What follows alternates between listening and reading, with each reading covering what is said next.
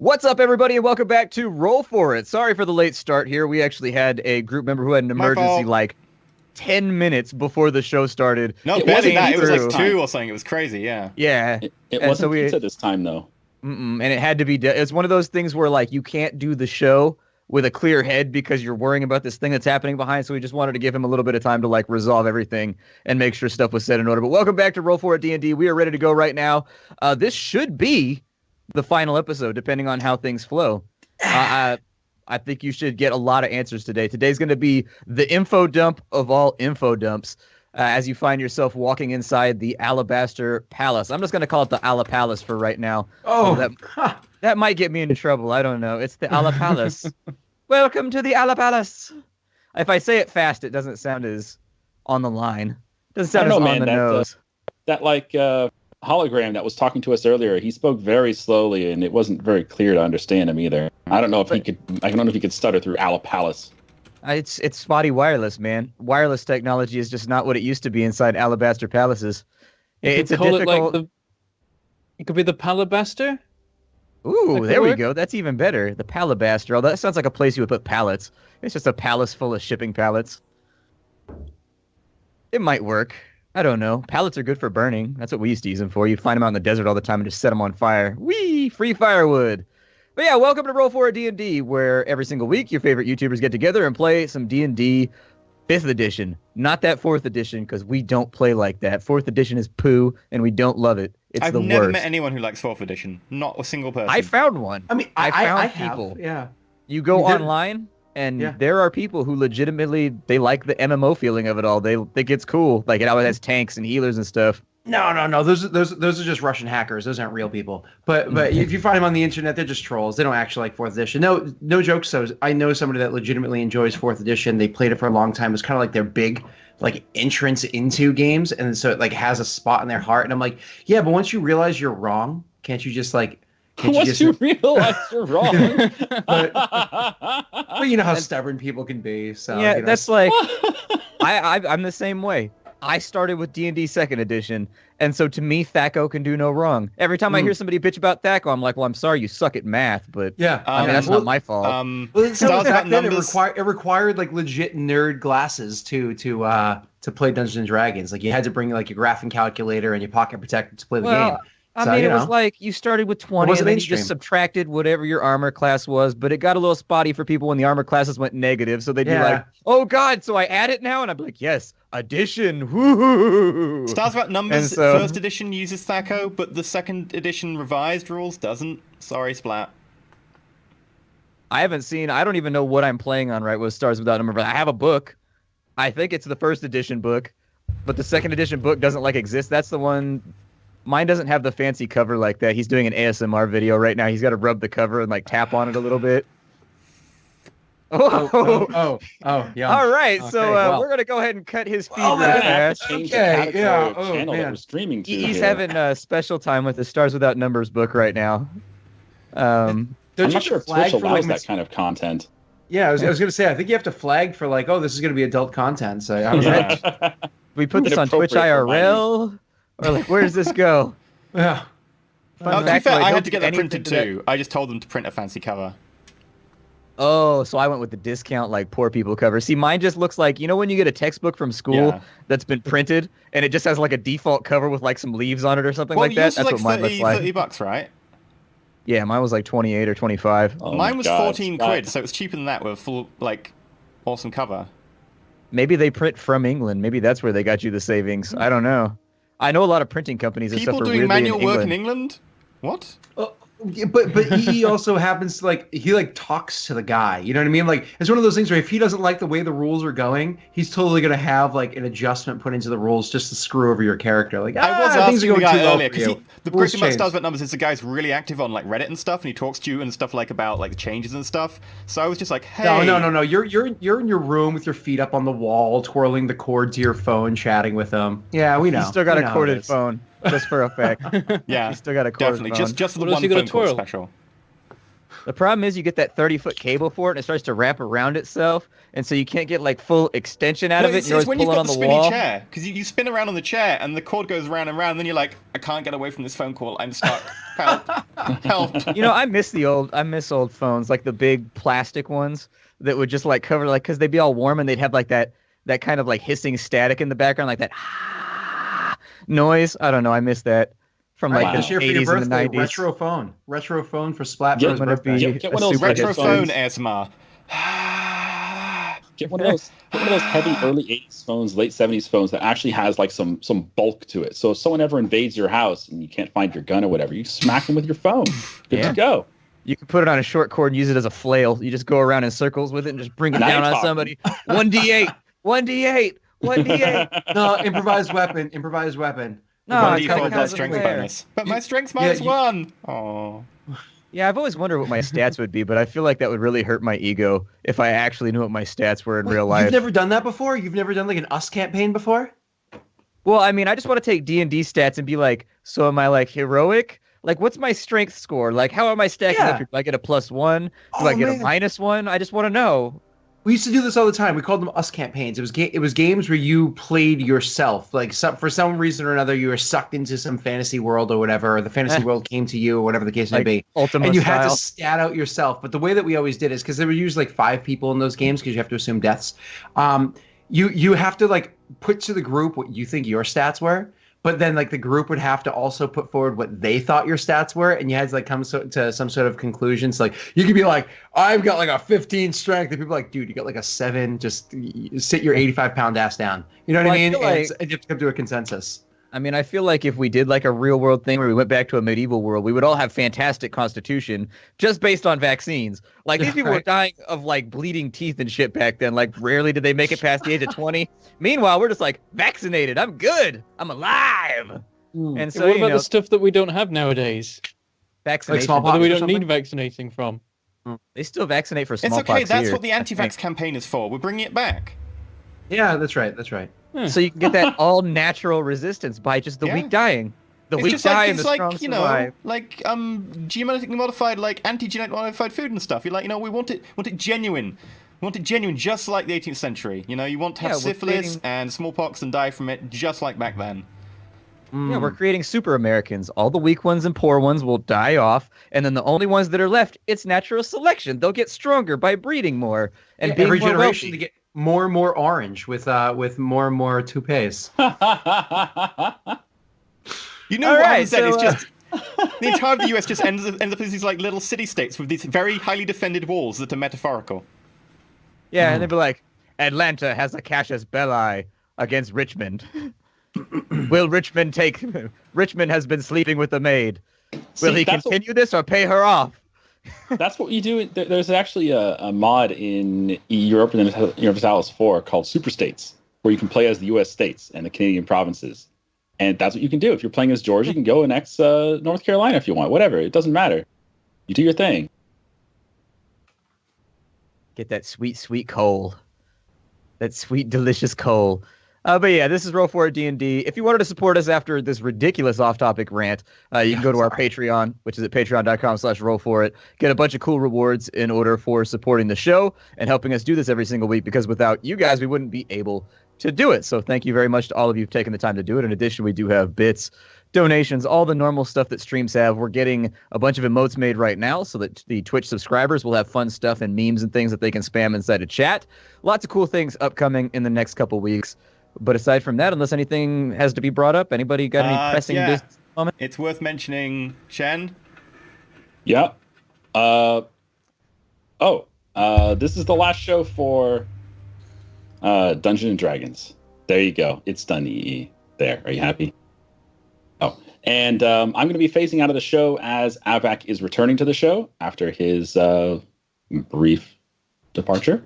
And that means that Mr. Dalerick and Miss Maggie will both be permanent members, supposedly, I think. We'll be seeing. Well, we don't know for sure. I mean, you might be the Antichrist. And if you are, we might have to expose you. And then you're not going to be a permanent member. I mean, we're not even going to take it that far. He could just get murdered on a street corner tomorrow. I mean, if we're just going with the uncertainty principle here, I mean, you know, Boston, it's a rough city. You end up in the wrong part of Southie. Bye-bye, Dalerick. I live in like suburbia now. Like I live in like a quiet little neighborhood in a quiet Don't lie. little place. You're in Providence. You're in Oh, Providence. God. You're just trying to hide it from all of us. North of Providence, thank God. That is not a this is not a good city. That is not a good city. But yeah, we last left the party. Yes, EE?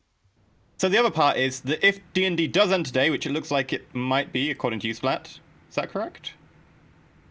I'm going to do my best in order to get us wrapped up today. So in theory, then, next Friday, we'll be starting a new campaign called Stars Without Numbers, which is a kind of old-school RPG with a kind of procedurally generated universe, which is going to be interesting. I'm a cowboy robot who hates humans and also has 6-gun revolvers and is like, "Patan, patan, patan, patan, patan, patan, patan," lights people up, sometimes shoots his own party members because humanity sucks and they're inefficient. They don't have cold, hard steel like I do. Yeah, take like a third Cowboy Bebop, take a third Firefly, and take like a third Guardians of the Galaxy, and then smush it together and stir with like a liberal helping of 2nd edition Dungeons and Dragons for like, mechanics, and then you've got Stars Without Numbers. Yeah. It's going to be interesting. Every episode's going to open with us floating through space, and there's just going to be like a guitar that's like... I'm hoping there's just a pinch of Red Dwarf as well. While we're on the a little ship. pinch of Red Dwarf as well. There you go.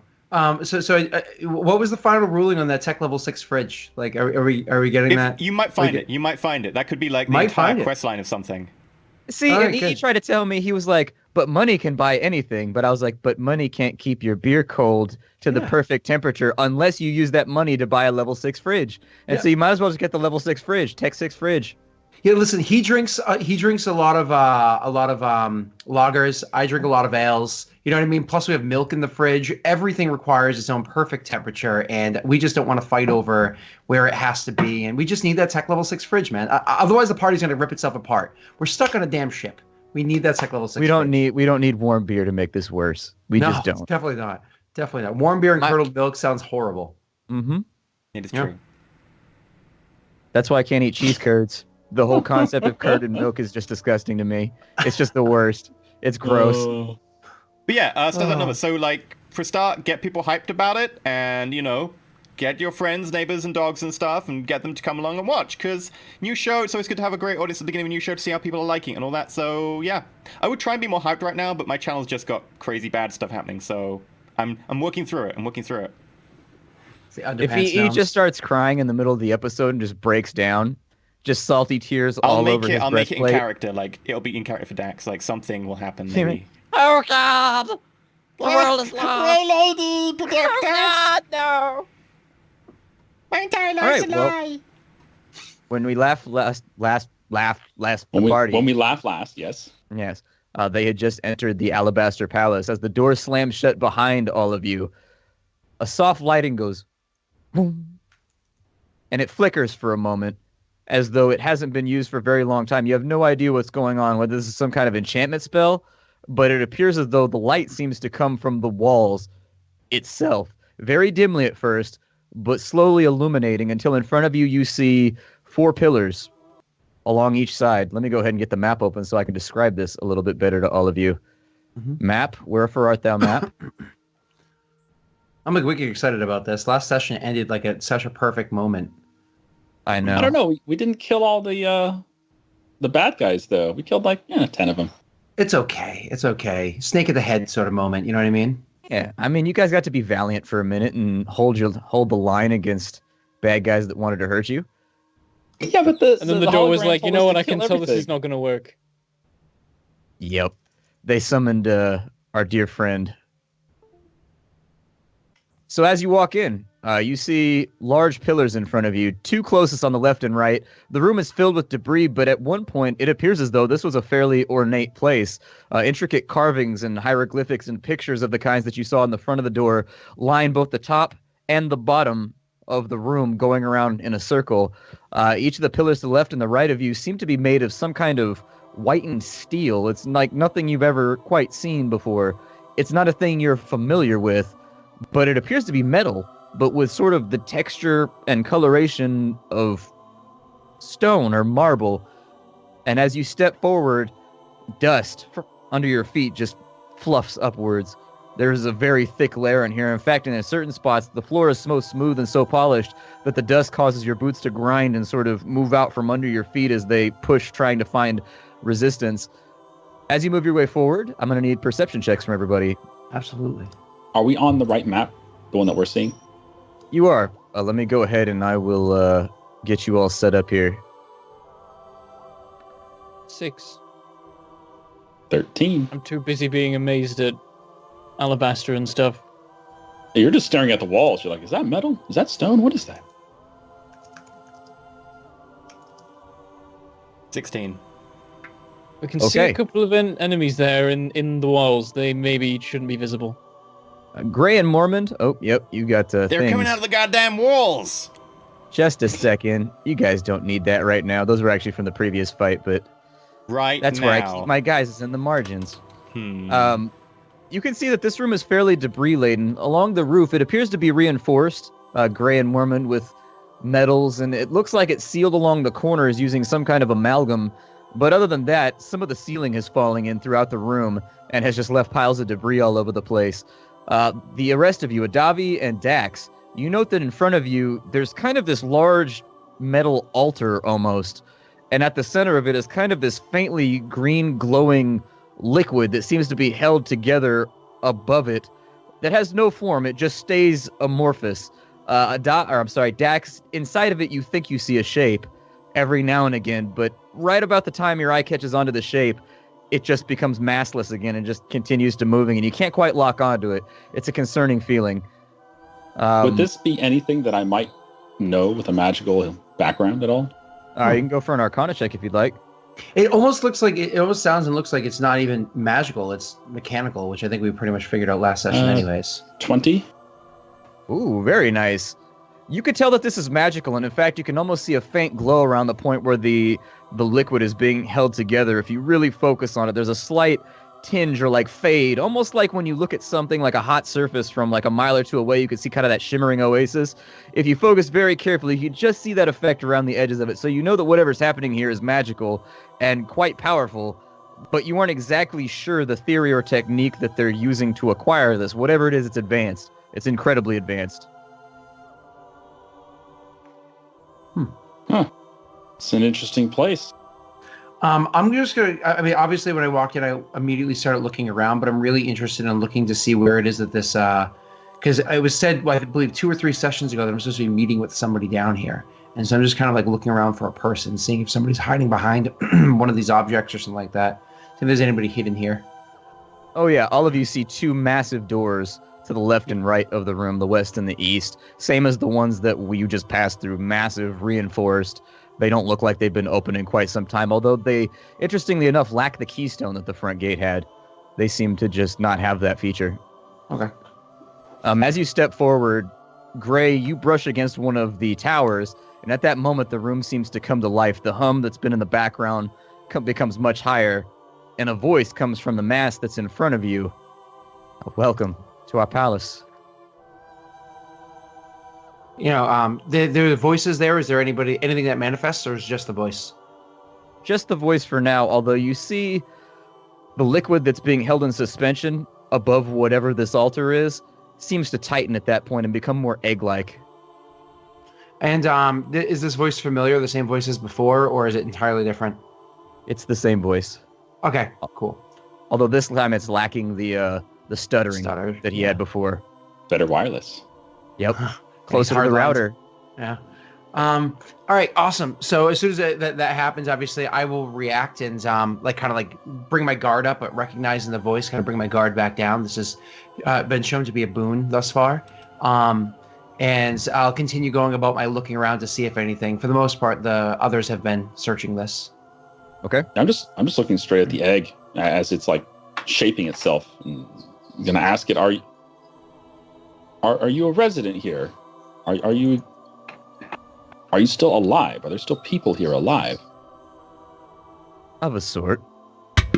As to whether or not I'm alive, I can't really say.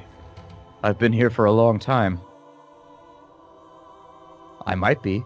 And with that, the liquid kind of coalesces and becomes very thin. There becomes almost like a cylinder above and below.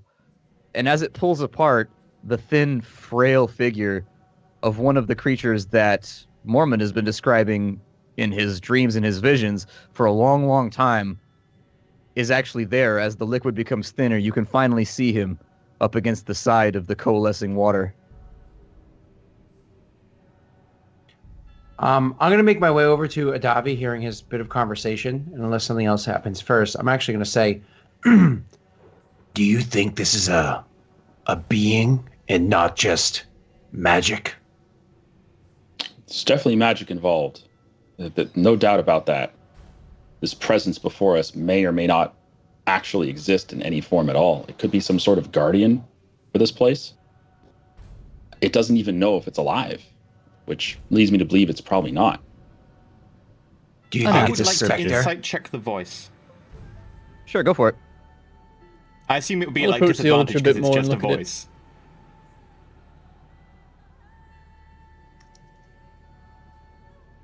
Is it disadvantage? No, go ahead. Okay. I'll approach the altar and take a closer look at it if I can. 11. Dax, you note that the mouth of the creature inside the liquid does not move when it speaks, but you do note that it's got kind of a faint aura, and you note that its voice seems to be coming from the altar below it rather than it himself, but as to the truth of its voice, you can't really say. I go up to the altar, and I tap it a bit with my boot. It lets out a large hollow metal doom, doom. It turns and looks at you and it says, I am Setral. Who are you? It at least thinks it's alive. I say to Adavi. Name's a power. Hello, my name is James Bard, lawyer extraordinaire. Deception check, please. At this point, I don't know if he's deceiving himself or the entity. That'd be 12. Okay. We'll go ahead and let him insight you real quick. Although you're not going to know, so I'm going to make it a GM roll.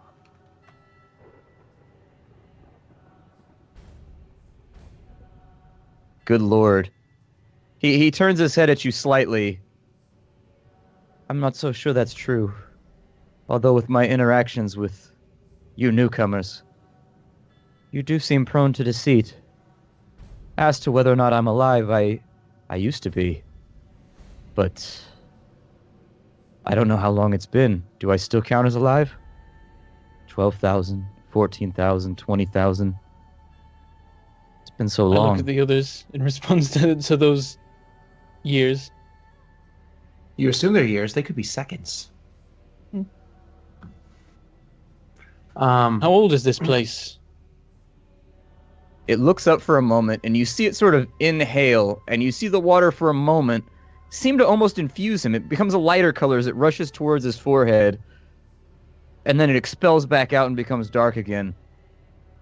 This facility has been operational for... It can't have been that long. 23,671 years.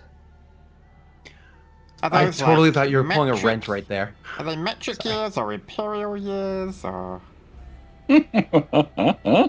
I don't know what you mean, but the measurements are done in the chronological tracking of the Vinat Matari. My people. They are my people. Well, were my people. So how do you define a year? A year is 365 days. How do you define a day? Weirdly From enough- our common knowledge, like how far back does written history go? It only goes back about 10,000 years for as far. Your creation story takes place about 10,000 years ago.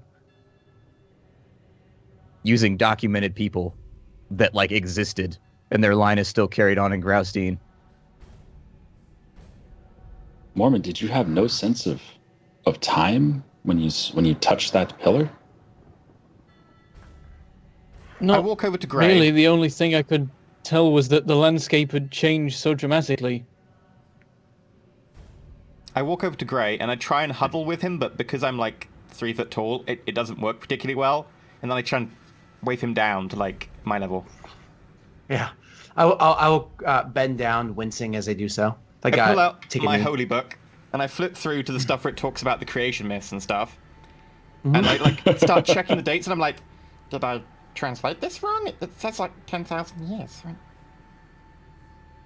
He says that we are ones for deception, but that may be his method of throwing us off his scent. Yes. I don't mean to deceive. Ah, Although there's one thing that you should be certain of. okay. This island's arrival on your plane is a curse. I suppose I should explain myself. Nothing good has ever come from this island. My people were undone by it, and I was left here to rot. So wait, can we just check? You are one person. Yes, I am one of the Vinat Matari. What pronoun do you Alas. prefer? It's irrelevant. It. Okay, it. Hello, it. You may call me Setral. Set. Okay. That was my name Seti. before I was imprisoned here. Why is the island here, and what did you hide here and trap beneath the surface?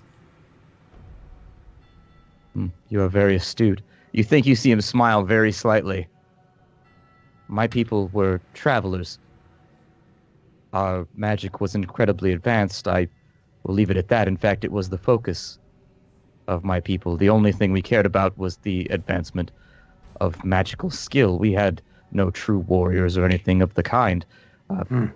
Status was judged purely by one's ability to manipulate magics in unique and interesting ways. We existed for a time, and in our search to make our lives more comfortable, we ended up tweaking the balance of our world. In desperation, we concocted gates that would take us throughout the plains, and one of them led here, seeing it to be a suitable place to begin anew. We began our culture once more, hoping to thrive. Why did you need a new place to live? What happened to your old place? Our magics unfortunately had the tendency to deplete the locations that we existed in, especially if we existed in mass number. Unfortunately, that was the case with our prior world. So did you bring this entire island through to this world? No. How many I've no- worlds have you lived in before, if you deplete them? Just the one prior to this island. Although, this island did not exist near your landmass when we were atop it. It seems to go through flux phases. Unique to study, to be sure, but as surely as it shows up on one world, it will float away and show up on another, if unguided. What can you tell us about the curse on this island? What do you know of it? What did your people experience of it? The curse is simple to name. It is the Kizrathi. They are a part of this island the same way this island is a part of the ocean it now sits upon. They seem to be one with it. We arrived here unaware of their existence, and after we had spent several thousand years, they seem to have come out of a torpor or a sleep of some kind. At first, we saw them in small numbers around the edges of our settlements and cities. We thought them to be some primitive race that we had simply overlooked. They wore no armor and they bore no weapons. If they found someone alone, they might snatch them and take them. But we soon found out we were very wrong. This place is intrinsically theirs. Everyone else here is a squatter. This is their place, and they command tremendous mastery over it. You used the pillars to try and stop them, but it didn't We work. did. 13 all in all. Some The of question them, is... Go ahead, continue. 13 pillars in all. Some of them, the function was to dampen magic in the realm, which did weaken us, but also seemed to weaken their ability to use the island against us. None of those obelisks still matter. They've been torn down either by the passage of time, weather, or the Kizrathi themselves. The one nearest to here, above the surface, was a lock A magical lock which kept the island from moving. It was our last desperate gamble to keep them from ever afflicting another world the same way they afflicted ours. We failed. My people dwindled, and I, being a criminal, he seems to spit out the words, volunteered for absolution by being interred in this place to watch over it until something. I'm not sure I even know anymore. I've defended this place for so long that its original function eludes me, and in fact, something seems to have changed since the lock was destroyed. Large sections of the facility have just disappeared, gone away, ceased to function. They are not inside communication, but still small portions are available. There's a boom from outside. You see him actually noticeably look that way. The gate should hold. Do not worry yourself. Do you have any further questions? Yes. You had said these sections of the facility are no longer accessible. Have they returned? No. My assumption is that a great many of them have been collapsed. The Kizrathi have been attacking for... He seems to run calculations in his head, several months now. And while individually they are too weak to enter any one area, they weather the surface with their bodies, and I assume that they have access to certain areas, although I can't guarantee it. It might just be the passage of time has caused them to collapse. It might be entirely benign. It has been so long that it's hard to tell what is structurally viable any longer. So, why do they want to get in here? I believe they are after me. Why? When we went to war with the Kizrathi, there was one of our chieftains. We were ruled by a council of 5.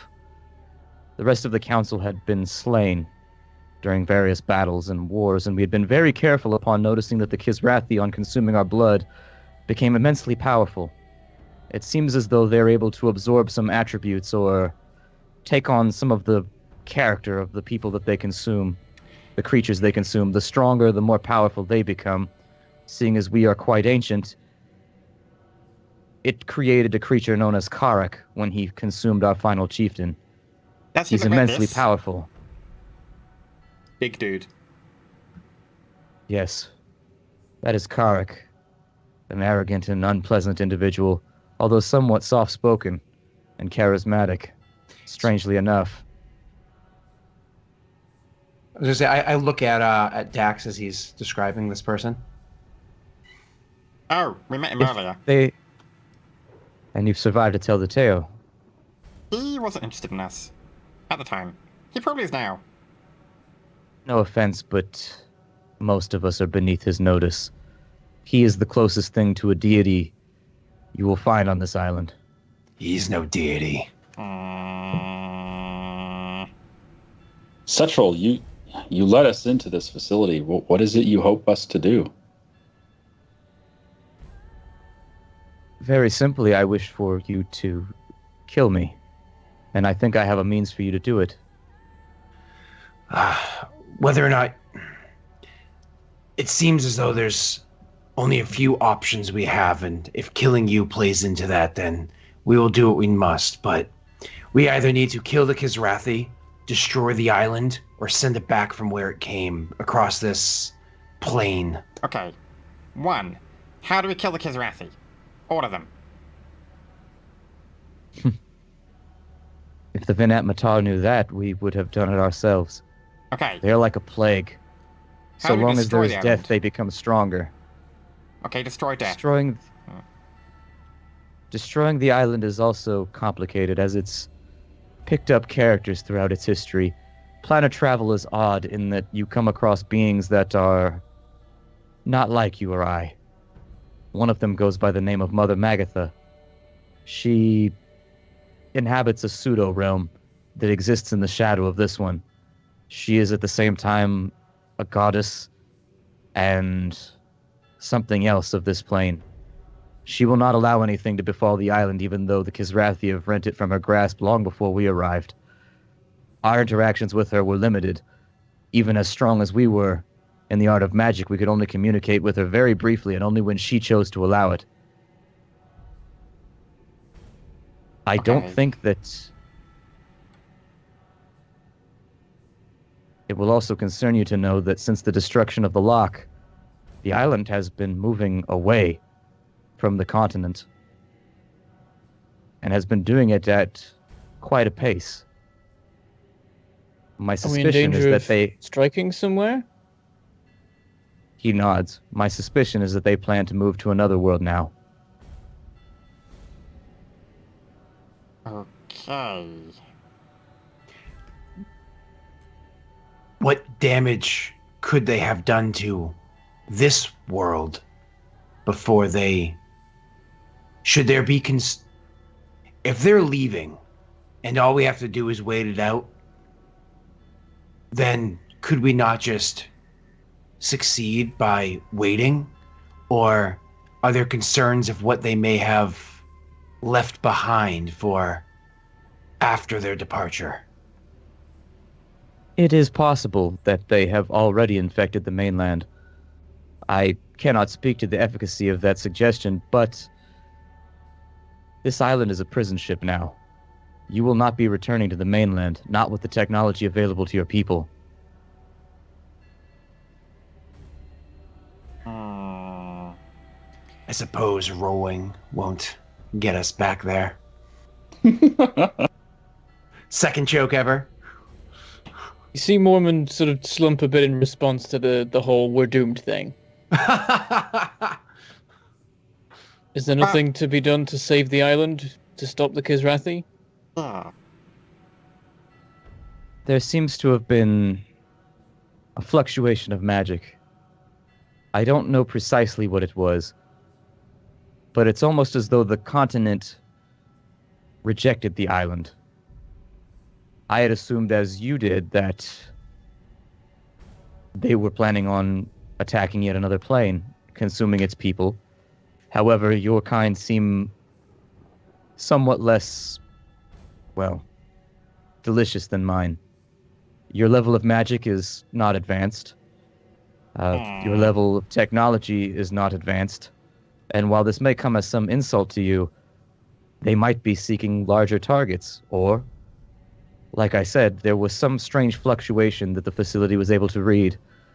It seems to have pushed the island back and sent it in an opposite direction. That, or when the Kizrathi destroyed the lock, they made that decision. The Grey Lady protects the island. The Grey Lady stopped them coming to the continent. The creature seems to shrug. Call it what you will, but they seem to have left you behind. Unfortunately for those who have chosen to inhabit this place, you are now on a prison ship. You and I are in very much the same predicament. Except, you wish to not survive this ordeal. Certainly, it is imperative. The last time they consumed one of my people, it created Karak. Should they consume me, which I think is their principal interest in the facility, you will then have 2 demigods to deal with. I'm not concerned about survival. That is for the Grey Lady to decide. But I have to agree with Dax. It seems that her will that they were able to be repelled by this continent, as you had said. If they become a problem of a different world, then so be it, and let ours be saved. But I'm still in for trying to end the problem for all worlds. I'm still willing to destroy the thing. Like, if we just go to another world where they'll get more powerful because they're a tastier people, that doesn't bode well for all the worlds that there are. I'm still willing to fight these things, and who knows, maybe in time, through guidance of the Grey Lady, the magics here, or the technologies here will become advanced enough that they want to return. So I'm willing to make that fight. You said there was a way to kill you. Tell us, how do we kill you? Yes. I am ready to go and join my people in the afterlife. Now, this field which surrounds me is meant to last forever. However, were you to, say, collapse the facility, the 4 pillars in this room, they are integral to the structure and would cause a wide-scale collapse. I think that would be enough with the earth overhead to crush the enchantment and finally put me out of my misery. Now, I agree it does not bode well for you. However, I calculate that between the pillars being destroyed, the collapse will come from the east, and you will have roughly 43 seconds to escape. But I can aid you in that regard. This facility still has a minimum level of magical power available to aid you. Boom. You hear another impact on the front door. Now, there is a large energy signal heading this way. A magical being of some kind. It appears to be inside the wall. But we've time to talk still. Just be aware that whatever need be done quickly. If these 4 pillars are destroyed, you will have 43 seconds, and I can use some of the power still contained inside of the facility to move you to the surface. In addition, there are other things. If you do die, what will happen? Will the facility fail?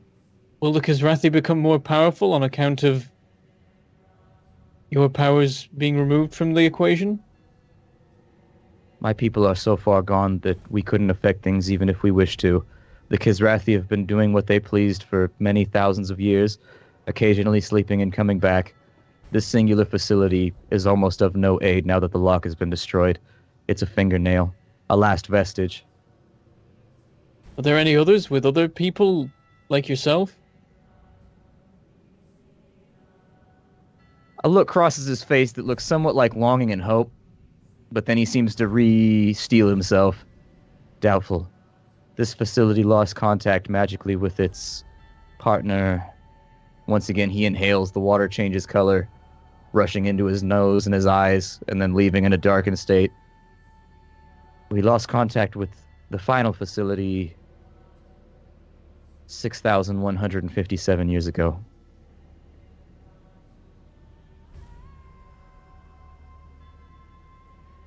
I see. What are ways that we can accomplish this task without killing you?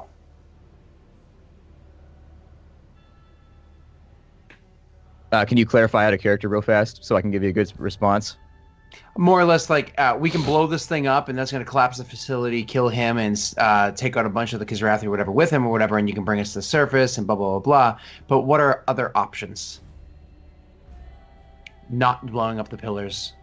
Not sacrificing him so that we could survive. This is the facility's only exit.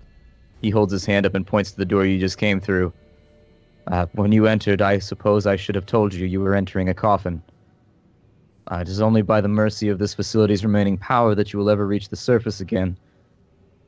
And unfortunately, I must press you. Unless you choose to collapse and kill me with the roof, I will not use that power to take you to the surface. There cannot be a second Karak. So, is there anywhere we can free you, and then you can come with us? You're a gentle soul, I can tell. I've no wish to be free of this prison, for that is indeed what it is, nor is there a way for you at your present magical level to get me out. It has lasted as many years as it has due to its well-manufactured design. Okay, I've thought of everything level, but I go to Ollie and I get the dynamite. More than likely, the destruction of the console will simply sever my ability to aid you in getting back to the surface, if that was what you were thinking, and it will not free me either. I would simply become a permanent prisoner until they come to consume me. Okay. How about possession of a body?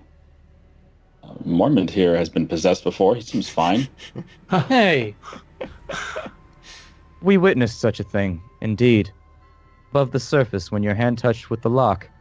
How strange. A reverberation of magic there. We also witnessed something there. Karak was interested in it for some reason. He was there with a human. I go However, through the different ritual was necromancers we've performed. seen until he says yes. No, was he's talking about my vision. I say to Dex. Oh. It was. Oh, okay. It was. Well, it was Redfern, wasn't it? Yes. He was there with Carrick and a girl and a dog, and some sort of ritual was performed. We witnessed the event. We were concerned about the longevity of the lock. The magic is mostly limited to the Croftwood, as you call it now, but it allows us to see, well, me to see, just about anywhere I wish so as to keep careful watch over the lock. Unfortunately, there wasn't much I could do about it, but yes, I witnessed the event and in fact can provide you with proof of it, should you aid me in my death. Taking it back to the surface might be of particular use. Your only hope in stopping the Kisrathi now is to gather the help of several individuals on the island. I can't tell you their names because all I can detect are their magic auras. They are quite large, and there are several of them. Even Chirab. No, more powerful. More powerful than even Tirab. Although What sort even of Tarab, beings? even Tarab has been in contact with one of the ones who you must unite. Mother Magatha, as I told you before, you will have to find some way to contact her, but she is fickle and chaotic. Not entirely sound of mind, but she's one of the few who has the power to affect the ongoings of the Kisrathi's infection upon this place. Aside from that, there is one who goes by the name of Atlas. He can be found in Hales, near one of our old structures, in the west. Built a tower there. Although it inhales again. Powerful warding will not be easy to access. Okay. Is there any way that you can, before we kill you, impart some knowledge on us about the magics that you understand? Some way to fight the Kisrathi? Maybe you even have like an old armory hidden somewhere on this island that you could show us to. No armory. However, this place is equipped with defenses which will aid you should they manage to... Another boom comes from the door behind you, and you notice it noticeably rock inwards, dust being thrown from the floor where it skids. You can't see out, though. The lock appears to hold. He looks up and pauses. This facility is equipped with several boons which will aid you, but you must choose carefully because, well, it is somewhat more depleted than it used to be. We used to have priests, I suppose you would call them, who worked around the clock to infuse magical essence into the place so that it could remain well charged. At the moment, it appears as though it inhales and exhales. 4 cells remain, which are fully charged. I will require one of the cells in order to coalesce the memory you require for going back above the surface, which I believe, he points to Mormond, will be of more interest to you than the others. However, it will be necessary for the way I see things playing out. We can also use another cell to activate the Vanguard. A cell can be used to activate defenses, as you saw on the door outside. He motions up towards the pillars, and you can see similar glyphs and kind of indentations that you saw on the door. Additionally, a cell can be traded to infuse you with some energy. I don't know precisely what the effect will be after all this time, but I can assure you it won't be fatal. It will be beneficial, to say the least. Like a But level upgrade. you've 4 cells to select from. 3 since the discharge of the door. I apologize. Activating the door defenses cost 1. So you have 3 uses of this facility. Choose carefully. I think they may gain access soon. Okay, I say we use all 3 cells to power up Gray, and then you guys like teleport out of here, and I got this. Okay, I got this. Okay, so No? just out of character, go It's over not what like the options sensu are. beans. There were All right, power up character with so- 1 cell. With 1 cell, there's some kind of power up the party thing.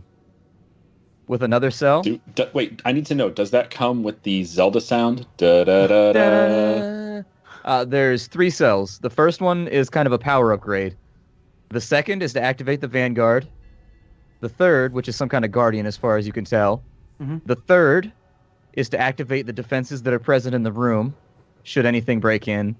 And the fourth use is to gain access to the memory that he was talking about that he witnessed above the surface with concrete proof of collusion between Karik and Redfern. I mean, we So could just regardless kill of what you Redfern, choose- but Yeah, but concrete proof in a really advanced magical thing that no one else can figure out, like... Well, you haven't seen the means yet. I mean, Yeah, concrete I'll proofs ask does sound the correct way to go about it. I mean, my character's lawful, you know what I mean? So the idea of being able to execute him through legal means as opposed to murder him in the night does sound more appetizing. So I would vote for, like, so I suppose speaking up, I'd be like, I think one of the most important things is we need to have that proof. If we do survive this and we do get off this cursed islands, then, or at least away from this facility, then we need to make sure that Redfern is justice is served. Not only What that, form does this proof take? he seems to mull it about in his head for a moment, almost as though he's seeking a way to explain it to you. You get the feeling that he's maybe mulling through arcane theory or something in his head. He clearly thinks that you guys are Dumb it not down. advanced as he is. Yeah. And so my people had access to a certain branch of magic which, just through viewing it, you will understand the truth of what has occurred. It's very intricate and difficult to explain, but it is the materialization of truth. You will see what transpired, and you will know it to be true. The viewer does not matter.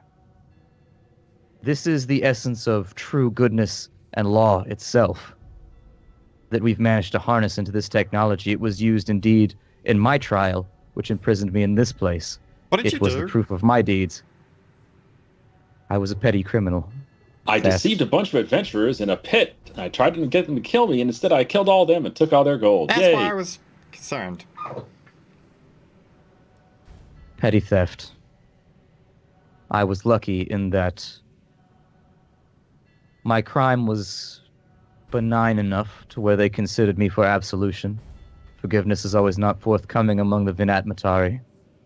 Those who are guilty are forced to wear the mark of it forever. Does he have a mark on him in any way that we Perception would checks. notice? Yeah, sure.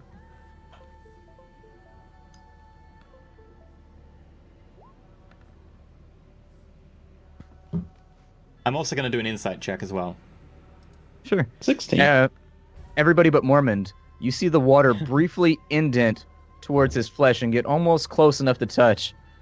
And you can see a brand. The lantern?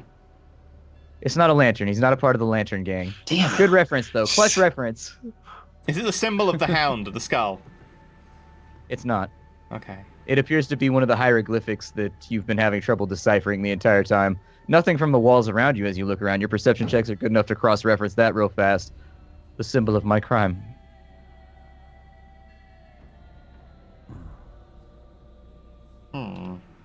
Okay, here's my issue. The Kisrathi managed to turn Redfern really easily, yes? There are more villagers, more mayors, more people in the town. We get evidence of one. As I understand it, Redfern as you knew him no longer exists. The original Redfern... gone. Not the Empty. same person. Second time I've seen him. I knew it. That too. Dax. The Grey Lady spoke to me very recently. It was when we were still a little higher up in this area, and she told me there was someone down here that we needed to meet with. Perhaps this is the one, and he's offering a way for us to properly handle that situation back with Redfern. I really think it's a good idea that we trust in Lady Grey's guidance since the information he's offering, and we have Mormons take this information since he's already been possessed a few times now. Out of interest, is the power-up a party power-up or a person power-up? It's a party power-up if it puts your mind at ease. Okay. Never mind, do that 3 times. And the other ones just defend the chamber slightly better, don't they? You don't know. The defenses obviously are going to defend the chamber. The Vanguard, you're not exactly sure what that'll do. Okay. So how'd you get us out of here? Do we just teleport and poof? Yes. It will take me one of the cells to move you out as well. An excellent point that I forgot to explain. That's why there are 3 cells instead of 4, yes? No, the 4th cell was depleted defending the front gate, as it defends now. Boom, you hear from the background. Ollie, get the dynamite on the pillars, ready for when we need them. Nice. He takes off and runs for one of the pillars. Okay, So guys, you take my agreement then. maybe, but we can always turn the dynamite, like, not light it. Group huddle.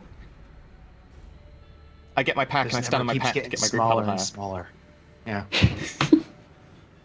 Perfect height for me. First there were 4 cells, then there were 3, now there are 2. As he remembers more and more that are, and if we use one of them for the thoughts as we think is, as I think is importance, I suppose we should decide now. Do we think that this information about Redfern is important? He says it's truth. We don't need to defend the It would chamber. help. Let's just... We don't need to defend the chamber, yeah? Because we get teleported, the room blows up, we're good, right? Yes. Don't need to defend the chamber. That's instant. But I think he was talking about a Vanguard to protect us after we left here. We power ourselves up, we'll be fine. We don't trust Vanguard. We don't know if they have motives. A large signal is moving this way. I urge you to hurry. Not from the front gate, from the we walls power above the party facility. Twice. We can trust ourselves. I wouldn't trust to get rid of one Redfern and have more appear, because there could well be more people in the town. Evidence against one Redfern doesn't do us much. We can take one Redfern down quite easily. We trust ourselves. The We know we'll be enchantment. through this. It raises its fingers. The enchantment can only be performed once to strengthen the party. Okay, we So do that and we consider take the yourself- evidence. Deal? I actually didn't hear what you What said. It was happens- really quick. I turn to the being and say, what happens if we don't use any of the cells to defend this place? Might there be a chance that the Kizrathi could reach you before the facility is collapsed? The energy should have no effect on that. It is simply the fact that it will be wasted through no good gain. I wish to deplete the cells before you are gone, so that even if there is a chance that they can reclaim any of the magical energy here after consuming me, it's not an option. Take it all with you is essentially what I'm suggesting, in the form of enchantment and also evidence. Out of curiosity, what else can you, like, dump the energy into? Maybe without the same form as these cells, but what else can you dump them into? He seems to think for a moment. While he's thinking, I'll lean over to Dax and be like, Dax, he's saying that we're running short on time here. I already agreed that we should get one for the truth and one for the power-up. We cool? Above you hear a wum wum wum wum wum wum. Everybody make me a flat intelligence check. Huh. I'm I'll wicked say smart. that seems like the best option as I look up at the ceiling. 3! Oh, okay. 9, baby. 6. We're not that smart. I got a 13. 13. I You know can't things. place the sound. You're not sure what the sound is. Okay, so... I'm getting a little antsy in this situation. Gray, you've though. never heard it before, but it doesn't sound good. So we agreed on the one truth, one power-up. It seems like the Sure. best option. If Okay. this place will be destroyed, whatever Begin happens. powering up the cells for one truth and one power-up, and can you dump power into, and I start pulling things out, a perfect pearl. Well, we He need the other smarts. one to teleport, don't we? Your people have no vessel that will hold what I'm about to unleash. What about Oh, this Jesus. horn? I'm just pushing Dax's hands away. Like, just no, stop. A curiosity. Get it, Dax. We've already but worked out what all the power will be used for. Oh, it seems like a waste. An explosion rocks from overhead, and stone falls throughout the chamber. The whirring sound is gone, but it slowly begins to fade back upwards. You think you don't have much time before it happens again. Are the a new power debris cells pile. charged? They are ready for depletion, if that is what you're asking. Look at the group. I say, wait, That's- before you leave, is there a way we can stop Kark? Is Yes, there anything we can do? Perhaps if you were able to align the will of whoever this Ibn Tarab is in contact with, Mother Magatha and the anomaly, it is possible. Although my viewpoint is limited, it's as though I'm looking through a thick smoke. I see. And what about the Black Hound? You say They results cocked from the the fed. ritual. Is there a way to stop him? We know of some sort of ritual, but it didn't seem to give us as much as we were expecting. Define this hound. Minor illusion. It was... I go stand with the others expecting that, like, we'll... Like, so that we can be teleported at once. I don't know how this works. I'm just gonna be like, I guess standing near him helps. But yeah, I'm gonna say, the result of the ritual, the one that you witnessed, the girl and the dog, it created some sort of spectral hound.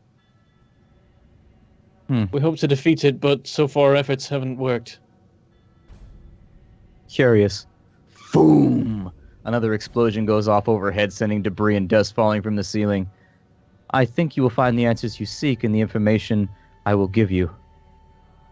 I see. Can we hurry up with this? Is it possible, Setral, that we do this? Sure. Are you ready? Stand I apart. have one more question. As like we're kind of like getting into whatever as he's directing us. I believe the Grey Lady directed us to you. Is it you that she sent us towards? Do you speak of the anomaly? I speak of my goddess.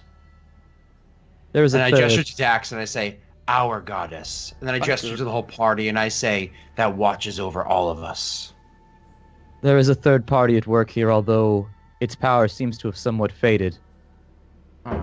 I'm not sure if that's due to proximity to the mainland, or because the island is readying to go somewhere else, but it seemed to have more effect here prior. It seems to be in a position of diminishing at the moment. And I don't know if getting further from your world will make that easier or worse.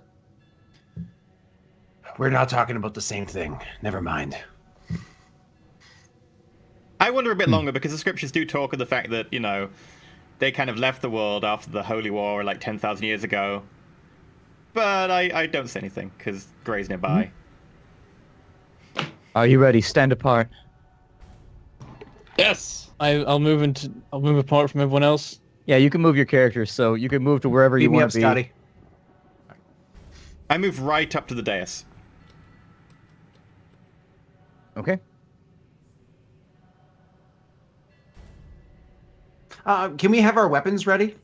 In case, like, we enter, like, kind of, like, yeah, be prepared. In case it's one of those, like, all right, good, yeah. Awesome. That's fine. You begin to draw your weapons and get ready. He nods, says, that is wise. Above us, a wall explodes inwards, and you see a thin, spider-like leg begin to pull its way in, followed by a horrifying shriek. A scream of agony, of suffering. Hey, did you go to the pub or are you just legless? I vicious mockery. Oh God.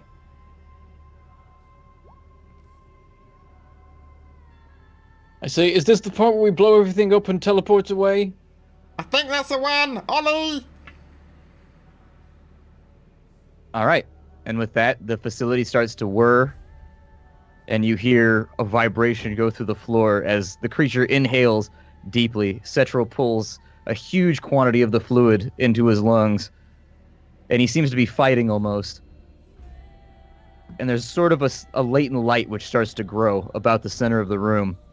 And as it grows, you all feel stronger. You feel better. Your wounds, they close almost instantaneously. Mormon, your face is healed, and the beard begins to grow back in its place. Oh my God. You have your HP, your wounds, your spells are all replenished. And on top of that, you're all now level 5. Ooh. Whoa. Ooh. I can quick level. That's a thing. I need to... I was going to take some sort of demolition-y thing. Damn it. Well, now you gotta Break. wait. Now you gotta wait. You can use the break, it'll be fine. And with that, everybody roll me some initiative. Sure. Roll initiative. Oh god, we're on the track already. By the way, you might need to remove us. Okay. Actually, you could just modify whatever your new score is onto the existing one. If you, yeah. Oh yeah. Ha ha ha. It should auto modify itself. Our proficiency modifier goes up, right? Well, there's 2 of me. At level 5, yeah, it does. Should be plus 3. Indeed, you do. Oh yeah. Do we roll for new health and stuff as well?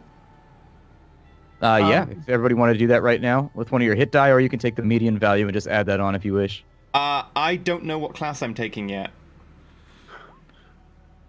I could do this pretty quickly. Then tentatively take a bard level, and we'll retcon it after this session. Oh shit, we're on the I'm on the turn order twice now.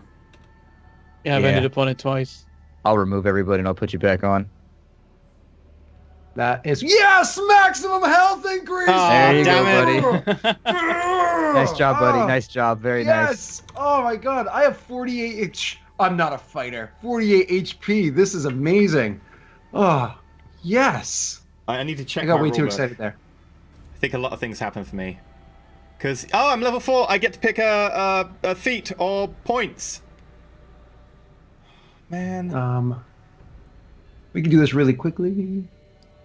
Let's see. If I change this to 4, this should auto upgrade all my proficiency. Yes, proficiency jumped up. Thank you, the brilliant developers at Roll20, for being awesome. I get an extra attack. Oh my god. This is going to be awesome.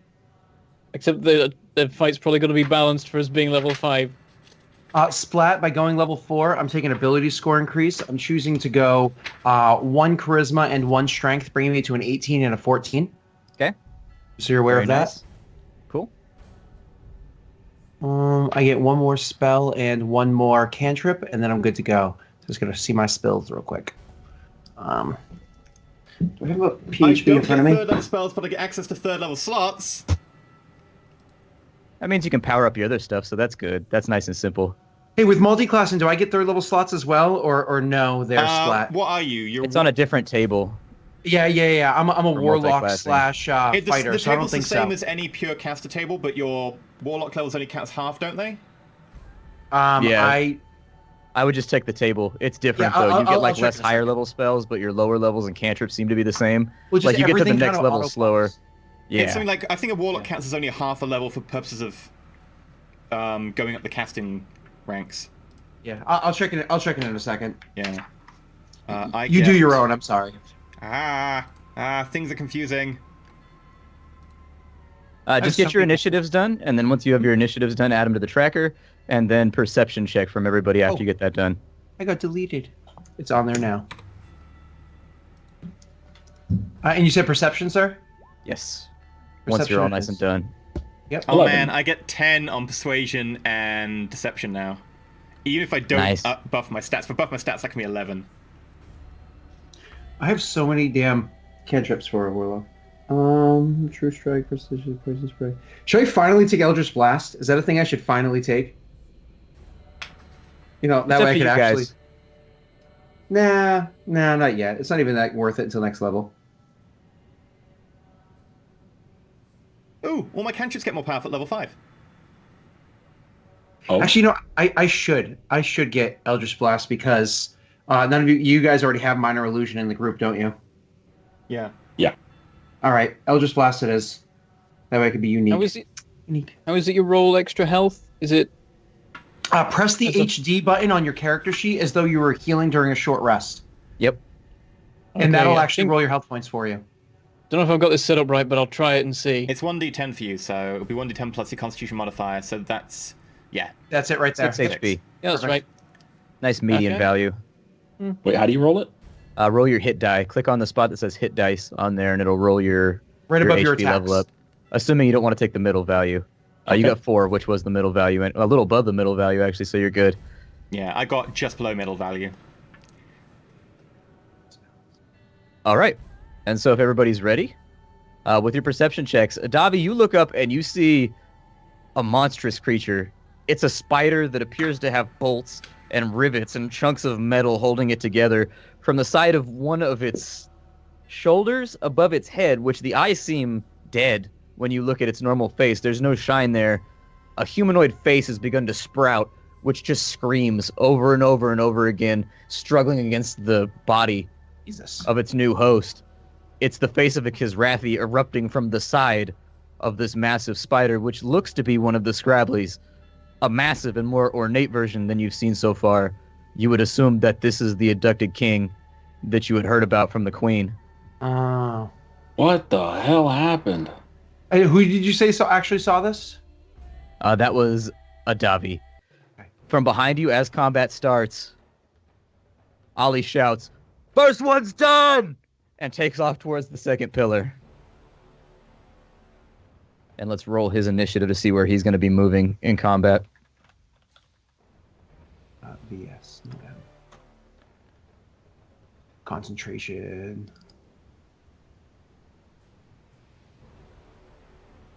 To 1 minute.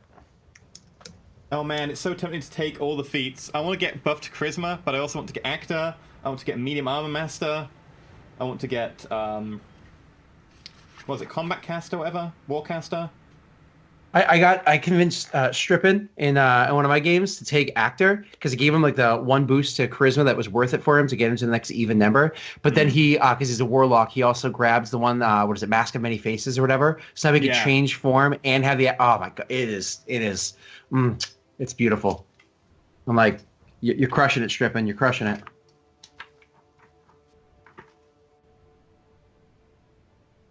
Don't get any new Eldritch Knight stuff at level 5.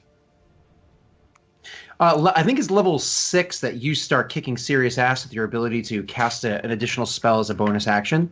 That's when like you would want to grab, assuming the DM allows it, the extra material, you would want to grab Green Flame Blade because that removes the tax of being an Eldritch Knight. I think it's level 7 when everything goes awesome. Oh yeah, maybe it's level 7. Okay. Is everybody ready for combat? Yeah. No idea what I'm just taking in terms of feats or stats or whatever, but yeah. Okay. The new monarch steps into the room. Oh, jeez. Ollie, having the highest initiative, chooses to dash action over to here. That's going to take us to Dax. What do you want to do? Okay, it doesn't speak our language. I know that. Instead, I'm gonna cast... Let me see. Let me just double check the range on Bless.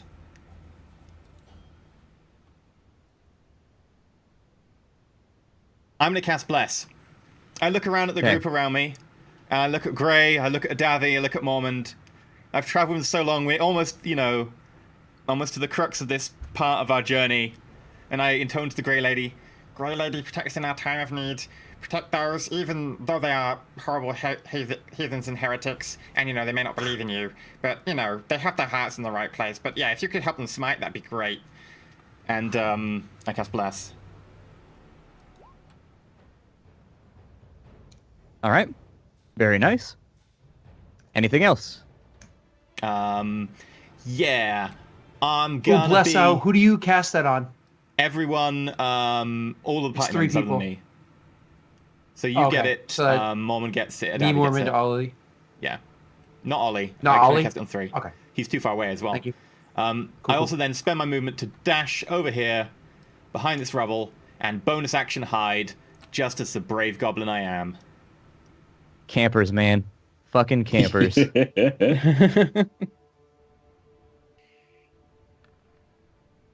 26! Natural 20. Wow. You disappeared. Amazing. You are one Mormon. with the stone until it blows up. It's your turn. What do you want to do? I'm going to... How far can I go? I can go to there. So yeah, I'm going to run up alongside Grey. Okay. And say, this isn't a good time, Your Highness. And I'm going to cast something. Will it just be a fireball? I feel that this is a non-cantrip sort of situation. You never know. Well, you are level 5, the new so monarch. Your cantrip might do more damage now. Maybe. Yeah, if his caster level is 5, which it should be, then his cantrip would bump up to, what is it, 2d8 or 2d10, depending on whatever it is he's casting. If I did Firebolt, or would it be... Magic Missile gets a bonus, right? Only if you Magic increase Missile Yeah, because magic missile's a spell, not a cantrip. Yeah. Oh, It's only okay. cantrips that get an auto bonus in this version of the game. But somebody in chat actually made it quicker, so I didn't have to look stuff up. And more or less, warlocks are what I thought. They are different from other casters. Warlocks only count as like full level, but only count as warlock for the purpose of it going up because it's not normal spells. It's packed magic. Because one of the cool things that I get is every spell I cast is at maximum possible spell level that I can do without me choosing that. So, like my Scorching Ray is always level 3 when I go up one more time, and blah blah blah. It's All right, yeah, attacks. it does go to 2d10 at level 5, so that is actually a good. And you can get Yeah. a D4 to hit bonus because I blessed you. Ah, yeah. So I guess we just add that after. Yeah, if you don't hit, just But if I add the put this D4. in right, the damage is 2d10. I'm just changing the thing. Mine auto upgrade Right, because I yes. spent loads and loads of time making really fancy macros I didn't need. Huh. Nice. And I will cast Firebolt. See Okay. if this works. Uh-oh. The Where's the your attack bonus? roll. Well, the attack roll goes to it's 13, right? Because of bless.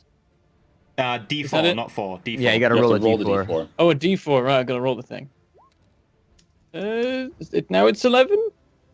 Unfortunately, you're running up on this thing. It rears, and the shrieking of the face becomes almost unbearable. And you throw fire magic at it, but it swiftly ducks out of the way. You get the feeling that this thing is far more spry than you're giving it credit for. This thing can stick and move and contort its body. Stick and move.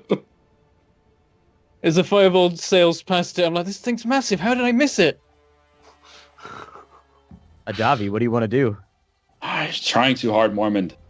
Aim for the center of mass. You don't need a trick shot. Don't bounce it off the wall. I'm actually going to try something new. I need to know from the GM, though, are we allowed to pick up new spells and use them right now? Yeah, go for it. Oh, fantastic. Then I'm going to cast Fear on this thing. Ooh. Okay. Nice. That's a good choice. That's a really good choice. All right, so it has to make a DC 15 Wisdom saving throw, or else it's frightened and it has to run away from me. Okay. It sees a phantasmal image of the creature's worst fear. Does it see like a giant, like, bird just trying to eat a spider? I was imagining a rolled-up newspaper. See, I have a sandal on a stick, and that's my fly swatter. That's what I use. It's a piece of poo on a stick. Nobody wants to fight you when you got poo on a stick. It's like, and they're like, what the fuck is that? Damn, that should be a domino. That'd be amazing. Let's see here.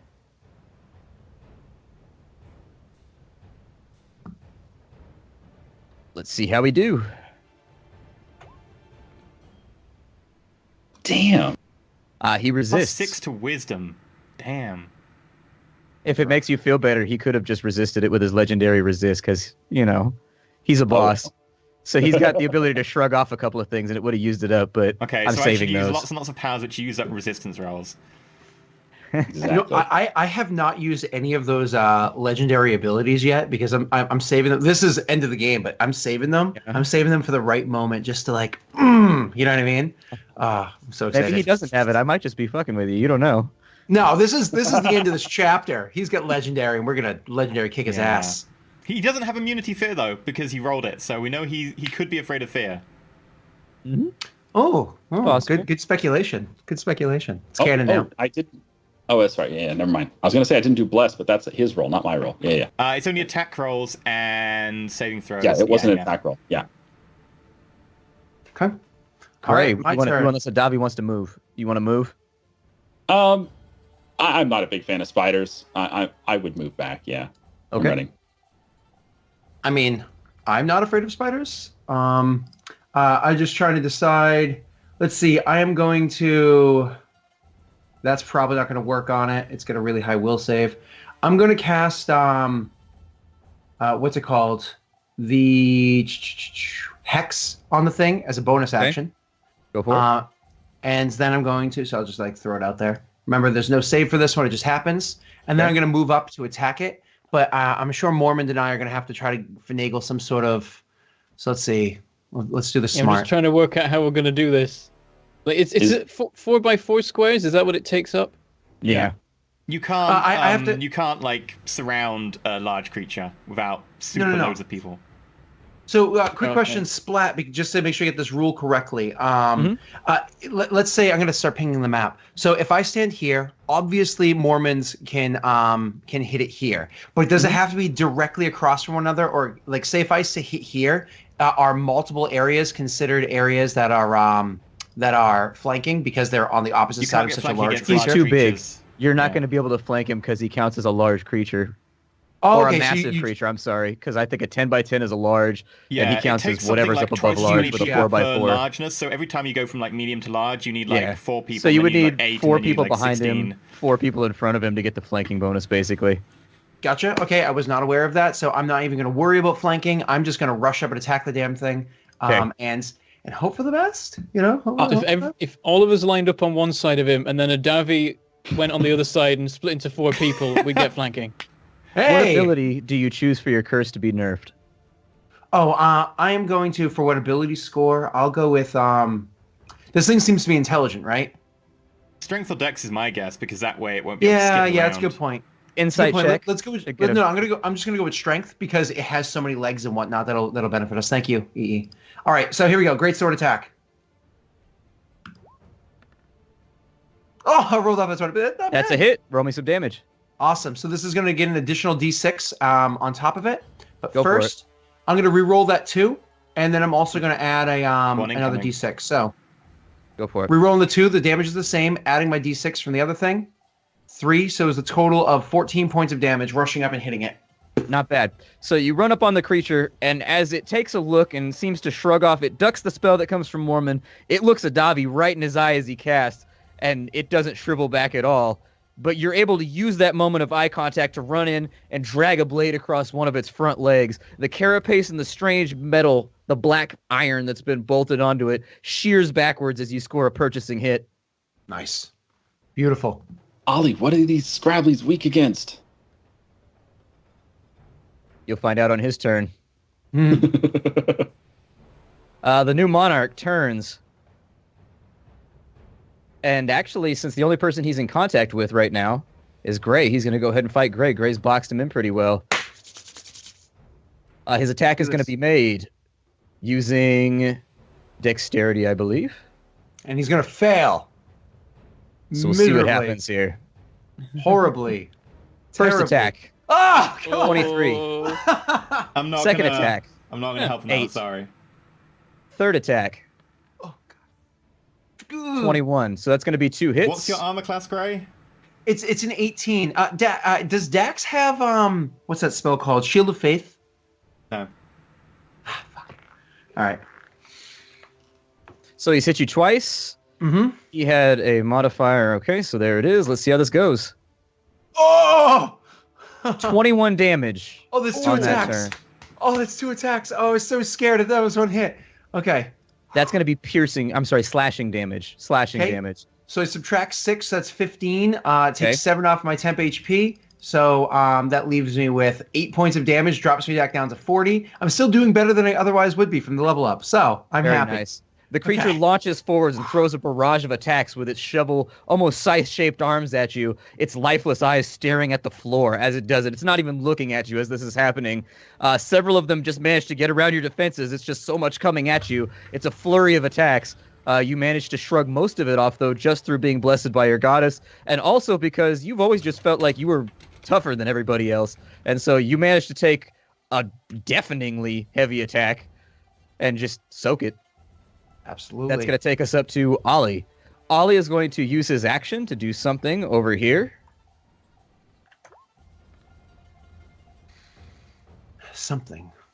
You hear him mumble to himself about more wire, and he continues to work. That takes us around to Dax. What do you He want to didn't do? answer me, though. He didn't answer me. Oh, yeah. He shouts back, they don't like fire. Now he says something. Okay, so Mom's on the same initiative as me, right? Mhm. Can Mom go Yep. first? Because I just realized that I actually get an extra spell and I need to quickly look at it. Go for it. Okay then. Well, I'll move forward into combat range, and I'll summon the Brine Blade as I bring it swinging down, and I'll go for an attack, which is now a double attack because I'm a level 5 fighter and awesomeness. Very nice. First one, I don't know. I think this will have properly updated everything, right? If you actually change your level to 5, your proficiency bonus should say 3, correct? Yes, it does. Okay, there you go. So, so your chance to hit should have increased and all that stuff. So you should be good to go. Plus D4. Right. Oh, and that keeps applying. Yeah, D4's, as long as I'm concentrating on it, you get it. Oh, So I didn't even the add first that to attack is mine. 19. Mm-hmm. The second attack is 24. I'll roll it anyway because it's fun. 25. And I guess Okay. I roll damage for both. Both of those are hits, yes. First Beautiful. one. 12 damage. Second one. 11. I can re-roll one of those. That makes it a lot. That makes it 16 for that second one. Okay. Beautiful. So that's going to come out to 29 altogether? What's that going to be? 28 So altogether. 28 altogether. Very nice. You launch inwards and start hitting it with powerful attacks left and right as the blade swings. Large hunks of iron metal fly off of the creature as you just drive attack after attack into it. This thing just took a hit. And we've also got to do the Brine Blade effect. Sure. It appears to be immune, actually. The creature does not bleed when you Oh. hit it. Nothing happens. Damn it. I'm gonna look because I know he didn't move much. I'm gonna look over and be like, Mormond, and just kind of like gesture to be like, get like closer to me, maybe even behind me. I imagine this creature has reach beyond just 5 feet. Yes. Yeah. Okay, so it would be even safe for you to kind of like take cover behind me. So I call out your name and just kind of like gesture to get behind me, and as I get into like a defensive position. So am I able to use like the remainder of my move to just like go that way a bit? Yes. Can I go further than that, or would that be disengaging? Because his reach is so long, even if you went one more, it definitely wouldn't be disengaging. Potentially Yeah, even it's 2 fine. more would be fine. You have Can to we go like there? more. Yeah, that's fine. All right. And I kind of like move to stand in front of him and make sure that I'm standing there menacingly holding up my blade with the curse on top of it. Oh God, I hope I don't die. You'll be fine. Thanks. A Thanks, Dobby. Dobby. As I 600 feet step away. in, but as I step in behind him, I'm like, I can hold my own, you know, probably. I'm Dobby, counting what do on you it. Me, because we skipped me. Sorry, Dax, what do you want to do? So if I pick a spell now, can I talk to you and change it later if I need to? Last session anyway, so I'd assume you'd come back with a new kid out anyways. Sure. If we do a season 2. I assume that was a yes. You were temporarily muted for like the first 2 seconds of that. Yeah, sorry. That is a yes. This is the last episode, so if we come back for a season 2, I'm just going to let you guys redo your spell books however the hell you want. Okay, in which case, I am going to cast my new spell, Blindness or Deafness. I'm going to choose Blindness. I assume I can see it has like the normal like 8 spider eyes and stuff. They are lifeless, so you would give me an insight check and I'll tell you how much you would know. I actually almost took that spell because I could take it from my patron. I'm glad I did it. I took another fun one. A really fun one. Nice. Ooh! That was almost a 1. It was so close. That was beautiful. Look, so what was the name of the spells? Blindness or Deafness. Okay, and you chose blindness. No, Or does it do both? it does both. I can pick. Okay, and so you pick between the two. You can tell that this creature is not seeing. As you look at it, its eyes are lifeless. The spider parts are not doing anything. And in fact, you're having trouble figuring out how it's seeing anybody at all because it's got the screaming face on the side. But other than that... Okay, so it's merged with a Kizrathi, and I know the Kizrathi see by echolocation. So I assume that it's the echolocation part. And if it can't hear the echoes, it can't see. So I'm going to go with Deafness. Okay. I like your logic, sir. It is a 1-minute duration spell, which takes an action. It's verbal. It doesn't have concentration, which is one of the reasons I picked it. You have to make a Constitution saving throw. If you fail, you are deafened for the duration. And on each of your turns, you can make a Constitution saving throw on a success the spell ends. Con save is rough. Ooh, yes, that was amazing. Okay. He is now deaf as far as you know? He can hear no sound as far as I'm aware. Okay. And All I right, guess I'm gonna shout, Oi, SETI, can you give us like a countdown on when the teleportation's gonna work? He responds, "When the pillars are appropriately wired, it will begin." Okay. Oh God, Ollie, let's go. and then I Yeah, Ollie's got to make them rolls. I hide again. Does Ollie also get the bonus D4? Does that measure out? Measure for me real fast. No. Wait, what, the bonus D4 From Bless. No, he does not. It only goes I to can only 3. pick 3 targets. Yeah. I picked everyone Okay. else in the party, and I couldn't hit him anyway with the range. Gotcha. Okay. Davi, what do you want to do right now? With the information from Ollie saying these guys don't like fire, I'm going to cast Chromatic Orb in fire form, but I'm going to cast it at level 3. So it's going to do a 5d8 if it hits. Ooh, go for it. Okay, that's pretty good. I'll just roll the extra if it hits. Oh, 14. I'm going to roll Bless on that. Go for it. Oh, jeez. 15. You begin to bring up a massive orb of fire, and with an arm motion, you send it rolling through the air. It bounces right behind you, Mormon, and attempts to hit the creature, but it ducks to the side, and the flaming ball explodes into the side of the pillar alongside it. It looks in your direction, somewhat, and lets out a hiss. I'm going to keep on running backwards. Ollie, you need some help with that? I seem to be useless against this thing. If you know anything about explosives, he tosses a stick of dynamite your way. Dexterity save. Ah! He drops it, it explodes, we all die. 21. Okay, good. With a turn, I'm- you catch it behind your back and like roll towards the pillar and start placing it. I have never seen this very rotund gentleman ever get lower than like a 15 on a dex save. It is always a very good success. It is ridiculous. In Gray's eyes, your character is extremely nimble. So His funny. dexterity's pretty good though, as far as I know. His dexterity's solid. It's It's strength okay that he to- seems to.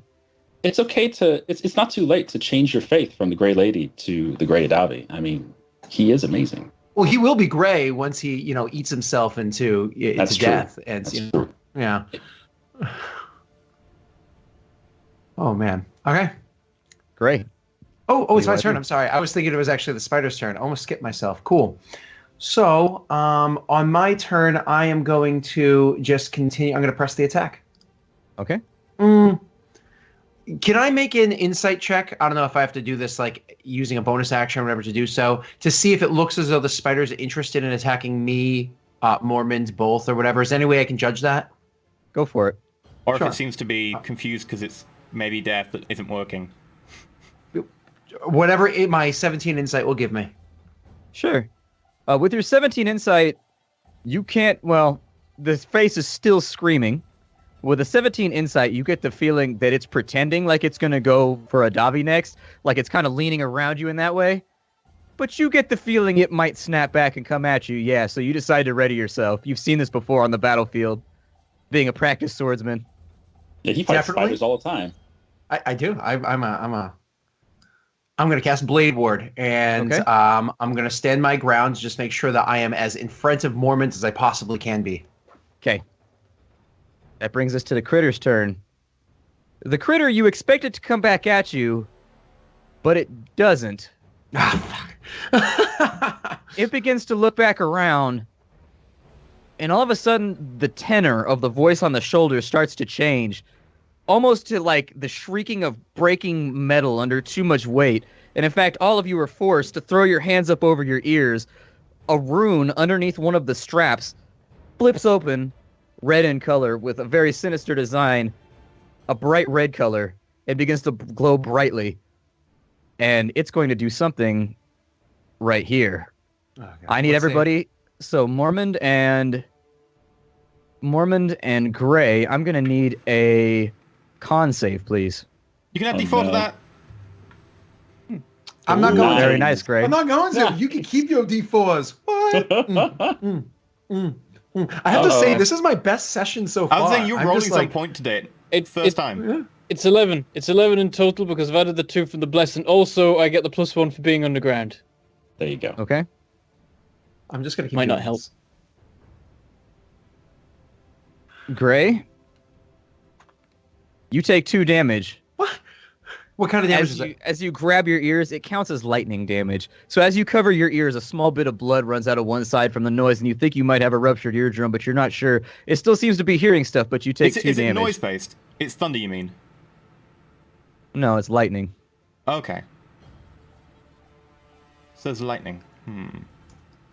And then Mormond, you take 10 damage from the spell. Okay. As the sound to you is amplified beyond all belief. Like, for whatever reason, you're in like a weird spot. Lightning arcs outwards and hits you. But you're okay. 10 damage. That's going to bring us back around the horn to Ollie. Ollie continues, and actually he's going to have advantage on this because Adavi's helping.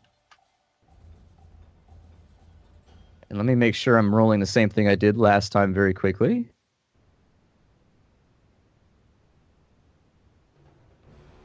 Okay. First roll, 17. Second roll is a 6, so that advantage is nice. With a 17, you managed to get this about half done. So 2 of the sticks of dynamite are placed, and the 2 of you move around the opposite side to begin working on the other part. That brings us back to Dax. What do you want to do? Did it seem to have any noticeable effect of being deaf this turn? Did it seem at all confused or anything? You noted that whatever it did with the last spell, it didn't target the 2 in front of it directly. You can insight check that if you want to see if that was a thought-out decision or an accidental decision. 14. With a 14, it looked intentional. It looked like whatever it was doing, it put it on the location that it put it with that strange shimmering crackling in the air. Okay. But it was well behind Gray and Mormond, so... I don't know. Is the effectiveness of that. Right. In which case, I pull out one of my bolts with necrotoxin, Okay. and I fire. That's for hand crossbow, so I can't remember what the damage is. Is that 1d4, 1d6? Should be 1d6 for a hand crossbow, I think. I'll check it, though. Okay. And I hidden because I did have a stealth of 22. Was that... Let's see, was that on the last turn after you casted? Yeah, I cast and then I hit again. I got 22. Okay, let's see what he gets real fast. Oh, so close. Yeah, I was just checking for a crit. Yeah, you're hidden. You got advantage. Okay. In which case, I need to just quickly edit my light crossbow because it's the easiest way to do the damage. I'll just make you a 1d6. There we go. It says light crossbow. It's not a light crossbow. It's a necrotoxin thing. I don't know what the necrotoxin does, but I'm sure it's awesome. Wait, What's your range right now, real quick? Because actually the hand crossbow doesn't shoot that far, so if you're more than 30 from him, I you'll can have move like 10 disadvantage. feet forwards, and then I move 10 feet back and hide again is what I'm going to do. Okay. So Cool. I'm actually going to have to roll this manually. So 1d20, sorry, it's 2d20. Keep highest 1, plus my proficiency, which is what, 3, plus my dexterity, which is 3. Yes, that is good. So to get to 30, you would have to move 20 forward, so you're not going to be able to make it all the way back. That's fine. I already rolled, so I rolled 21. Otherwise, I'd maybe say I rolled at disadvantage, but with advantage, but it's fine. I'll go with that. Okay, So yeah, that's going to be a 21. hit. What is So the where do you necro want to move damage? back to from right? So if you... Because to get to 30, you would have to fire from right there I'll move myself in a or sec. right there.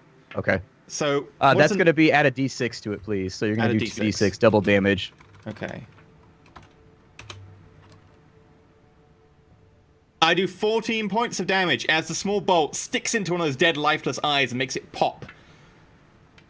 Not bad. Not bad at all. Oh yeah. A little bit of damage to be had right there. Okay, A so 14. yeah. The creature is starting to slow. and 1 forwards.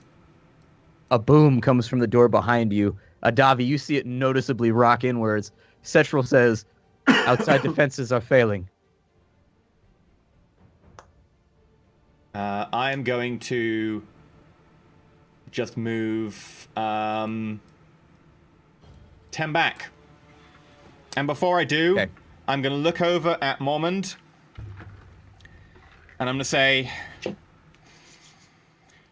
Look into my eyes and see 4 legs and 4 legs makes 8. It's an arachnid. It's a spidey. you get advantage. You get inspiration dice. All right. Mormon got inspired by that? Man, dwarves have low standards of music. Oh yeah. man. Oh yeah. Mormon, That is how many legs a spider has. He's right. This there math counting is him now. impeccable. It's like 1, 2, 3, 4. Spider. 8 legs. Oh. Eight legs. Nice. Mormon, what do you want to do? I love that. Well, my roll 20 is gonna break for a second at the exact wrong moment, and I'm gonna That's refresh cool. it. That happened to me about 9 times last night. So, as a We matter of need a fact, We need a no button joke, to it's literally just happened to me right now. Ha. Oh, it might be You everyone can then. do it. Yeah. We need a button to just play some elevator music when that happens. I do. Nice.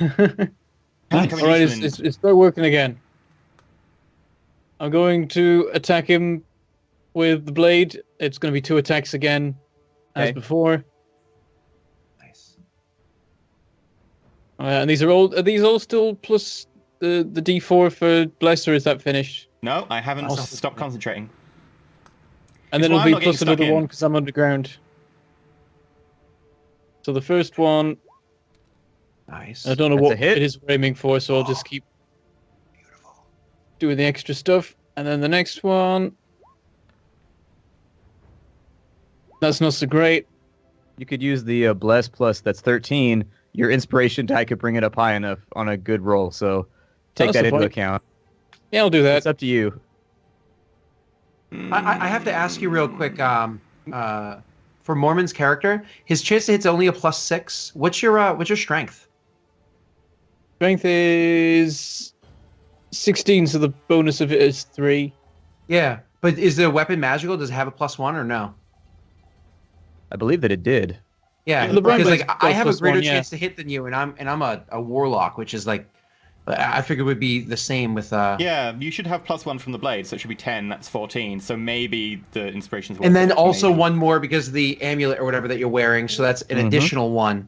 So Yeah, the your amulet will your be chance adding to hit's one. a 15, a 15 without using your inspiration. Yep. Okay. So You sure about the 15? I think it's been accounted for, the +1 from Well, all the stuff. right. You rolled a 3. You got a +6, which is 3 for strength, 3 for proficiency. Underground +1, Oh, yeah. +1 for blade. So you are on 11 + 4, 15. It must not be doing it right then, because it says attack strength +1 plus proficiency. So I don't know why it's... I just want to see my little Momo kick some ass. You know what I'm saying? So the roll's actually 16, if that makes a difference. I 16 think, or 15? 15? 15. 15. 15. I can't add up numbers. A 15 is not a 15. hit, so if you want to use your inspiration die, go for it. What else can an inspiration be used for? Is it just any roll? Any non-damage ability roll. check. Yeah, exactly. And maybe I'll save it for when I'm getting Well, murdered hit later. it. We need damage. Come on. That's what I gave you it for. All This is a right, then perfect roll. I'll use the thing. Let's kick some ass. Woo! Right, now it's lots. Okay, now roll it's me 19. roll me 2 hits. Yeah. First one, Oh, that's beautiful. Very nice. second one. Oh my Ooh, god, this is amazing. Oh, And 27. blind blade effect. 7 damage. Well, that doesn't Didn't- apply because it's the... Yeah, It it's didn't immune. bleed. Oh, okay. Should you do your bonus action thing now? Like the extra, like just keep pressing the attack? You mean do action surge? Yeah. It's like, I was considering, yeah, let's do it. I'll action surge, so I'll get another 2 attacks. come on, hit Go with these, for hit it. with these. Come on. I'll try and fix it to make it apply the right amount. So it should be, I'll just, there, add 2 more to it as it is, because that Sure. maybe will fix it? Oh, roll. Now it's saying +9. Is that right? I don't know. It should be +8, I believe. Yeah, sure. so you that's got okay, a we 20, know it's a but that's 20. still a hit. It's still a hit. Go for your second attack. I Fourth fixed attack. it for the second one. And you've got the D4 afterwards. Why is it Yep. still saying +9? I just changed it. That's okay. It's a 13 plus your D4. 17. 17. 2 more hits. Roll me some more damage. Yes! Oh my god! Oh Oh, Mormon! my god, this is amazing! Eh. Oh, And the second one, I mean, that's average Jesus. damage. You're doing 27 amazingly. 11. more damage. 27, thing is 27, hurt. so it's at 54? 54, to yeah. 1 rounds? Oh man, Momo's getting a back rub tonight. Mormon launches himself onto the back of this thing and just starts stabbing it in the abdomen over and over and over again before deftly leaping back off, leaving huge pitted scars across the creature's back. This thing is wounded, man. This thing is wounded. Yes. Yeah, I like how 54 damage goes. It notices you exist. Oh. Yeah, Mormon must have really liked that song. As I see him going to town on top of it. I'd refrain from that gesture while saying that phrase. Adavi, what do you want to do? So I need to know, are we done with these 2 pillars in the bottom? No. No. You're halfway done. You got the left pillar done. The right pillar still is halfway done. All right, then I'm just going to keep helping Ollie. I need to make sure that this works. Okay, make me an Arcana check, please. Oh boy. Come on, Arcana. 24. Very nice. You see a spot where he's taking his time, but he's daisy chaining it. You can get this done more efficiently. You launch yourself into action, and you actually finish the pillar with your action. That one's done. It's got all 4 placed. Then can Ollie and I start moving? You can. Ollie can on his turn. Wait, where did Ollie get all this dynamite from? He only had 7 sticks, didn't he? Well, I mean, I'm just using pictures. He's not actually using like 4 sticks on each one. The addition's not going to add up. Okay. You know? I thought he might have been holding out on me like he's got like a secret stash. It's possible. They had all those explosives on the surface. He might be augmenting a little bit. Fair enough. feel Gray, like what do you wanna dwarves, do? Like, that work in mines, they'll just occasionally like find a stick of dynamite in their beards or like 3 more in their coat that they forgot about. Listen, I just want to point out that I can't wait until I get my first magic item so I can start being as badass as you guys, because right now I'm running around naked. All right? I just can't wait till we play chapter 3 of this game so I can start kicking some serious ass, or chapter 2, whatever. All right. Let's see. I still have Hex on him. I think I'm just going to straight up attack. Nothing special, nothing fancy. Well, you did say, no, I'm just going to straight up attack. Screw it. Okay. Yeah, okay. 19, does that hit, or should I roll my That's a hit. my bless? Cool. That's a hit. Did everybody else see those dice land weird? Yeah, they were like cozy I'm up not together. seeing dice at all. Strangely Yeah. enough. Yeah, my dice have disappeared cock. since I've refreshed. For me, it says it's a half a 5 and half a 4. Yeah, right. It looks funny. It's like cocked on top of the other one. Whatever. 12 plus my other one, so 16 points of damage. You launch yourself forward, and as it reels back to dodge you, you sever its front right leg, which just flips offwards to the side. When it hits the ground, it goes klung. It's mostly metal. That catches your attention. Insight. Or actually, give me an investigation check real fast. I'm actually From both really good you at that. and Mormond. I'm good at investigate. And what was the It's a check that was dwarf that turned refreshing to metal again? when it died. It just happened to be a dwarf spider. Sorry, what am I rolling? Investigation. Okay. What the fucky? It makes sense. It's a 6, which turns it to a 7 because of the thing I've got. This makes a difference. Gray, as the ruined armored leg hits the ground, you can't help but notice that it's roughly the same size as your two-handed sword. There's no black metal on this section either. It just catches your eye for a minute. You're like, huh, that looks kind of blade-like.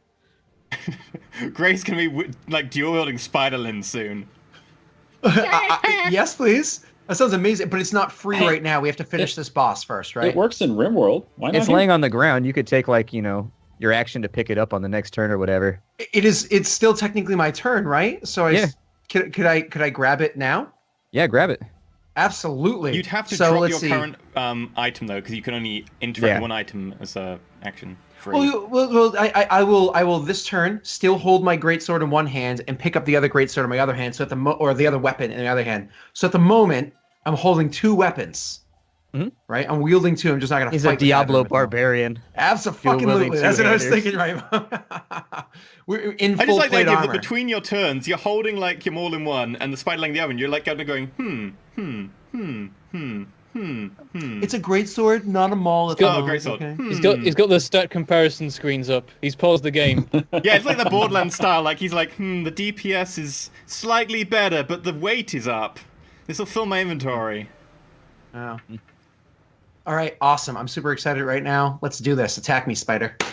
All right, Spider's turn.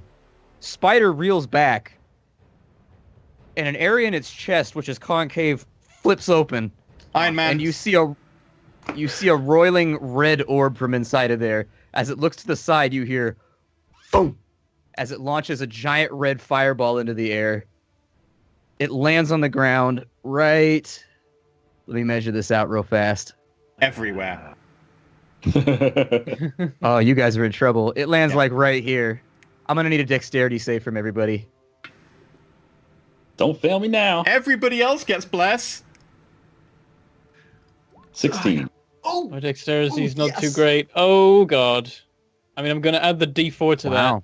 We got 3 16s and a 6. that. Mine is All 10 right. in total. So everybody, those of you who rolled 16s, you take 46 damage. What?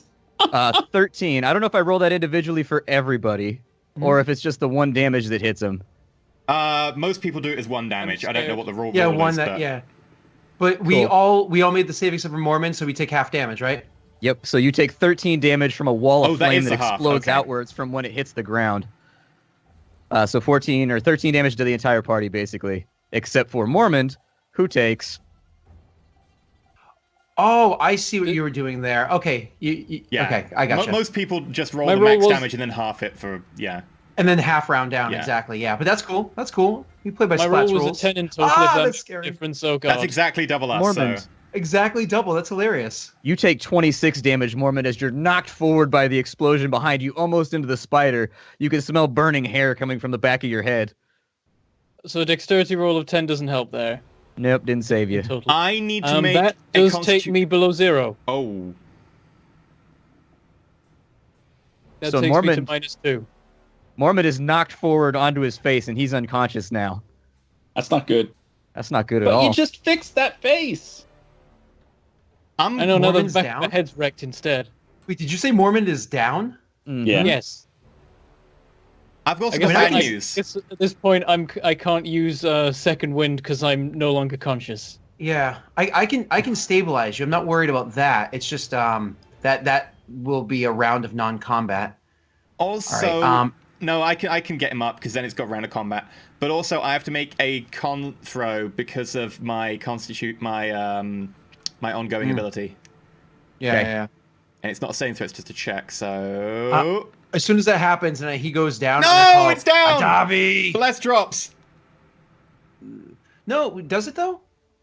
It is, yeah, Wait, because were we- DC 13 because that's how much damage you took. Were yeah. we Yeah. able to roll bless on that save there?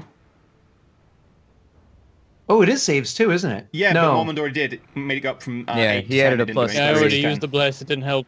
Yeah. What about the rest of us? Oh, what about your plus The one rest for being of you already underground, Mormon? saved, so you just take half damage. There's no Oh, like I anything gotcha, other I than gotcha. taking half You damage. can't do better than... Mormon's plus I one for gotcha. being underground. What about that? Yeah, I that's counted in there that as too. well. Yep. Is That's it, what got is me it up to damage 10. or is it half damage for the con saving throw? Let me just check. It is, I can tell you, it's DC 10 or the damage of the attack, whichever is greater. The damage of Oh, the I attack thought it was was half the 13. damage of the attack. Okay. Then feel free to double check. Make sure I am wrong. I'm just gonna Google 5e Constitution. Mormon, roll me a d20. Oh, concentration. Wait, is it Alright. Mormon's go? Well, he's got knocked out, so he's got to do an injury. No! Oh, an That's- injury. That's okay. a natural 1. You turn right as you see the wall of flame coming towards you, and as it laps half over the the damage side you of your take, it's face. still up. It's 10. It's 10. It's yeah, 10. you're right. You were It's still correct. up. I rolled a 10. I need a Yes. 10. Yes, thank God. Okay. It doesn't help me though, does it? Well, it No. will in a minute, maybe. The side of your face is horribly scarred, and you feel your eye fuse shut from the heat. Your left eye is no longer operational. It just goes black. Before I go unconscious, do I have just enough time to say, "Oh, for God's sake, I just," and then I fall unconscious? Sure, that's fine. Is it the same side of my face or the other side this time? The other side. Well, at least we know he's not dead. He hasn't crapped himself yet. Okay. All right. That takes us back around to Ollie. Ollie is going to use a dash action to try and get over to this pillar. That's going to take him out to, well, he's got to go to there first. He can move diagonals, though, so there's 10. And then he can get to, like, right there. That'll work. And so he will move himself to there with a dash action. As he hauls past you, Adavi, he flies. You hear the door at the beginning of the turn behind you explode outwards, and the first advanced scouts of the Kizrathi start to push in. Oh, shit. Oh, this This is has not gone good. very wrong very fast. Now, Please before tell the me you fight picked up started, I thought Fireball. Ollie was like done already. There, All right. Shen, did you pick up Fireball? No, I got fear. No! You could have switched out one of your spells for a different spell, right? That's one of the things you can do. Yeah, you could have could've got switched Fireball. out. You could have dropped a first level spell that you don't want and picked up Fireball in its place. But I didn't. 'Cause But I Fireball's didn't. amazing. We had But zero Shen- time to prepare Shen's for an- this. But we Yeah, didn't. sorry, we didn't. man. We didn't say one way or the other yet. So I'm just saying. Sorry. I tried to Um, accelerate last episode because I was trying to get you there at the end of the episode to do the level up thing because I knew you'd probably pick that, but we just didn't quite make it, so it made for an awkward moment. All you gotta do is replace Uh, the word Ollie's fire turn? with poison, and Davi would pick it up. Call it Poison Ball. Dax, what do you want to do? Seeing Mormon go down and seeing his eye now, like, kind of char and start to melt out the side of his eye socket. Momo! No! I leg it over to Momo. And This That's has his come thing about in now. the final episode. We will always remember our fallen friend Momo. We will, Fought valiantly for the good Momo the cause. Mighty. Momo the Damn it, I should Manly. have died 5 minutes earlier. What about such a cooler name? I'm Now going to his then beard use is forever my burned off. action to cast Cure Wounds at 3rd level. Okay. Drop that heat.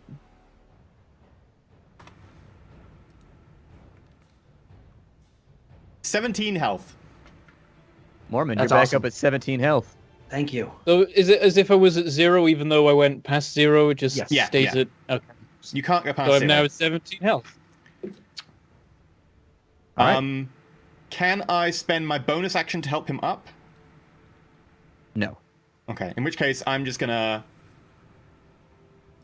Standing up's only half your speed, anyways. It's nothing. Yeah, like it's- I was it's not just doing that it for big of a flavor. deal. Yeah, Like, that's fine.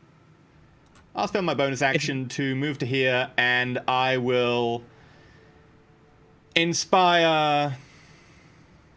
Oh god damn it! I can cantrip as a bonus action, can't I? But there's no good bonus action cantrips I want to do. There really are no bonus action cantrips aside from the combat ones. No, even those aren't bonus action. Those Yeah. are, yeah. I'm just thinking of once again an Eldritch Knight. I'm gonna just dance around the spot and look at the spider and go, Hit me! Hit me! Hit me! Hit me! Hit me! Don't hit him! Don't hit him! Don't hit him! As my turn starts, I'll be like, I don't know if that's a good idea, Dax. as I kind of dance away from Mormond, trying to get the attention of the spider. I will also help that out by.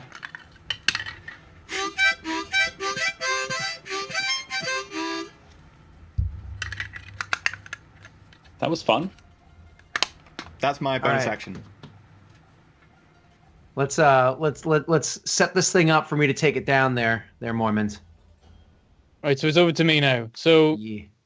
I'll use half my move to stand up. It'll be in a cool way where my sword scrapes along the ground for a second, and I shout to the spider thing, "You won't stop me that easily!" And then I'll go in for well. First, I will use a bonus action to use Second Wind, so I'll recover a D10 plus 5. I'll just roll a D10 and then I get 7 more health.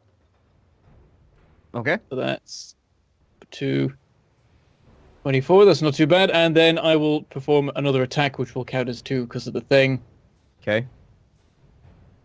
So Bliss is still active. That ended up being okay, right? Yeah. Awesome. I'm not sure if it's active for you or not because you did go down, but I'm not sure. I'm not sure how that works. Oh, does that That's a remove all hit. Roll me buffs? some damage. It was a beautiful hit. But don't forget the second one.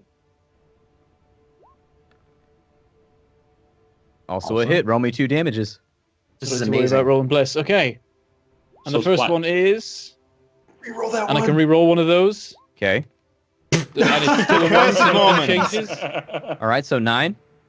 And the second one, I can re-roll one of those. Okay. 1. Oh! There Yeah, you that's 3 more. So that's 13. 9 and 13. 22. Jesus. You You're pull crushing yourself it, buddy. back up and dragging the brine blade behind you, you say, "Not like this." That's a killing blow. Drop the hammer for me. Oh, yes. damn. Okay. Hit me, hit me, hit me. I'm gonna run up at him. I'll release the blade for a second so that I can swing my hands more freely, then re-summon it to bring it down on one of its legs. That makes an opening, and then I slide underneath it and stab it in the abdomen from below, and then just try and rip it open as much as possible. You gut the creature, and as you drag your blade across it, you see the source of its power. It's the same orb that you saw from the battle outside of the Croftwood, which falls out and hits the ground with a large clink, begins to crack from the I run. outside. You hear Is it going to explode again? I run. as light starts to emerge from the cracks. The Get the orb, hell away from there. we're still in combat time, so we'll see what happens. There's the triumphant moment as I'm like sliding beneath the... Don't you have The mage creature hand? with- Just throw it at the enemies. It's massive, isn't it? It's pretty big. Yeah, it's like It's a fairly large 2 sphere. foot, 3 Do foot we have diameter. do we have time to react to this, or do we like is there time passing, or is this going to happen immediately? Can we do a roll, each of us, who was at the previous explosion of the orb, to see how much time there's going to be? You can investigation check or insight check, whichever you'd like to do. Now it's dead, I can use the rest of my move to start moving away, right? Yeah, but you used half of it to get up, so All right, just remember 22. that. 8. Okay. Anybody else? Wait, which one are we rolling? Do we have a choice? Insight or investigation, either or. Okay. I mean, I'll roll investigation if I'm allowed to. Yeah, it's fine. So, Mr. Orb, I can't tell if you're lying or not. I only rolled an 8. I get a 4, so forget that. Oh, I guess I could add a D... whatever. You can That's add obviously- D4, yeah, so I- it's the same throws and attacks. Adabi, Okay, how... it's going to explode soon, but you have a little bit of time if they move now, but you can say that on your turn, Which is coming up. which is next. Well, how far can I move? Because my normal move is 25, so is it rounded up or down? Up normally with everything in D&D. Okay, so I can move 15, so I'll Yep. go... there. Okay? Facing Alright. the other way. Before moving, as I notice this orb, Gray, grab that. Put that at the door. Now. It's going to blow. Do I have an opportunity to say anything about it, or is it... or can I not, because it's not my turn? I'll say that over your turn, as you're finishing, you hear him say that, but you don't know when it's going to explode, but last time it exploded pretty quick. But, you know, you don't know because Can I you failed your check pretty spectacularly. Can I respond? You did get What are a you gonna natural one say? on insight, didn't you? Yeah, he got a 2 or a 3. It's pretty bad. Ah, 3, yeah. Well, So technically your character's not aware of when it's going to explode. You just know from past experience it will explode. It's not based on when it's going to explode, just the fact that it will. Okay, go for it. I shout, put it at the base of one of the pillars! While we're in here, an uncontrolled explosion? I'm going to listen to Adavi on this one. He seems to know the ways of magics. You were cheering Momo just a minute ago. For Momo has one of hand-to-hand his combat. eyes, like, dripping out of his eye socket down his cheek right now. I'm not sure he's in the place to really be giving advice. I will take it. Momo for hand to hand. Okay, so it's my turn next, yes, or is it still Davi's turn? It's This is still Davi's my turn. I just Okay. started talking. Yeah. Yep. Okay, I'm gonna finish moving Let's see, how far can I get? 1, 2, 3, 4, 5, 6. Perfect. I can get to a pillar. Now, I need to know, is that rubble that Ollie's standing next to, is that like blocking vision in any way? Yeah, you would get like +2 to your AC if anybody was firing over the top of it. Can I Unless still they see came the around the enemies sides. at the front is the question. Can I still see the enemies? They would get a +2 as well to their armor class. It goes both ways. Okay. Then I'm going to chuck, using Twin Spell, I'm going to chuck a couple chromatic orbs at level 2. Okay. At 2 of these guys at the front. I'll ping them for you. Go for it. All right. All right, let's do this. Chat's wondering, by the way, since Mormon's eye is dead, has it turned to stone now in its socket? It was burned closed. You can't really sell. It's just burned But then shut. he'd have like I don't- already like perfect glass eye, but made of stone. You don't know if the eye is actually destroyed or not. It's just that it melted that side of his eye shut over the top of it. It might be fine, but...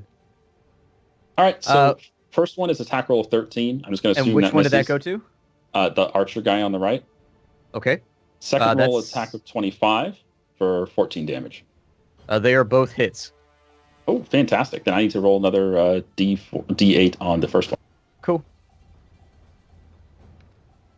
Okay, so the first one takes 15 and the second one takes 14. Okay. You reel back in both hands, collecting the magical energy you need, and you go, "Whoa," and throw them both sideways. They spiral once before hitting both enemies and instantly just turning them into smoldering ash of shadows on the walls where they were before. Both of those are gone. Fantastic. And because your attack roll is good, I'm not going to worry about it hitting the dynamite. All right. That would have been bad. Gray, what do you want to do? I was hoping to use my free interaction once a turn to put my sword away, but instead I'm going to have to free action drop it on the ground. Okay. So I'm holding the spider leg thingy. My sword is currently on the ground. I will rush up, 10 feet, grab the orb, move back 20 feet, and then hurl it. So my only one interaction is picking up the orb, right? So I move up, 10 feet, grab the orb, then move back 20, so that gives me to here. I'm going to hurl the orb to the entrance, just as, what's-his-name said. So it should be easier than, like, when I, say, threw it up at the ceiling like I did before. How big is it? Do you have to, like, bowl it underarm, or can you throw it? I got 18 strength, so I mean...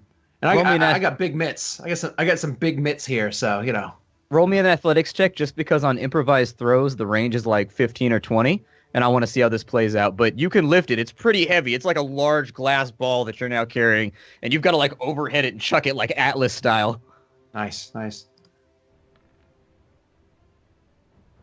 Not bad. If it's an attack, you get the D4. Yeah. Do I get the D4? Okay. Add the I will D4. apply my D4. You probably this- want to. Is this similar to Shadowrun grenades, where if your accuracy is low enough, it's going to have some spread? So you get it to right there with your check. And then with the bonus that you've got. Where were you aiming at? I Give me a barely spot. throw it? Oh, Yeah, man. is I was it aiming at going the to roll door. when it hits the ground? Because is the ground, like, firm and level, or is it... It's kind of a rubble-filled room. There's a lot of refuse and whatnot on the ground. So Whatever it's we not get like there, a it's like right bowling there. sound. Yeah. So that's going to be 50 feet. Default, you get 15, and then I'm just Jimmy rigging this right now. With the extra 16, that's +3. I'll say that it gives you like another 15. You probably got it to like right there, and then I'll give you an extra bonus just because I'm generous. So right there is where you probably dropped it. It's And because so with the no one else massive, outside the room. Whoa! You see Gray throw it as far as he can. This thing is massive, and you see the bulging of his arms as he really just presses this thing as hard as he can. It would take a person of formidable strength to chuck something that heavy that far, and it hits the ground with a dung! And at that moment, it shatters, taking us into the next turn. The effects you guys will find out after the break. So, we're going to take a little break right here, give us 5-6 minutes to pee and grab drinks, and we'll be right back with the culmination of D&D 5th edition. Thank you for joining us. Be sure to check out the Patreon, the Reddit, and the Wiki while we're out, and we will see you all next time. Well, in 5 minutes. Yeah, it was You like know, next kinda time. next time. Whoa, next time. Kind of next time. It's a little next time. How long to put on the timer? 5 or 10 minutes? Yeah, 5-10 minutes in there. I'm going to guess... Let's call 10? 7. Let's do 7. I'm 7. drinking this 7 huge, minutes on the timer. 36 Okay. ounce coffee. I gotta pee.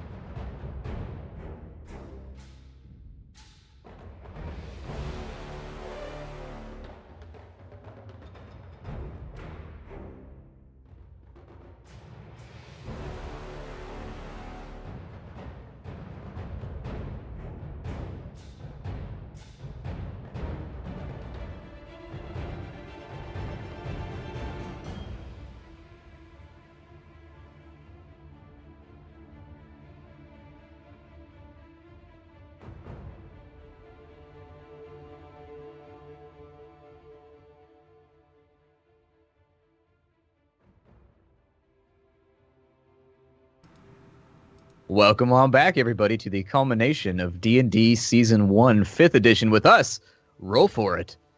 When we last left you guys, I hope you got your smoke break in, your pee break in, whatever it was that you needed. But we had an orb that was exploding. Now, Mormon is just outside the blast radius. He will not have his life claimed by yet another orb. You got it exactly 5 feet further than it needed to be. And as it hits the ground, it explodes as the monarch crumbles with its power source having fallen out of its guts. It clanks to the ground and it's gone, and you hear the voice on the side of its shoulder go, and then go slack along the side. It explodes, and when it does, a green flash of fire flies outwards, obliterating this little guy down here instantly, leaving him a shadow against the wall just like the ones conjured by our dear friend Adabi before. It lights off the dynamite on the right-hand side, which explodes and instantly knocks down that pillar, bringing that entire half of the room downwards, blocking half of the door over here. I'm not going to adjust that, but just be aware that, like, this entire area is just crumbled ruins right now that has fallen down. It does not make it far enough to hit this dynamite, though, and so that can still be lit off the normal way. With that, Ollie's going to sprint up to the side of you, and actually, let me see if he can make it there. He can. And so making it alongside of you, Adabi. That was me. Oh, sorry, Mormon. What are you doing? Back where you came from. There we go. All And then- All towards the Ollie's polite right guy. there. See how it is. Yeah, racism, I know. We've got Ollie. He's going to go ahead and make a check. Mom's the one He's without gonna a do beard that now with because it's advantage. just got burned off again. Yeah. Half beard. Not bad. Okay, and so with a 20, you managed to get this half wired, and you got to do it one more time, and that side will be ready to go. Because the explosion went off over there, you've got a little bit of dynamite that's left over to take, but let me copy and paste some dynamite. And there we Tried to go. make it look like I have half a beard, but it's not really worked. Yeah. And at the beginning of the round, You're muted. sorry about that, I was copying and pasting. On the beginning of the turn, Control V is copy, and Control is my mute key, and so, I probably could have picked something better. But I wasn't expecting to control and paste on the fly. Several more Kizrathi squeeze their way through the small gap on the left-hand side, although you feel like the number is probably somewhat lessened due to the chasm being less open now. From there, that's going to take us to Dax's turn. What do you want to do? All right, so Big Spider's dead. Big Spider's dead. There's a hole down there near the door. There is a hole. Those This all- pillar is gone. Okay, and all those Kizrathi are still up, right? They are. They just came in at the beginning of this turn, so they don't get a turn effectively till next turn because they use this turn to enter the room.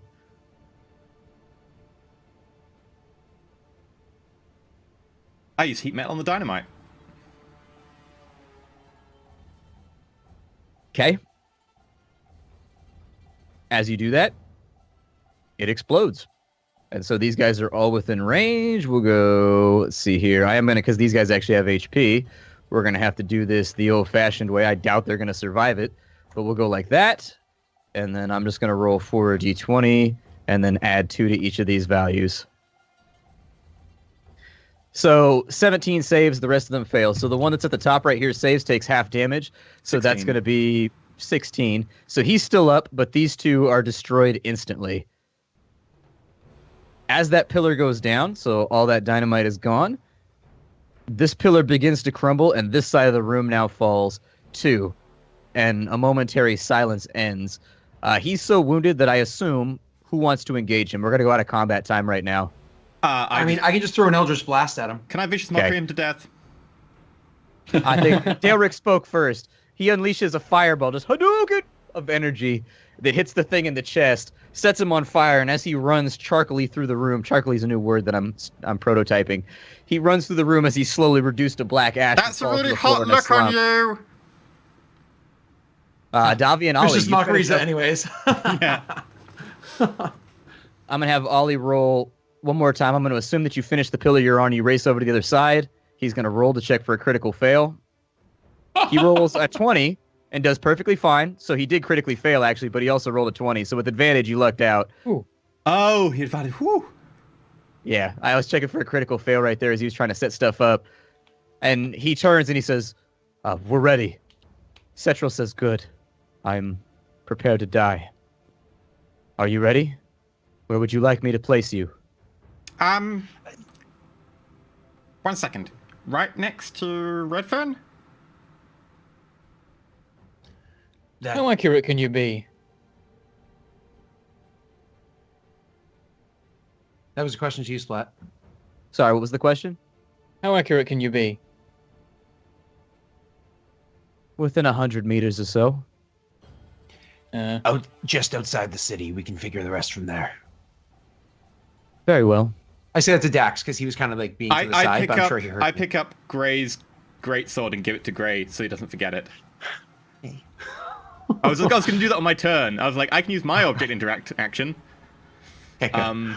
Thank you. Outside the city? That seems okay. Then it's Wait. done. What about up the mine where we left our cart and we left Thingy? How's guard? Ollie turns and That would be- says, "Do you know what's happened to my companion? He's within the forest, right? You said your magics could see." And my bull. He breathes in and breathes out. They appear to be wounded, No! but the Kizrathi look like they are falling back from that location, probably to refocus here. And that's where we need to go. To the city or to the mine? The city is more the city. pressing. Yes. Very The well. damned bull can be returned What to time in the is future. it? But- Upstairs. The sun is shining. That's all I can tell you. Okay. The city. Shouldn't How do let we you know wash that it home, Dad. Holsguard will be okay without his... This thing has a physical presence, yes? Like we can actually see its full shape. It's not just a disembodied voice anymore, or is it just the egg? You can see into it every now and again, and when he speaks to you, he presses the liquid closer so that you can see his visage. I want to put my hand at the edge of whatever it is that's containing this visage, and I actually like as he's going to like because he's saying he's ready for sacrifice. He's saying he's ready to do all this. I want to give him a prayer that's going to help guide his soul or whatever's left of his soul to the warm and embracing arms of the Grey Lady to make sure that he joins peace in the afterlife. Yeah, is this based 'Cause on a roll everybody which, worships like, her. more hits on the roll might get us a more accurate location? No, Okay, it's just a rough, fine. just degree of failure, basically. Otherwise, I would have inspired him, but it's fine. I'll He trust. nods, and he almost looks jubilant as you do that. He's, "Thank you. Light it." And with that, Ollie produces the small plunger that you saw him carrying earlier, and with the last bit of wiring gets it set. You step towards the center of the room looking back at him. He says, "Oh yes, one more thing. Here." And from the front of the machine, you see a blue translucent crystal roll from the front of it. And you hear woo, woo, woo, woo, woo, woo, woo, woo from the rest of the facility. The lights dim overhead and begin to flicker for maybe the last time. I'll walk up and take it. How do we use that? Mormond, as your hand touches it, you feel a slight electricity. But nothing seems to happen just yet. Cetra looks at you and says, I walk up and put my hand on it as well. "Focus on the vision you want to see once I've got you out of here, and it will be apparent to everyone." I thought we were going to do a Guardians of the Understand. Galaxy-like moment where we all link hands. Yeah, no hand-holding here. Dancing. You're on your own. I'm With distracting that, you, you step bro. towards the center of the room. Ollie presses down on the plunger, and the two remaining pillars explode outwards, and you hear a low rumble run through the bottom of the facility as cracks begin to open in the floor and in the ceiling. Cetra smiles, and he looks at all of you, and he says, "Thank you. I hope you were successful where my people were not. Good luck on your journeys." Your sacrifice will be written into the books of the Grey Lady. You've done me a favor today. I need no credit. And with that, all of your vision closes towards a circle, blackness coming from the outside with small blue tendrils. And the last thing you see is stones beginning to fall, and one of them slashes straight through the orb and out the other side, and you see explode downwards as the whole building crumbles in. And like that, woof, you feel yourself falling and flying. Your stomach is in your throat for a moment, And you try to focus on things around you, but they're all hazy and you can't make them all see. Instinctively, you look around for your companions, but you are alone, floating through what feels like a tunnel of black with occasional shoots of lightning flying all around you. You can't feel anything rushing past your face, and you hear no sound. It's quite disorienting. Every now and again, you feel as though you flip and roil and turn. And then finally, woof, you land on the ground, your legs giving out beneath you. As you land on all fours, you're out in front of Woodley. A slight crackle dances off of your armor here and there. Where the magic interacts with the mirrors on your Robodavi, you see it go and dance in between the mirrors, bouncing between them, before finally there's and silence, and just the air moving through the grass and the fields around you. There are no guards in front of the city. I guess we're all still together. Yeah, are we all here? Do we see each other? You can. You were all there. Okay. I mean, it's one of those things where I'm not really one for wasting time. However, we did just at least Mormon and I were actually fighting. No offense. So we definitely. I we killed the definitely deuce in could you, just saying. We definitely need a moment to catch our breath. So looking at where we are outside the city, does it look as though we've been seen by anybody, or? As far as you can tell, no. For whatever reason, it's completely calm here, although perception checks. Thank you, because I actually had something else I wanted to ask too. This might play into it. Except 13? I roll shit. 15. 8. Dax, you hear the sound of shouting, and you hear the sound of cheering coming from inside the city, and one voice raises above them all, the voice of Redfern. They're shouting and cheering, and I can hear Redfern. He's saying something like... You can't make anything out over the cacophony. I can't make anything out over the cacophony. Well, let's get closer then. I don't know. We're all a little bit hurt. I say as I kind of pat out the embers on my tunic. Do we all see that there's no guards? Mm-hmm. Well, the entrance seems unblocked right now. Why don't we just take our chances and get in there? I'll get to my feet, and then I'll look at the crystal, and I'll think about the vision I saw before next to the pillar with Redfern, and see if anything happens. It begins to crackle and come to life, but you think you're going to have to hold hands for it to work properly. One of the other things I wanted to perceive is he said that this thing is moving away from the continent at an exponential rate. Now, obviously, when you look into the sky, you see clouds moving and stuff like that anyways. That's just winds blowing it, right? But does it seem to be moving any differently than how it typically would feel? Like, do we actually see or feel as though this island is moving, or is it too macro of a scale for our little selves to perceive? Looking down to the ocean, you can see that the waves seem much larger than they were previously. And looking overhead, the clouds do seem to move quite rapidly. But then you think to yourself, clouds? I haven't seen clouds since I got here. The fog. The fog is completely and totally gone right now. Wow. Okay. I would like to that's stealth up different. to the edge of the city. Yeah. All right, so it looks like we're pressing on, so... Stealth or stay behind a little way. Because no offense, but... As you move forward, you hear heavy footfalls from behind you. Have I had a chance to stealth? Will do. Yep. Those of you that don't stealth turn. Yep. And you see a group of druids. 5 people behind you. Let me make sure I get this perfectly right. I'm going to jump over to my little sheet. The green As you turn Power around, Ranger, the blue Power Ranger. You see a dark-skinned man holding a large 2-handed scimitar leaning on it. He's clearly Turabi, his head wrapped in a turban much like the one that Adavi wears, although he's clad in armor that is definitely in the style of the Southerners. Next to him is an elf with an elongated blade and a spellbook around his shoulders. The third is a blonde-haired woman, her hair cropped short in the military style, holding a hammer. Next to her is a man wearing glittering plate mail with a full face guard so that you can't even see him. His weapons are not out, but he has a massive shield on one arm. And beside him is someone who's wearing robes and looks very much like almost what Nasan would wear before he left you. So you're them, huh? The monk says. We stumbled across another D&D group. No, They're sure this next is a group who are campaign- more competent than us. They're going to kill us, and then we take over them. We've heard about you. But we haven't heard about you. State your purpose or die where you stand. And very, very defensive, stepping in front of my companions, not really knowing how to hold the spider leg at the moment. That I just for some reason think is a weapon.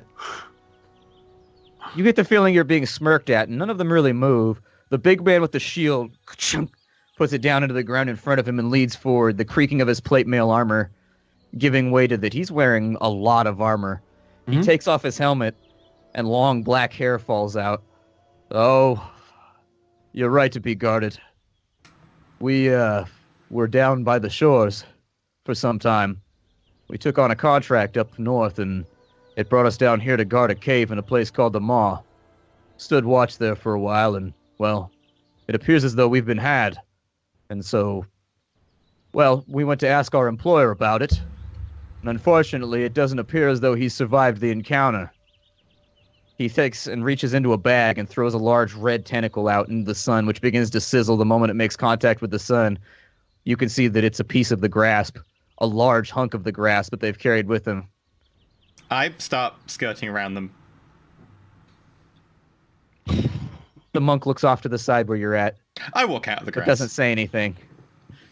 I just walk out, just dusting myself off like, oh, have we made new friends? Hello, my name is James Bardlow Extraordinaire. Pleased to meet your acquaintance. It would appear as though Redfern has something to answer for, and we were just going to ask him about it. We don't like being dupes, and we don't like being unpaid.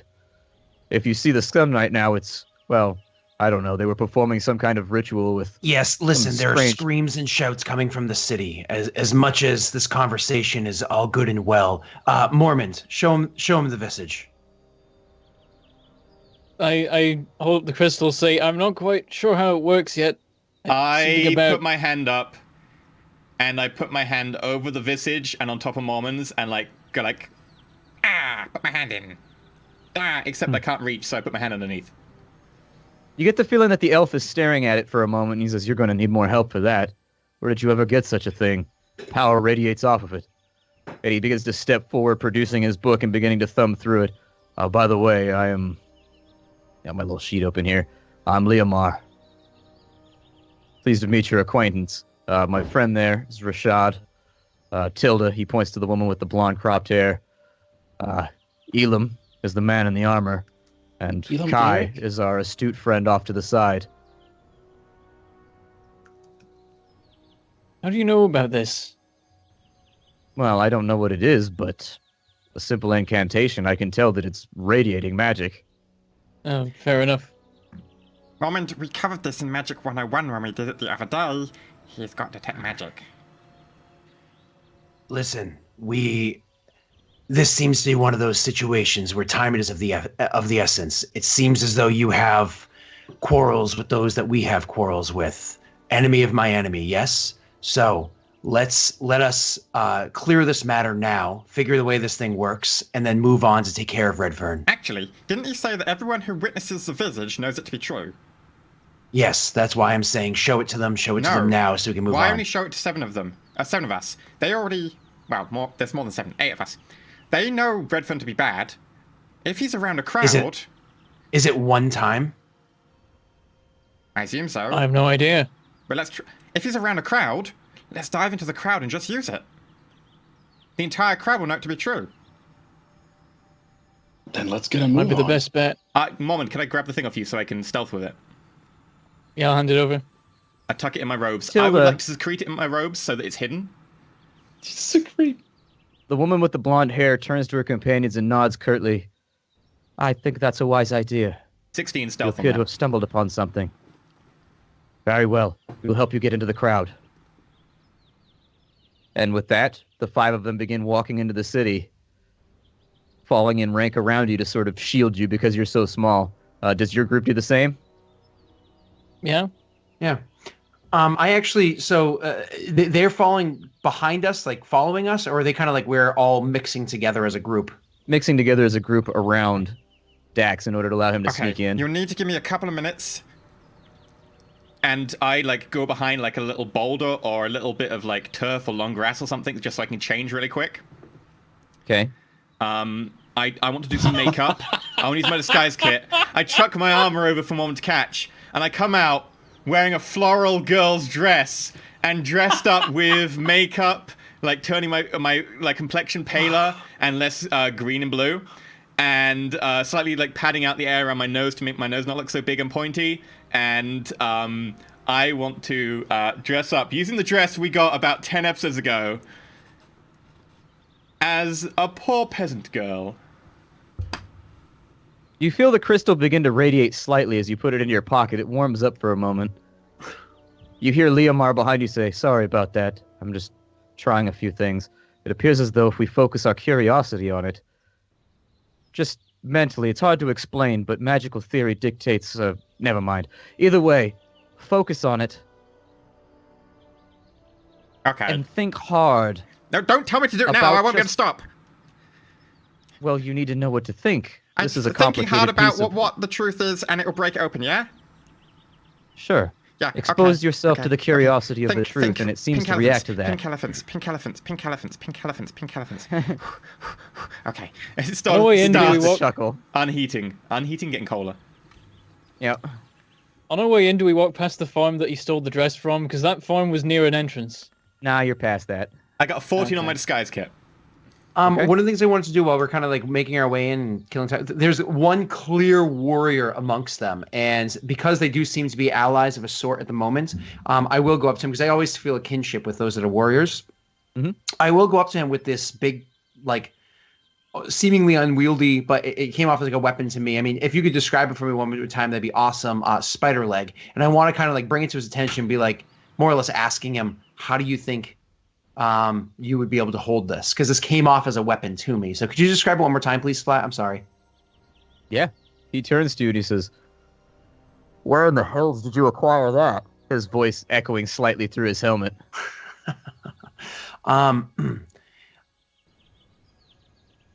The story's too long, but a large Kizrathi-ish. Yeah, we've met a few of those little things in the cave. Not too tough, though. They go down easily enough.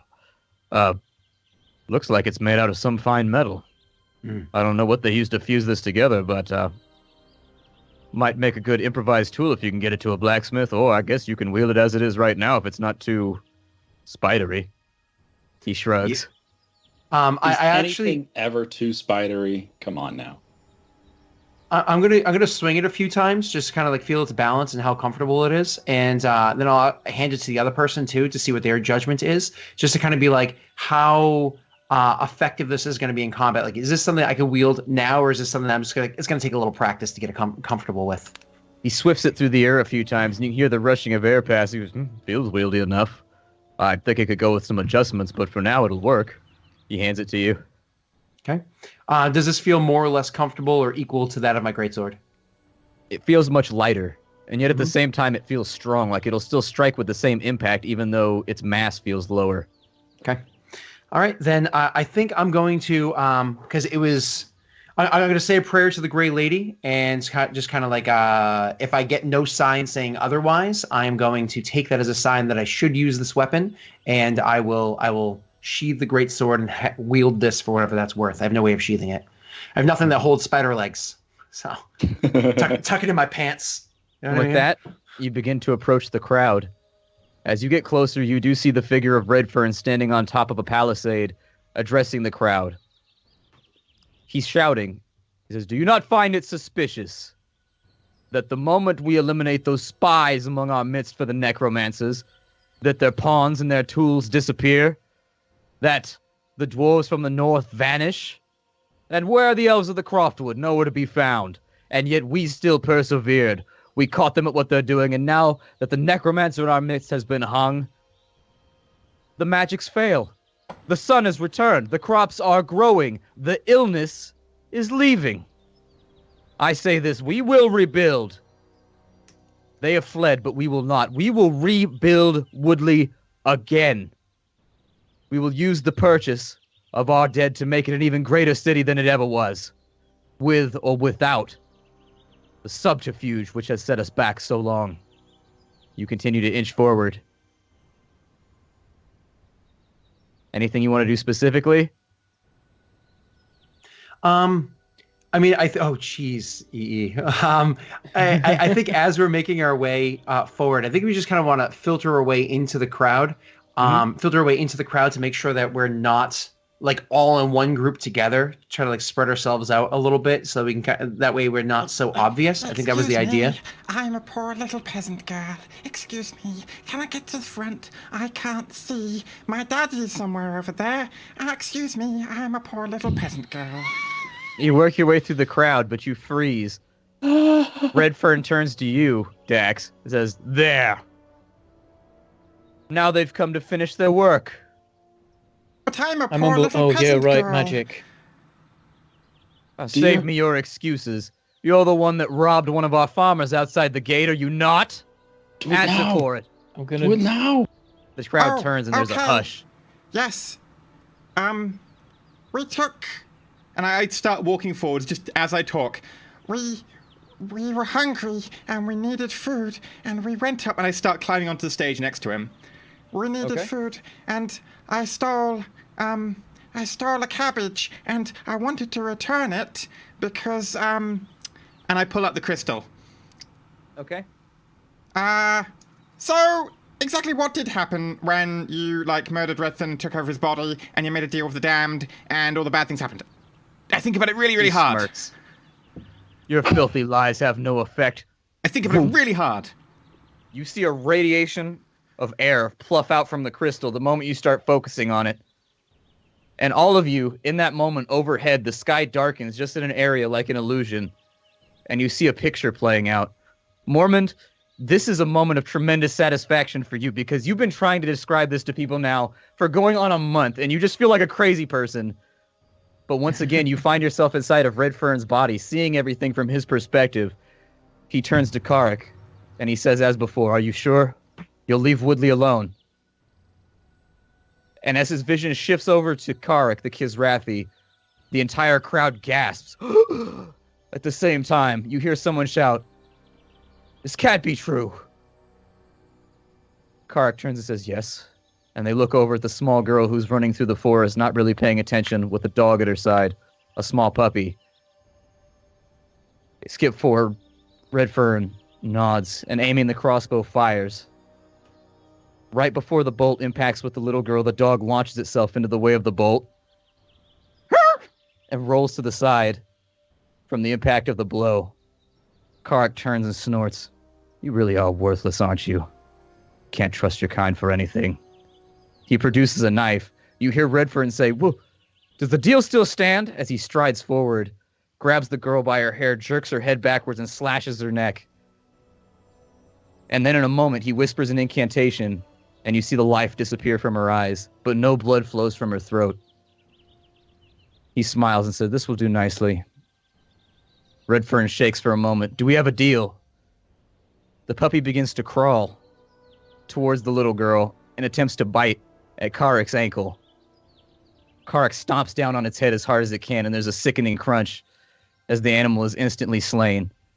In that moment, you feel an expulsion of horror and hatred and fear. And in the background, you see the image of the Black Hound slowly begin to coalesce in the forest. Not yet its full form, but a beginning. The sky begins to darken slightly, and Karik turns. "I don't make deals with worthless things," and carries the little girl off into the forest. You feel a wash of fear and depression and terror take over Redfern. The vision lapses back. It's now in his office. He's sitting there, holding a jar of water in his hand and staring into it. "Answer me, Karik. I need to know where we stand. I did what you asked. I gave you the innocent blood. It's done. It's finished. Answer me, damn you." He shakes the thing. And right as he shakes it another time, he looks down and he sees a blade protruding from his chest. And he turns to see the face of the Turabi that Dax saw through the illusion at the beginning. I lean up to Mormond and I say, I told you so. As he hits the floor and his vision begins to swim and become red along the outsides towards the center point, the Turabi leans down and he says, "We're going to need someone a little bit more proficient than you taking over here." He produces a large scroll and begins etching sigils into the ground and begins an incantation. There's a powerful burst of magic, and his face slowly begins to become Redfern's. "We'll just lay low for a few days until this fully takes effect, but... well, you know what they say about loose ends, buddy. Should have learned to aim better." He kicks him in the shoulders slightly, and the vision goes black. I stand behind Redfern by this stage, by the way. So this is the first still- time. This is the first time all of us have seen any of these visions except for Mormons. So, Yes. Is this disorienting for any of us, for the crowd and whatnot? Mormons being the only one that's super accustomed to it. This is more like it was projected onto a cloud above you, but you were living it at the same time as you were watching it. There was emotions being imparted, almost like a 4D experience where you're watching a thing happen from a perspective, but you're also feeling, jutting in between the participants, the emotions that they're feeling at the same time. Okay. Is that the end of the vision? Is it closing off now? It is. Okay, I put my hand towards the back of Redfern, and I whisper from behind, This is for all the innocents you've killed. and I unleash a level 3 guiding bolt. Okay. But before we enter into combat, did enough time pass that it would have been considered a short rest, or absolutely not? We weren't really resting, were we? No, we were walking and talking. So, yeah, I'm just asking. Seems like a no. Okay.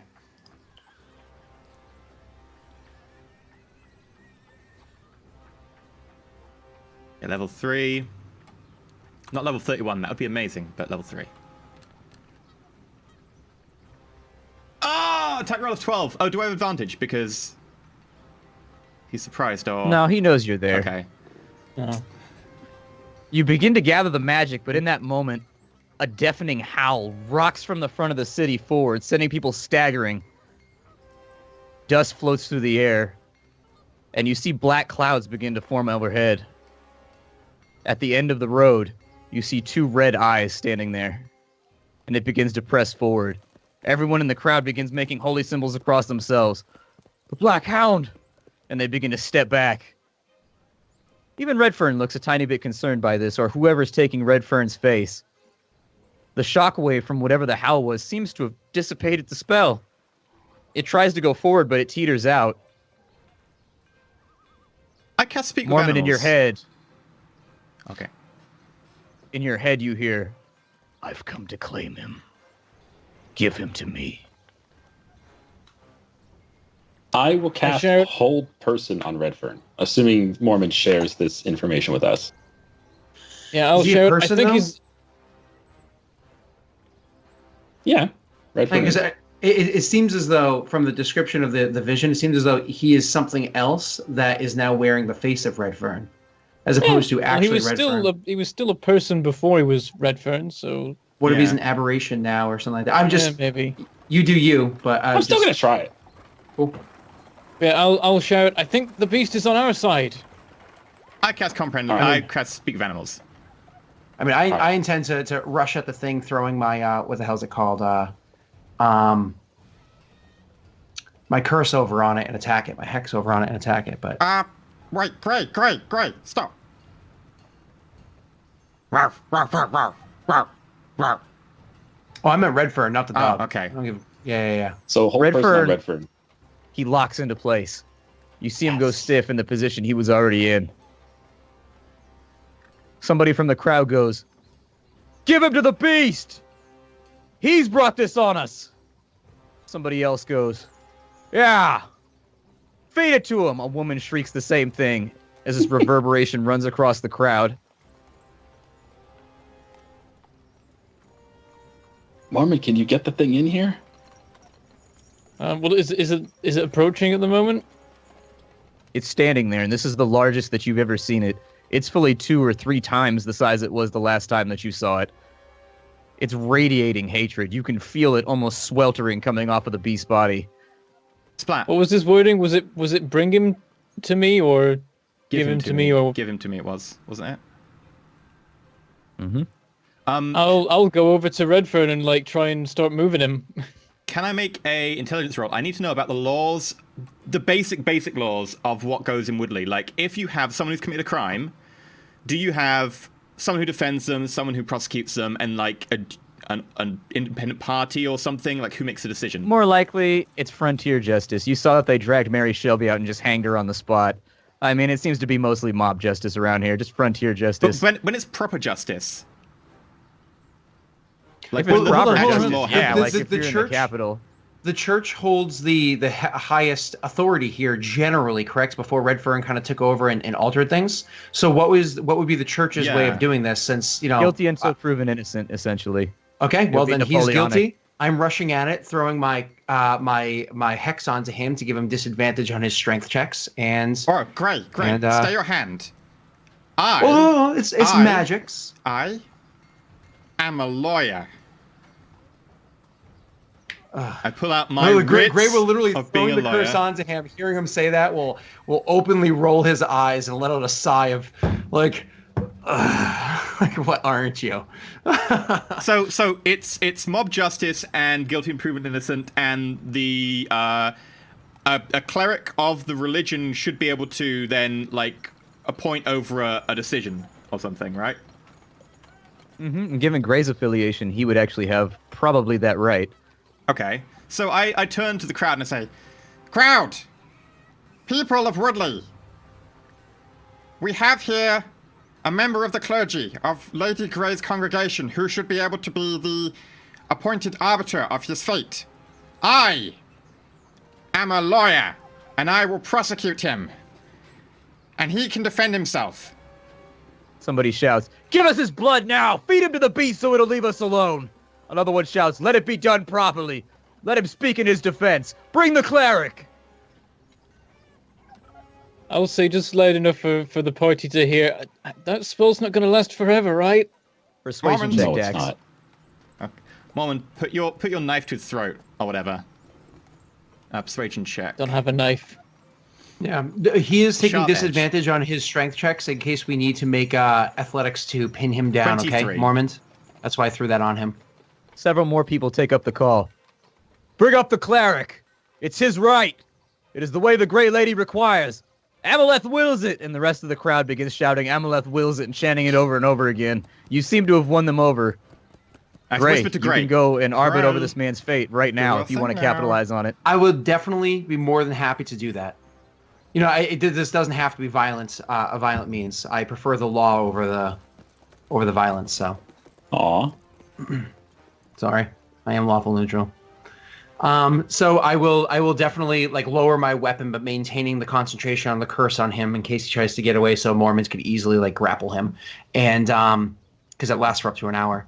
And I will, I will say, then I will take my place as a servant of the Grey Lady and as a servant of the faith. I will take my place as the arbiter of this meeting. Crowd, if you could silence, that way words may be had either way. You hear boom, boom, boom, boom, boom, boom, boom, boom. And as you look around, the Greyhound is now standing on the roof of every building in the area, staring squarely at Redfern. I 100 shout it with voices speak say, to "I animals. will have my justice." I shout with speak to animals. Ruff, stay your hand until justice has been done. And then, Ruff, you may have your revenge. Ruff. Mormont. It's not an animal. Oh, okay. It was an animal once, so it might understand dog speech, is my hope. He took her from me. He will burn. You see more copies peering on every rooftop, staring downwards at Redfern. Dozens of red eyes now peering. The crowd seems to be wavering at this. Don't worry, Ruff. We have 150 witnesses, Ruff. Mormont can be my co-counsel in this, and he can represent your interests. I believe he has touched your mind, Ruff. I I feel like can this is designate just a load of co-counsel. unnecessary, like, If we can follow the law for paperwork. it. I mean, I don't think we're going to be able to stop the Hound do what he wants to do.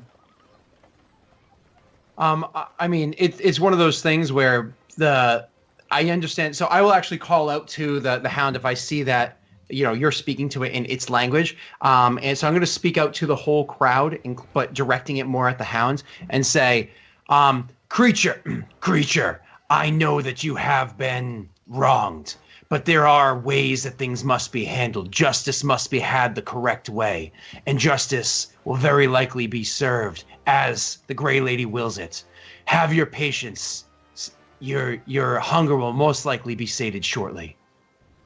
The beast is silent, but the sky is black right now with clouds, and lightning begins to strike. A thin mist begins to fall. Mormont, you're the only one who can reason with it. You've touched its mind.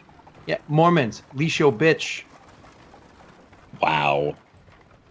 Wow. I turn to it and say, the people would be happier if we could have time to discuss his guilt. You hear a voice echo in your mind. The people allowed this. They are weak. They are foolish. They are stupid. Mm-hmm. Only Mormont hears us, correct? Mm-hmm. Oh, is it only me that's... Okay. Because you're speaking to it in mind speech, like, it's not verbal, so not even I can hear it, even though I'm understanding dog. Okay, I'll turn back and say, he'd rather get this over and done with. Well, trial need not take long. Great, what do you want to do? There's a moment of silence.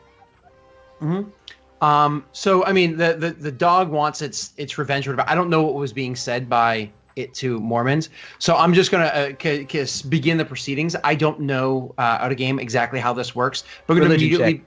Sure. I'm going to immediately begin the proceedings. Do I get, like, advantage or anything like that on this, or no? Yes. Okay. Advantage, religion, and bam! That's 20. You wrote the book. Yes! Oh, this is amazing! So you address the audience. You even remember all the typos. Of course! If indeed the allegations are true, we would need a mage. One of power. Dispel this illusion from him if it exists, and then you'll have your proof. The elf raises his hand. I believe I can act in accordance with that. The prosecution would like to designate its expert witness, Mr. What was your name again? Liamar. Liamar, of the Teeth Companions. They all look at each other and shrug. Liamar begins to work his way through the crowd and walking up onto the palisade. He takes a look at the individual. He looks very carefully. He begins a small incantation upon the frozen individual. As you can see here, being held by magic, this man has indeed used powerful transmutation magic to make himself look as though he is Redfern, though he is not. Now, Redfern has betrayed you, that is true. But this man is responsible for the chaos which followed. So, I say to you that indeed an enchantment is here. He smiles broadly, white teeth flashing.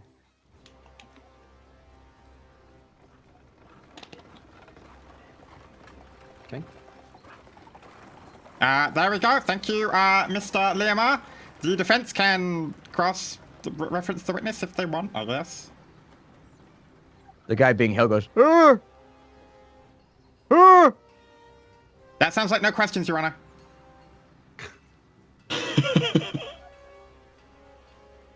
Who's that, Redfern? All the Is that efforts of Redfern having the that's trial, making- but we're not going to let him talk. No. That's I will of course say, is it Mormon the one that's holding him? Yes.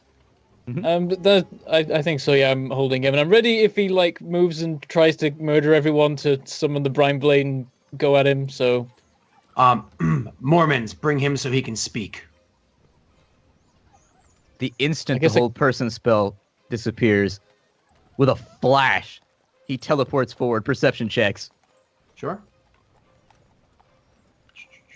Bam. Damn it. 12. Gray. You see him, the center of the crowd, left of the crowd, back of the crowd. What do you do? Well, let's see. I think I'm going to Find him guilty. yeah. Find him guilty. Yep, I'm gonna cast thaumaturgy to like make my voice booming and resonating and whatnot to make sure that everybody can like really gather that this is. I want to have it. I want to use thaumaturgy to more or less have like the presence of like divine authority behind what it is that I'm saying, because I know this man to be guilty. He's now acting as though he's guilty and whatnot. So I'm just making judgment now. And so with that being said, I'm just gonna kind of call out in the name of the Gray Lady and the faith that follows her. We find him to be guilty. His actions have proven as such, with the visions that all of us have seen, and with the actions that he does now. This man is guilty, and so therefore should be punished by death. The prosecution moves I that turn he to be the killed nearest- by death by dog. I turn to the Grab- nearest incarnation of the Hound and say, he's yours. He grabs the nearest civilian around the neck and plants a large Turabi knife up against the side and begins to back away from the crowd, occasionally flickering and moving to a different I spot. yell over at him. The moment you say that, Mormon. Seeing the knife, by the way, the moment I see that, I go, No. There's no need for the knife. You can put her down and you can submit yourself for justice. Because that's what you want to do, really. I cast, suggestion. As you do that, you see all of the hounds launch upwards into the air, turn into one smoke cloud, and fall on the civilian that he's holding at knife point. Suggestion check. Okay, so you got that. He's got to make the wisdom check. I'm going to go ahead and GM roll that real fast.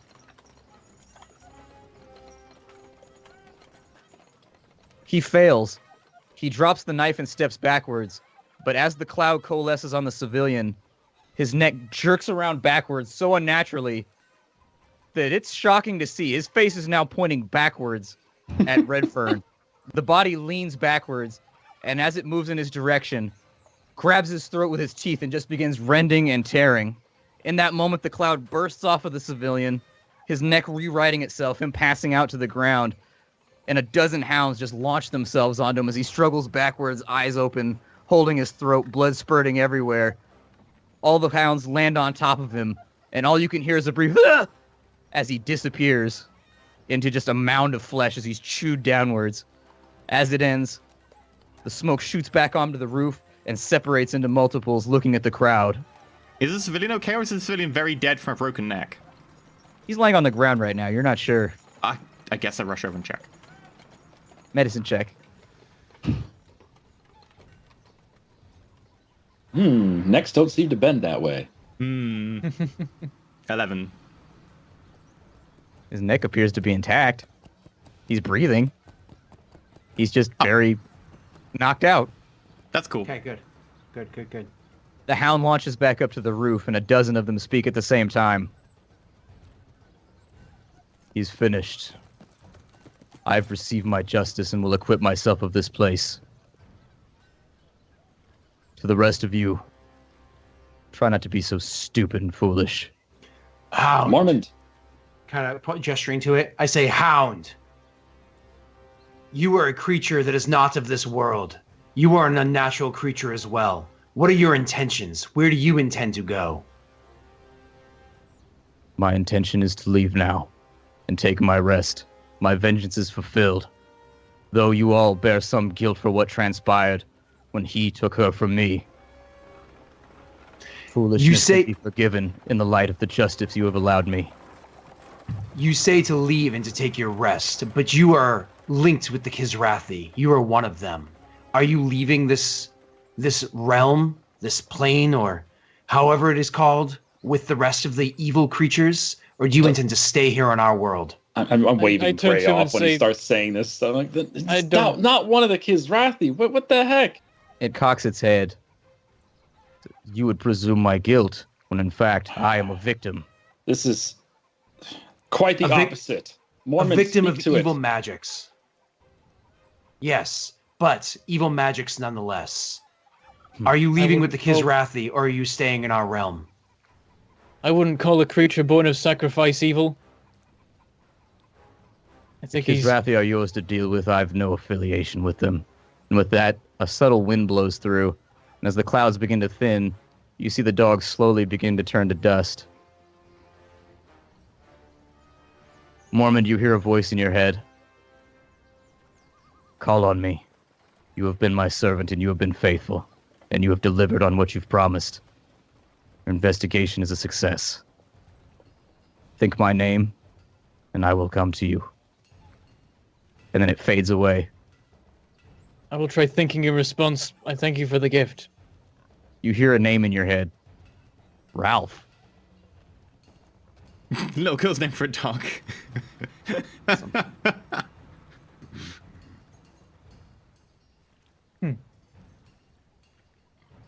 The crowd is stunned right now, having seen essentially the execution of their leader at the hands of a shadowy blood monster thing they thought was their enemy. I turn And you're around to the standing crowd to address then. them all.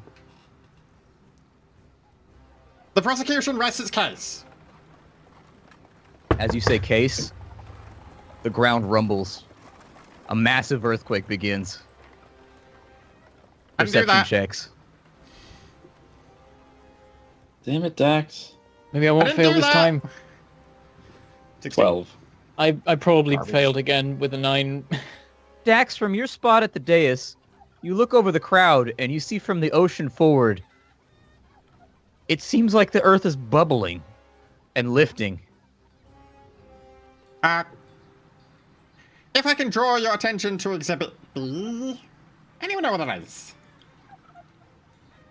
It's a curse, comes from the crowd. Okay, It anyone who actually knows explodes what's going on. upwards, and you see the arm of Ermok slam into the ground as he starts to raise up. Judge, can I ask that the court be dismissed? People begin screaming and turning around and fleeing in every direction. You continue to watch in horror as he rips a hole in the ground, stands up, probably 40, 50 feet tall, and around his body, hundreds of Kisrathi begin to swarm from the earth and assume battle ranks. Perception checks again.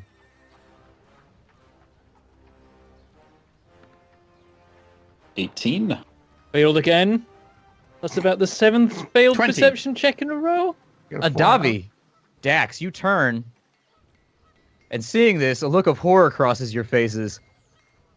Hundreds of them, more than you've seen. You would assume that this is the belching of whatever one of their birthing chambers looks like, and you can hear their voices what's worth. Ermok begins their low chant, another hole. Body too. I pull Explodes up out of the ground. I pull up the horn. I look at the group. You hear a horn Probably a good behind time. you. And the two horns begin to make two notes that blend into each other. From a hole off in the distance, both Dax and Adavi, you see Karak step up out of the soil. He's larger than the other Kisrathi, though not as large as Ermok. He's still a good 11, 12 feet tall. This is a large creature. He dusts things off from his shoulders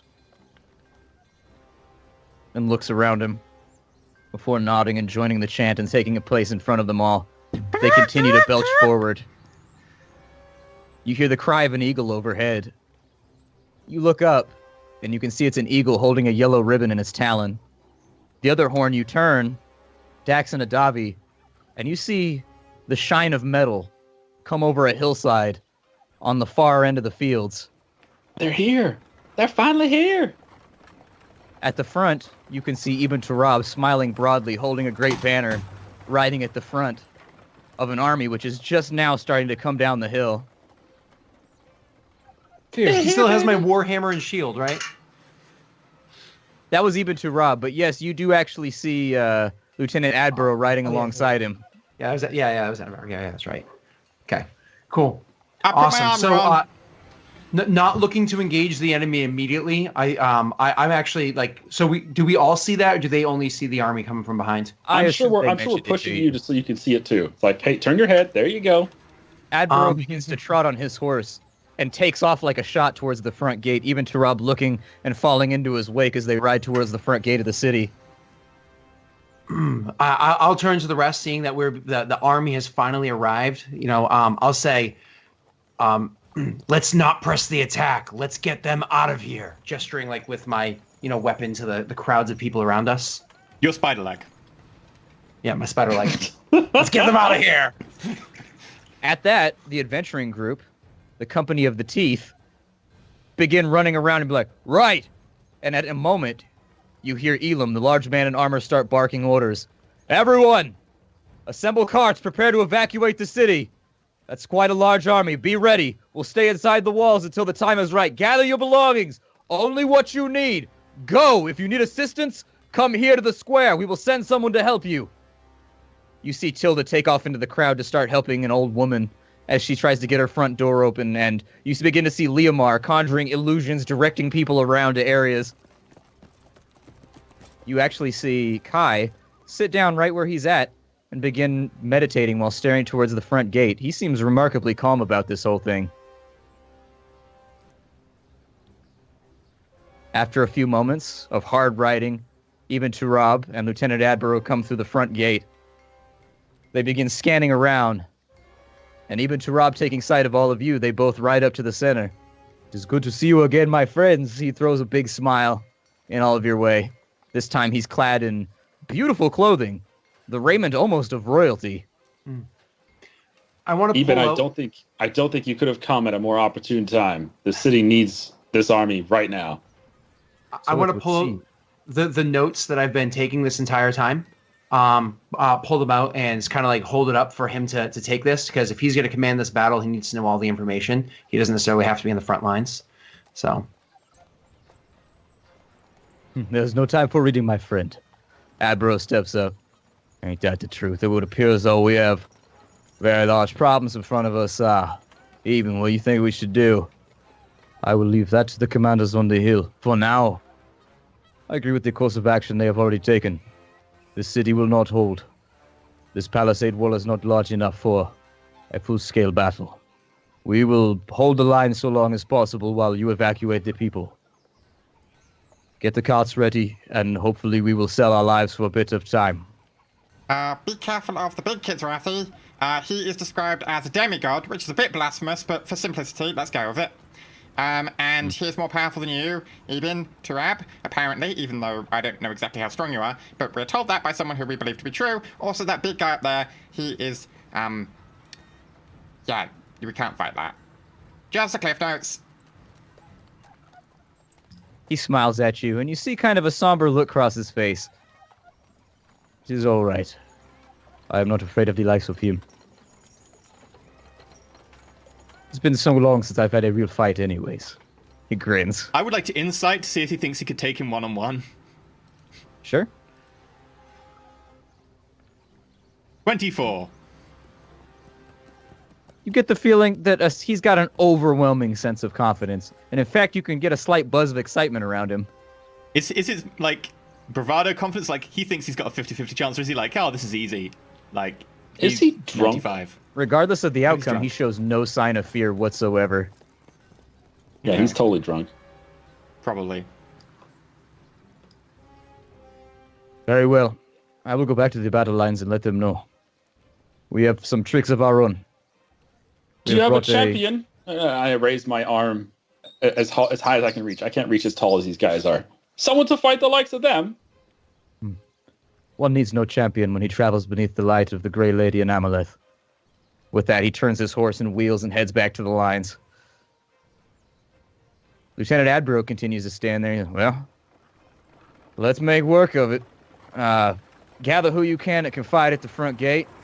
On that side right there, that's where they're going to come from. We're going to hold that front gate until everybody can get their belongings together and we can get this caravan on the road. We're going to be heading north to the capital.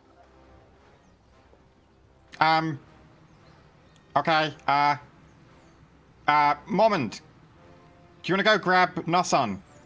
He might still be hiding in that place. Alright, I'll see if I can find him. We'll try and raid the... There was that weapons store, wasn't there, that we went to? Did we go to that after the prison break? I mean, I can't remember where the weapons were all put when they were... I don't think you and I ever stopped by there after the break. No, we kind of like... We've kind of run joined away. in with them and left, yeah. We discussed it, because I was like, you didn't see how much they took to see how big their forces are, but we never Weapons actually won't went help there. now to check anyway. out. We need to just leg it, like get people and leg it. Yeah. Well, it was gathering fighting men as well, so I was thinking we could gather the weapons from there. No, I think the weapons were already if I don't know taken where it by is. Redfern. Yeah, I there's think no point in all gathering of us weapons should take anyway. the We just need to get out of here. Weapons will just slow Yeah, people yeah, down. They're heavy and metal. Exactly. Admirals All right. begin to rally what remaining parts of the traitor guard there are, and getting them back to his side now that you've provided proof. They seem to be somewhat malleable. He turns, I don't know what you said to these guys, but they're taking orders quite a bit easier than they used to. And before too long, there's a contingency of 35, 40 men at the front gate, all wearing the original tabards of the guard and the gold and red colors of the Grey Lady in the church. He addresses them. Y'all want to make up for what you done. You're going to stand at this gate, you're going to kill. You're going to kill non-stop until there ain't nothing left to kill, you feel me? Now then, these people behind you are your families and your friends. If you don't fight here and you break, they're all going to die. I don't normally like to inspire like this, but that's the truth of the matter. Our goal now is to hold right here. None gets through. The main contingency is going to fight out there in the field, but anything that sneaks through, that's our responsibility. Until these people have the carts loaded, you are going to stab and slash and crush until ain't nothing left but goo. You understand me, gentlemen? You hear a shout go up from all of them. They appear to be appropriately rallied. They just like goo. Yeah, it's goo excitement. All these people are worshippers of the Grey Lady to one degree or another, correct? Fairly religious people, yes. So then I'm going to give, like just before the battle, like the whole after the rallying call, before the battle, give that prayer, like the preparation of death prayer that kind of like invigorates people to, like, don't worry, your soul is prepared for death sort of a thing. I mean, Grey Lady is the goddess of death. So I would like to give a prayer to them. I can make a religion check if need be. Yeah, go for it. And then I did have a quick question. Would my character have any form of that rolled off an 18 to a 5. So 9 total. So does my character have any form of rank? Would I be put in charge of commanding any peoples, or are we staying together as a party? As of right now, it looks like you're staying together as a party and bolstering the people at the front gate as part of that contingency. Cool. The other 5 adventurers appear too. Rashad comes up and says, shall we do the same? Adbro turns and says, yeah, I don't know who you are, but you look like you got enough weapons for a good fight. We could definitely use you. Aye, you elf. You know nothing about magic, huh? I see your robes. He smiles, and it seems as though he flinches slightly at being called an elf. Yes, I can assist. Find me a high spot. Without a moment, Adbro says, top of the gate, right there. That's where I want you. We're going to test you out today and see what you're good at. Hit them with everything you've got. If we look like we're about to falter, I assume you got a penchant for fire, like every other mage I've ever met? Elam grins. Yeah, I think I can conjure up something like that. And makes his way up to the wall. At this point, both armies have faced off against each other and are beginning the... I need to quickly lean into Mormon before he runs off and go, actually, Mormon, send a Davy to get Nosson. Nosson should be where we left him, so Davy knows. Mormon, can you make it to Adbra's, office? I could. What are you thinking? Well, 2 things. Firstly, I know you really like gold, so you're going to be really motivated by this. But secondly, if they get hold of the war chest that he was guarding here, they'll have a lot of funds at their disposal to hire more mercenaries and more evil guys and stuff. We can't let them have it. Good enough excuse for me. And also any important letters and stuff. Just burn the place after you grab the gold. Do we want to set the whole city on fire again? Well, they're going to have it, so... All right. I call over to Adavi. Hey, can you use that messaging thing to contact Nosson, or do you have to go run for him? I'd have to know exactly where he is to make it work. We do, actually. We know Admiral he's turns. hiding out. Yeah, somehow your boy made it to our retinue. He's overriding with Ibn Turab right now. Oh, fair enough. Adavi, Said go the and best chance he had to... Yeah, the best chance he had to protect you, he points his blade at you, Adavi, was to be part of the main vanguard. Well, that saves us a lot of time. Okay, Adavi, you want to go moment? I'm going to help get civilians out of here. Sure. You hear Adbro agree with you. Yeah, if you see anything that needs doing over in town, I got a good grip of men here. Plus them, we should be able to hold if you want to apply yourselves getting them carts loaded. I guess I'll go out. Right, with anything Mormon in particular you want retrieving from your office?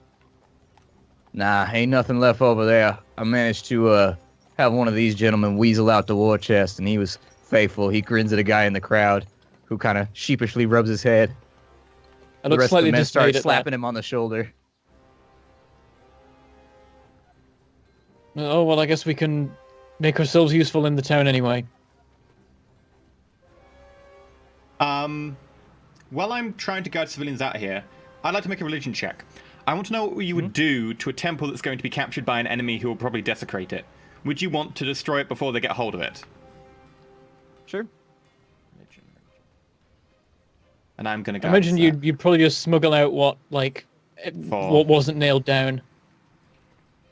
You're not really sure, Dax. That's not an area of expertise. In which case, I'll be going into the... No, I think I trust Grey enough. I call Grey over. Mm-hmm. Grey. Yeah. They're gonna get the town. They're gonna get the temple. What do we do? We can grab some of the artifacts or whatever that's in there, but do we leave it for them to desecrate or do we burn it? Should I make a religion check as well, or? Go for it. Okay. Where are you? Religion spelled with R. Okay, 14. You know that the banners need to be lowered and folded. Mm-hmm. And then aside from that, there's not a whole lot else at this temple that you're privy to that actually counts as a relic. This is a bit of a backwater, but you know that the banners of the lady are supposed to be taken down in an event like this so that they can't be desecrated by the enemy. We need to gather the banners and maybe a few of the older tomes, but that is all. I can handle this. This can be a task of mine. I'll kind of like look around and see everybody around me and be like, I turn to Grey. Nope. Mm-hmm. A task of ours. We both worship the Grey Lady. With that, again, like it's we've had this budding relationship or whatever. With that, I'll actually look at Dax with like a true conspirit kind of look and actually nod slightly in appreciation to it. And I won't say what I was going to say. Okay. With that, you hear the sounds of skirmishing beginning. From one side, you hear a ah, hey, hey, and you assume that the battle lines have closed now enough to where javelins and arrows are being flung at one another. You don't hear the telltale din of battle, though, kind of the clanking sound of men and beasts struggling against each other. But you do hear a shout go up from the Kizrathi side as well, although it's still in that murmuring language. And as it comes together, it creates sort of a song almost. Some of them are banging on their shields to create a rhythm for the song. You're not sure what's going on, but you've never heard them do this except for when they were attacking you in the caves. It's coming together, and they've actually got a weird hummed harmony coming through that's vibrating through the earth. You can see Ermok beginning to pull up giant chunks of stone from the ground and hurl them at the human army that's been assembled across the way. You hear a loud voice from across the field, however. It's the voice of Karak. It's Rob. I suggest you tell your armies to fall back. The smugness just oozing from what he's saying. Perception checks. This is going to be a long look because it's fairly far outside the gates. Regular perception? Gotcha. Not bad. I got more than 10 in a perception roll. Hey, Dax. We're yeah. Yeah. Gray, you see that Karak is standing next to a woman and a small child who he's holding firmly by the backs of their necks, his fingers digging in with small bits of blood coming down. You see even Turab stop at the center of the field, and you see him stick his banner into the ground and dismount his horse. They look familiar, don't they? They do. Yeah. I don't know if you've met Asha and his child before, but if you mention it to the rest of the group, they would tell you. I thought we did before, didn't we? Yeah, you did. You went to his house, actually. Yeah, so we spent the night at the house. They were super nice. I killed somebody in their barn. You know, it was good fun. Great. He pushes both of them to the ground so fast that you barely see it as they both slam into the earth. And even Turab steps in front of his horse. You can see his posture change as though he's speaking, but you can't hear. Karak appears to be using some kind of magic to amplify his voice. Oh, come now. Cease with the bravado. You know this is pointless. Get on board your ships and leave our island. And we're on our way out. We don't even need to be here. We'll even give you time to evacuate your capital. Ray, what are you looking at? What's going on? Yep. So also seeming anxious myself at what's going on there, but you know, it's a muted emotional response. I'm like, even Turab's family, he's got them, and they're injured. How far does it seem to look? I know it's a bit of a stretch. It's a long way. Like, people are basically the size of like half an ant right now. But given that amazing perception score, you're still able to see what's going on pretty clearly. You got that 20/20 vision. Yeah. So is it because we're talking? I know Adavi has the ability to double his range of his spells, probably still well beyond his range, correct? Yeah, it's about 1.5 kilometers, maybe. It's pretty far. Yeah, it's a good distance. Jesus Christ, that's like what? 4,000 It's sniper feet. scope. It's 4,500 feet. Yeah, like Yeah. in real life terms, you would need like a special forces trained marksman with a spotter and everything else to really get even like the best shot off on this guy, and it'd still be a crapshoot. I mean, don't get me wrong. I have faith for Adavi here, but I don't even think you're that good. So That isn't how it works, though. With the magic spells, they actually just dissipate after a while. So there's nothing continuing It's why I on that can't use point. suggestion to be like, let the prisoners go. Damn it. Okay, so we all see that, or whatever the case may be, but I don't know. That being, I mean, we have a mission. Dax and I have a mission. What's the intervening terrain? Is it just battle lines and buildings and... It's outside the city, so you go outside the palisade. There's several rolling hills off into the distance, and they're sort of collected on the side of two small hills with a gorge in the center, a very shallow gorge. The human army on one side and the Kisrathi belching from the earth are now starting to encircle the encampment. There's a lot of them, and they just keep multiplying. There's no way we can get through that, is there? Your best chance is just to get people together and go out the back gate and run, like they said. They're trying to buy you time right now, as Ed Burrows said. Are any of the Kisrathi coming towards the city gate? Along the far right flank, where there will clearly be nobody engaging from the human army, they are beginning to trickle towards the city and down the hills. It sounds like the deal he wants us to make is just simply everybody evacuate, and he'll let us go. That's what it sounds like the deal was. Just he will let everybody go if we all go. Maybe, but you saw the way that he dealt with Redfern. He promised things to Redfern as well. Yeah, no, I know. My character's lawful anyways. He But completely ruined Redfern's music career. Told him he'd get 20% of the profits, and only got 1%. You see a blade being produced from Karek's side. Last chance to rob. We don't have to do this today. You can't kill us all. This place is ours. This is our body. And you are the host that is inside of it. Even Turab looks conflicted for a moment as the blade comes out. There's a greater cause here, and I understand that there is a greater cause here, and Grey Lady, being the goddess of life and death, understands that sometimes death is necessary for life to continue. So, I don't want to be the one to do this, but I will go over to Even Turab and place a hand on his shoulder. That's and really just far kinda away, like, man. Oh, That's he's super a far good away. distance? Yeah, Oh, okay.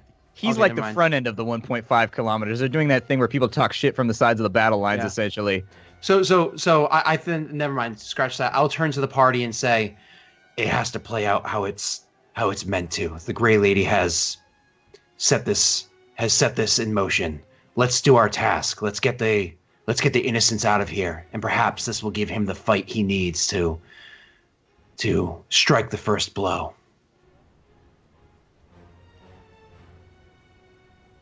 All right. It's rough. I think it's the best So we can where's do. everybody going in town? What do you guys all want to do so that I can tailor this? Because we're going to do this in real-time imagination mode. It's not going to be a real battle because the map would be too large and it would just be a pain in the ass.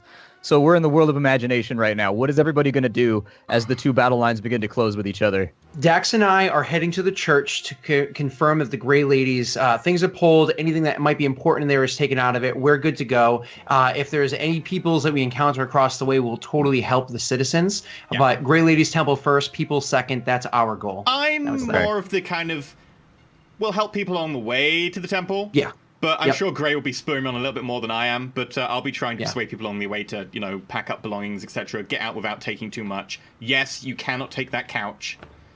Yeah. Like, literally along the way, I will cut people down if they're immediately in my path, whereas I imagine Dax will veer slightly from that path, and then I'll have to go and assist him. So I'll be helping the people after you cut down. I'm going to the gate wall and try to help from there. All right. So you take a place alongside Leomar. He smiles at you as you approach. It's good to now have another educated man at my side. Well, I assume anyways. He motions at your clothing. I shrug and I just puff a few nonsense spells for no reason. I'm like, I'll do what I can, man, but I'm not of your caliber. He smiles. So now he's doing magical protection then. Mm-hmm. All right. Well, there's no particular reason now for me to go to Adbra's office, is there? Because There's nothing there Not that's really. relevant. Moment. So, I mean, I guess I'll just Moment. help people. Go to Redfern's office. He might have stuff that's important, information. He's a bad guy. He's been coordinating with the rest of them. Brilliant idea. I set off running that way. All right. And with Oh, that, but actually, what I'll do is I'll hand Dax my hand axe and say, just keep this on you. If it Hold on, disappears, did I'm you in seriously trouble. just say, I will hand Dax my hand axe? Yeah, I did. That's... I am your hand axe. I will hand Dax my hand axe, and I will say, keep this on you. If it disappears, I'm in trouble. That's a really cunning plan. I will... If you see, lots of, like, sacred flame going up into the air, we're in trouble. All right. Good luck. And I set and off. as you set off towards your respective I'm on destinations, those on the wall, Adavi and Leomar, you watch as Kark makes good on his promise. In front of Ibn Turab, as Ibn Turab dashes forward faster than you've ever seen anyone move. You've seen Nasan move, and he was quick. Nasan's one of the fastest people you've ever seen, and it seemed as though they had some kind of kinship or similar calling. He moves forward in a flash as he's moving across jetties, launching himself through the air, launching over boulders. The knife comes down and sticks his wife several times and is shoved forward, and Karek turns on the girl. The blade dives into her right as Ibn Turab slams a foot into the side of Karek's head. Karek turns to the side slightly and turns back. He throws the knife off to the side and draws a blade. And faster than almost the eye can track, they begin fighting in various locations back and forth, throwing hands and feet. Karek slashing forward, sending fireballs to the places where he thinks that even Turaba is going to be. With that, you hear a horn from the human side. And you see the cavalry charge through the archers' lines towards the front of the battle. Footmen and the shout of cry of war take over through the air until that's all you can hear from both sides as they crash towards each other. As you enter the city, the place is in chaos. People are running around. There appears to be some people looting versus some people trying to get things out of their home, throwing them through windows. Anything that they can gather is being loaded into carts, from fruits to vegetables to furniture to family heirlooms are being thrown into the back. But you know how people are. People are stupid in situations like this. People are always foolish in times like these. Dax, Gray, you make your way towards the temple, and as you get out to the front of it, you think you hear the sounds of Kizrathi approaching from the opposite side of the palisade and the western wall that's alongside of it. You launch yourself forward, and quickly you see two large banners out in front. What do you want to do? Are they banners of the Grey Lady? It seemed not They banners are. of people. Okay. Before we do that, I'm sorry. Are we also seeing people acting foolishly and focusing on things like looting and whatnot? Okay. You are. I don't know whether or not Dax has this spell, but once again, I would like to cast thaumaturgy to kind of like, whether it be intimidate, persuasion, whatever skill you think it's important, to get them to stop being idiots and to worry about their lives and that of their families, because they're putting the soldiers that are risking their own lives at risk to take long to get out of here. You can be my megaphone. Okay. So I say what you say? Yeah, this is gonna be great. Put down your things and vacate the premises. You cannot do any good here. The Kizrathi are right on top of you. No material position will save you if you are dead. You need to run now, or you're gonna be dead, and the material position will be not yours anyway. So just might as well leg it. I was gonna persuasion line by check. line repeat that, but it was too much. Put down your things and so on. All right, persuasion check. Do I get advantage because I'm using his words, or how do we do this? We'll just use Dax's score. He'll take over for yours because Thank God. you guys are doing a tag team thing and you're I not have a good at plus it. 10 to persuasion. Yeah. With I a have a 24. plus 2. I have a plus 2. Respect Not bad, my man. +2. Not bad. With a 24, members of the crowd that were previously fighting over bags of sundries and general just chaos in the street starts to dissipate slightly in your area as people start to realize the truth of your words and they start to retreat back towards the carts, placing in only essentials. As you begin to reach up and pull down banners, you see around the corner several Kizrathi approaching and charging your location. What do you want to do? You've got both the banners down at this point. You're beginning to fold them as you see this. I am Mr. Defense, so I will be the one to approach them. We still have not had a short rest, right? So I still only have my one spell on me. Assume that you're fine for right now. You have all the resources you need. We're not tracking spells. We're doing awesome heroic shit. Cool. So you said 3 of them come around the corner? Several of them, yes. Several. They're coming. There's probably more. Okay. We're using imagination mode here, so just picture it in your head and tell me what you want to do and make absolutely. an attack roll. I'm going to make my attack roll my Scorching Ray, so that's 3 attack rolls. I'm just going to throw them out there really quickly. Wow. Lucky 7s, man. Oh god, dude, that's actually. Did I just win on like some sort of slot machine? You definitely got infinite HP in Final Fantasy. You did a great job, man. Oh my god, how do you get 3 7s in a row? Oh man. Well, the good thing is that all 3 of them were one above a critical fail. Yeah. I'm gonna do what I do best. Rays. And seeing these scorching rays shoot up and just randomly hit buildings and set them on fire, I'm gonna turn to Grey and go, Grey, the Grey Lady knows you're better than this. Just focus. Aim as they come towards us. Aim down your arm and then pull the trigger. You can do it. I believe in you. And I'm gonna try and leadership him or something. Okay. That's a 1 in 8,000 chance of happening, by the way. Crazy. 1 in 8,000. Hey, listen, if I can fail spectacularly, I can do it. You fire scorching rays down the boulevard, and they're slightly to the left of the attackers, but they hit a wall which causes the cobblestones to explode outwards, and you see the Kizrathi duck for cover off to the side and begin hurling arrows and javelins in your direction. None of them seem to find purchase, though. They are outside of their range. The second banner is now down. Mormon, as you head across town, you see a cart that's stuck in the mud with a family desperately struggling to get it out. What do you want to do? I'll run up and try and help them move it. Athletics. Yeah, you don't get that +1 for being in the cave anymore. Damn. Yeah. You still got this. 19. With a mighty haul, you jump into the mud puddle up to your knees, and you take the back of the cart, and you just lift and push, and you basically deadlift this thing over your head and walk forward with it until it's clear of the mud, and you push it forward. I say to the people in the cart, make straight for the gate. Don't They worry nod about at you getting hurriedly, possessions. scared. Around to your left, you see a Kizrathi running up on you from behind one of the buildings. What do you want to do? Firebolt.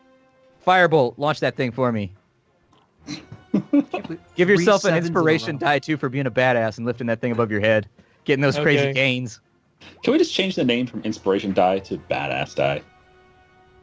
Momo, you turn around D&D? seeing this thing Oh, running D&D. up on you, and right as it closes the gap, you grab onto its face and release the firebolt, and the whole front half of its flesh burns backwards with a screech as you push it back and away for you before you head back to Redfern's place. At the front of the gate, we're joined by Leomar and the rest of the company who are fighting at the front gate, now fully joined. 15 to 20 Kizrathi surge up over the small ditch that's on the outside and rush in as these soldiers hurl forwards. These are not trained warriors, though, and so with just a ferocity that you can only get with people backed into a corner, they begin just throwing hurling implements into the enemy and stabbing spears. You see Adbur atop his horse stabbing downwards and flashing out with his blade as heads fly through the air. What do you want to do, Adavi? How do you want to assist in this? Well, if they're all coming towards the door, I have a cone of attack fear I could just throw at them. Yeah, go for it. It's a cone. Why not? There you go. Do any of them have more than 15 wins? I'm just going to say they all fail. That's a really hard save for these guys. They're the little itty-bitty shitty ones. And so they rush on in, and you boom out with your voice, and sort of you see them all see you. They recoil in fear, and they start to run back, and it thins the horde that hits the front of the gate. The defenders seem to be doing fantastically now. You see Leomar at the side of you. He begins casting, and you see, boom, magic missiles, boom, magic missiles, boom, magic missiles, and they fly out. And these things are just knocking the running enemies down onto their faces and burning them up. He turns to you and says, well done. They're easier targets when they run like that. Looking out to the field, you see that even Turab is disengaged now. Unable to stay near his family with enemies swarming around him, you see him throw a kick outwards with all the force that you've ever seen, and almost in a roiling wave, a multiple of Kizrathi flip end over end, flying backwards, almost Sauron style, as he knocks him out of the way. And looking to the side, you see even Turab fixate on Ermok, who is now just bringing fists down and crushing soldiers. Every single time, 5, 6 soldiers die.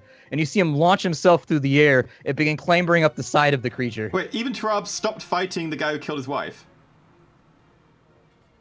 Logistical directives and also just the chaos of combat. He's got dozens of enemies swarming onto him like ants, and so, you know.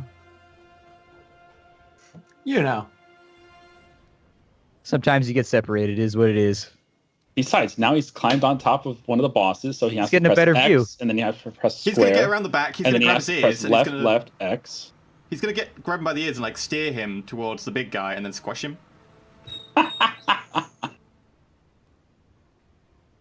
Dax. Gray. You've got the banners down from the front. Are you going to rush inside and try and get all that stuff too? I look at Gray. Gray, can you Oh, hold I'm the sorry. front? Yeah. Okay. So what is I say, Dax, you just honor the lady. I will take care of them. You know, having this weird spider thing in my hand.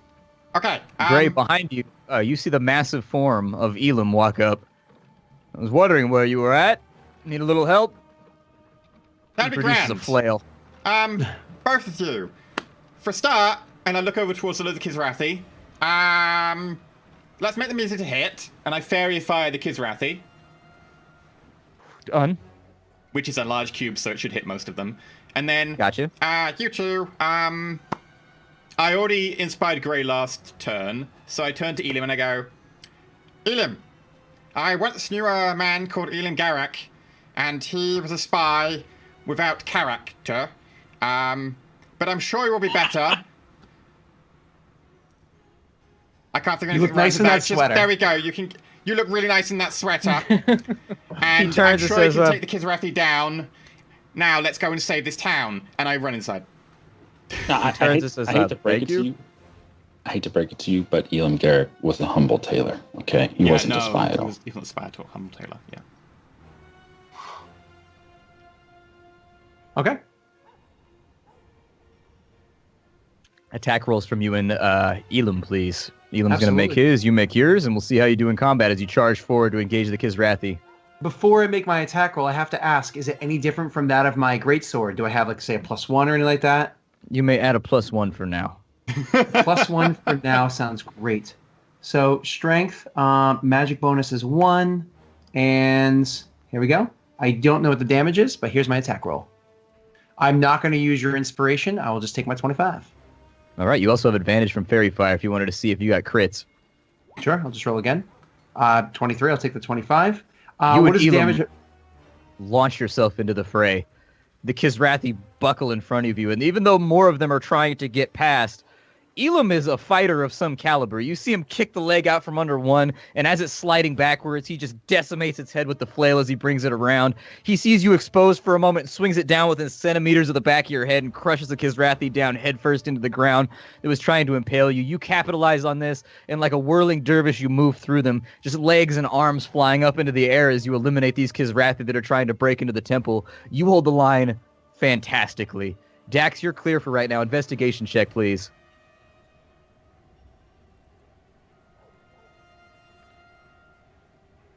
Natural one. You can't find anything inside of here. Your memory is really failing you. Oh. You start looking around. You can see banners up above, but you don't know what books to look for. You don't know what tomes exist. This- You sit there for about 15 seconds just going,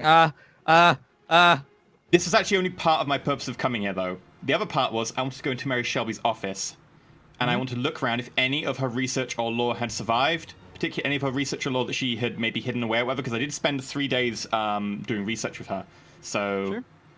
I pop into her office, start looking around.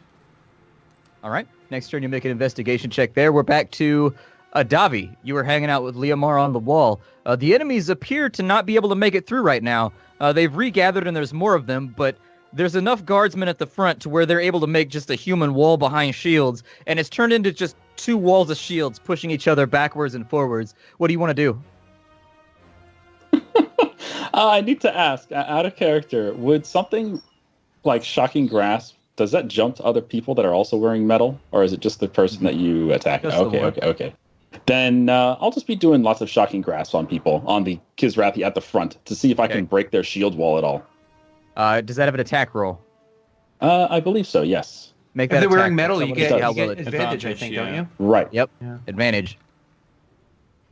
Okay, attack of 20 for 10 damage. Very nice. You begin raining down lightning upon the enemies, and before too long, you've carved a small arrow shape of bodies at the center, and the guards press out through this and begin to fan sideways, surrounding the enemies that are attacking the gates, meaning to push them to both sides. You see the 4 remaining adventurers step into the gap and prepare to fight inside of there, and you see Leomar throwing a fireball out to the back as more of them run up the hill, and you see just whoom, and you see them all burst into flames and fall to the sides as he tries to thin the ranks behind so that they've got an opening to push those to the sides, finish them, then reform.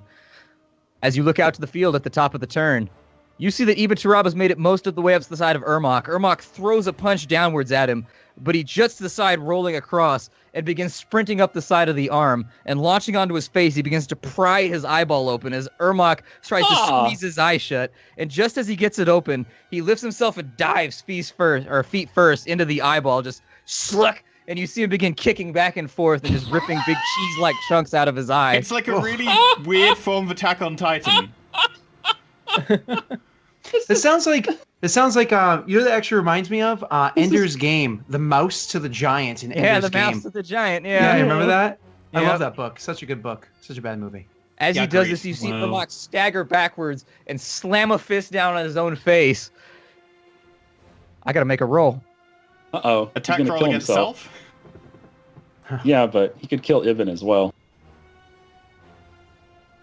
You guys aren't gonna see this one, but it determines what happens. As he slams his own fist down on his face, you see Ibn Turab try to jump to the side, but his leg is crushed against the side of the creature's face as the hand just impacts and slams, and he staggers backwards, screaming and howling and holding his eyes. You can see a number of Cavalier Knights down below taking advantage of the situation, trying to dance in between his legs, and they start ramming large lances into the side of his Achilles tendon over and over and over again, trying to bring the creature down. Ibn Turab, his leg captured, you see him cry out in pain as he begins to crawl out from under the hand and begin his descent down the creature's body, every now and again slamming an elbow into the side of a bony point or some other weak area. Mm-hmm. We're back up at the top. Dax, make your investigation roll one more time. Daleric, if you wanted to continue holding the line, I'm going to need an attack roll from you. Definitely. I will love to do that. And I'm also going to add the Dax go inspiration first. dice you gave to me last session. So I get a total of 16. Okay, looking For around any the office, you can magical find... objects, artifacts, notes, books, tomes.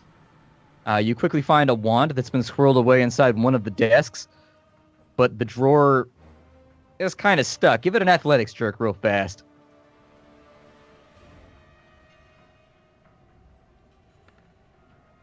$17.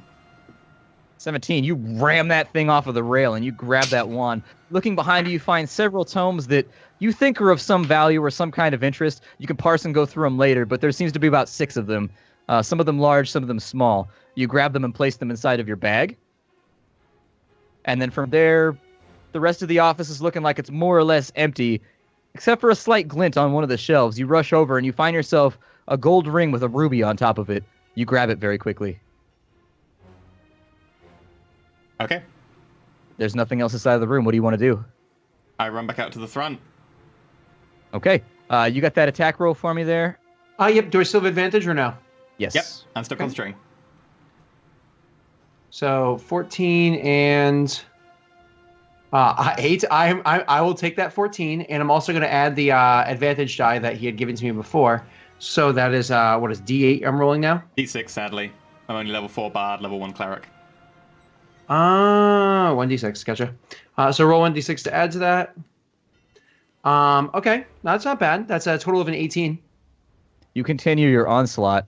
You have an option, though, in front of you. As Elam holds the line and you continue... I used my wrong attack. Sorry, this is a total of a 19, but my apologies. Okay. Go ahead. As you crush down upon the enemies, you see a Kisrathi clambering up onto the roof and aiming an arrow at some people, pointing an arrow at people who are pulling a cart and trying to get clear of the area.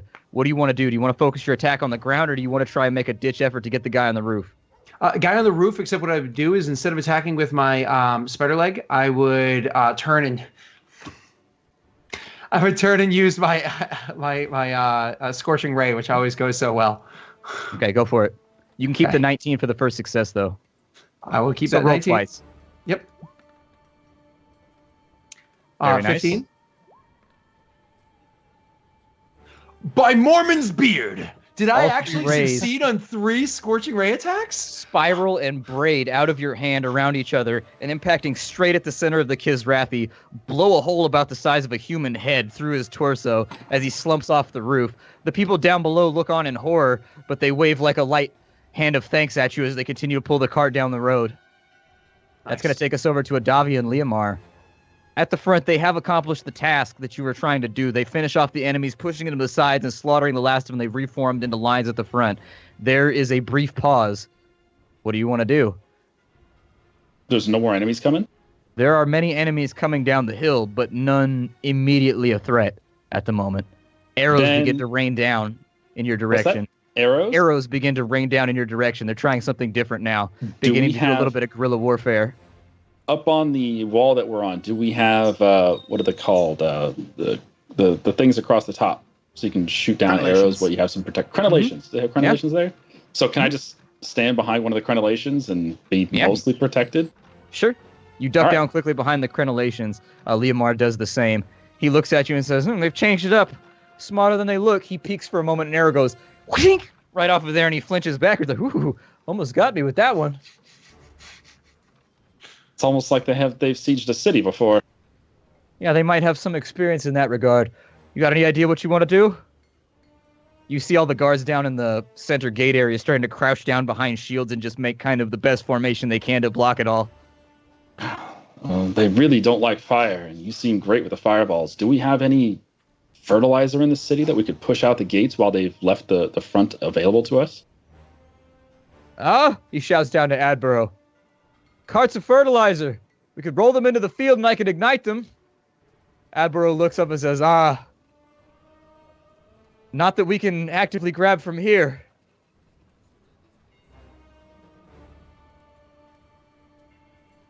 Bad idea. As he turns and says that to you, you see a Kizrathi pop up and line up an arrow on him while he's not paying attention. Adavi, what do you want to do? Oh, he's shooting. Oh my God, no. Just throw him back off with a chromatic orb. Hit him.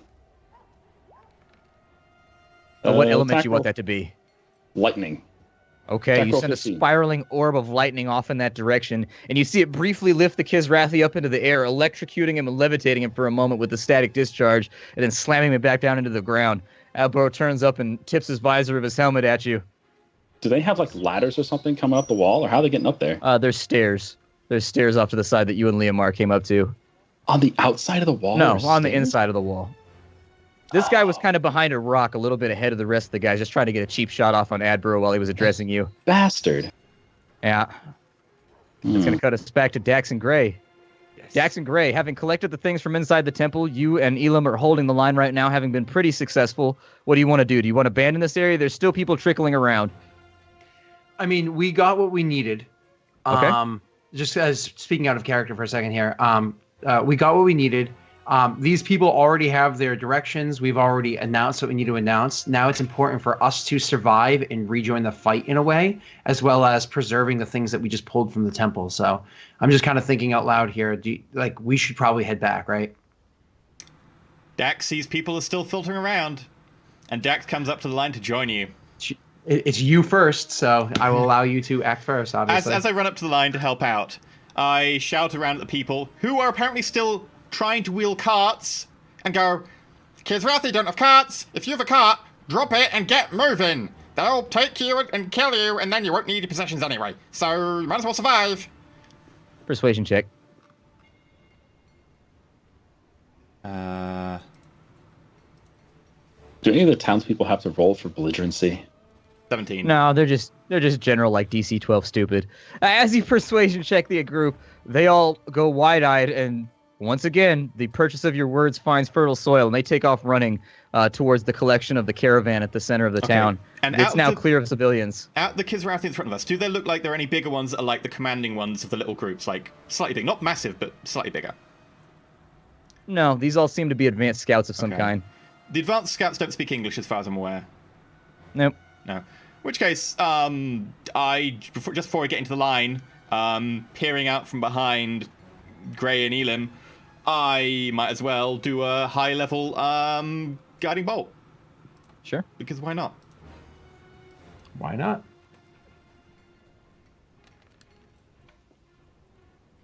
Ooh. Oh.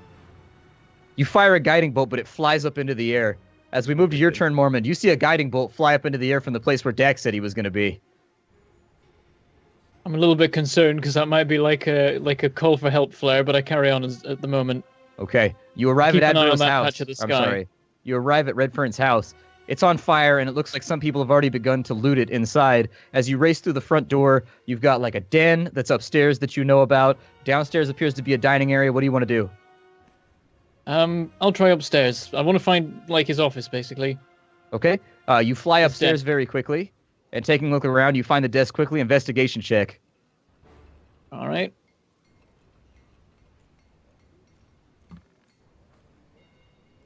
$12. With a 12 behind the curtain, confirming what you saw previously in the vision that Dax had relayed, you do find smudged chalk across the wall. The floor appears to be covered with a thick powder, like a dust almost.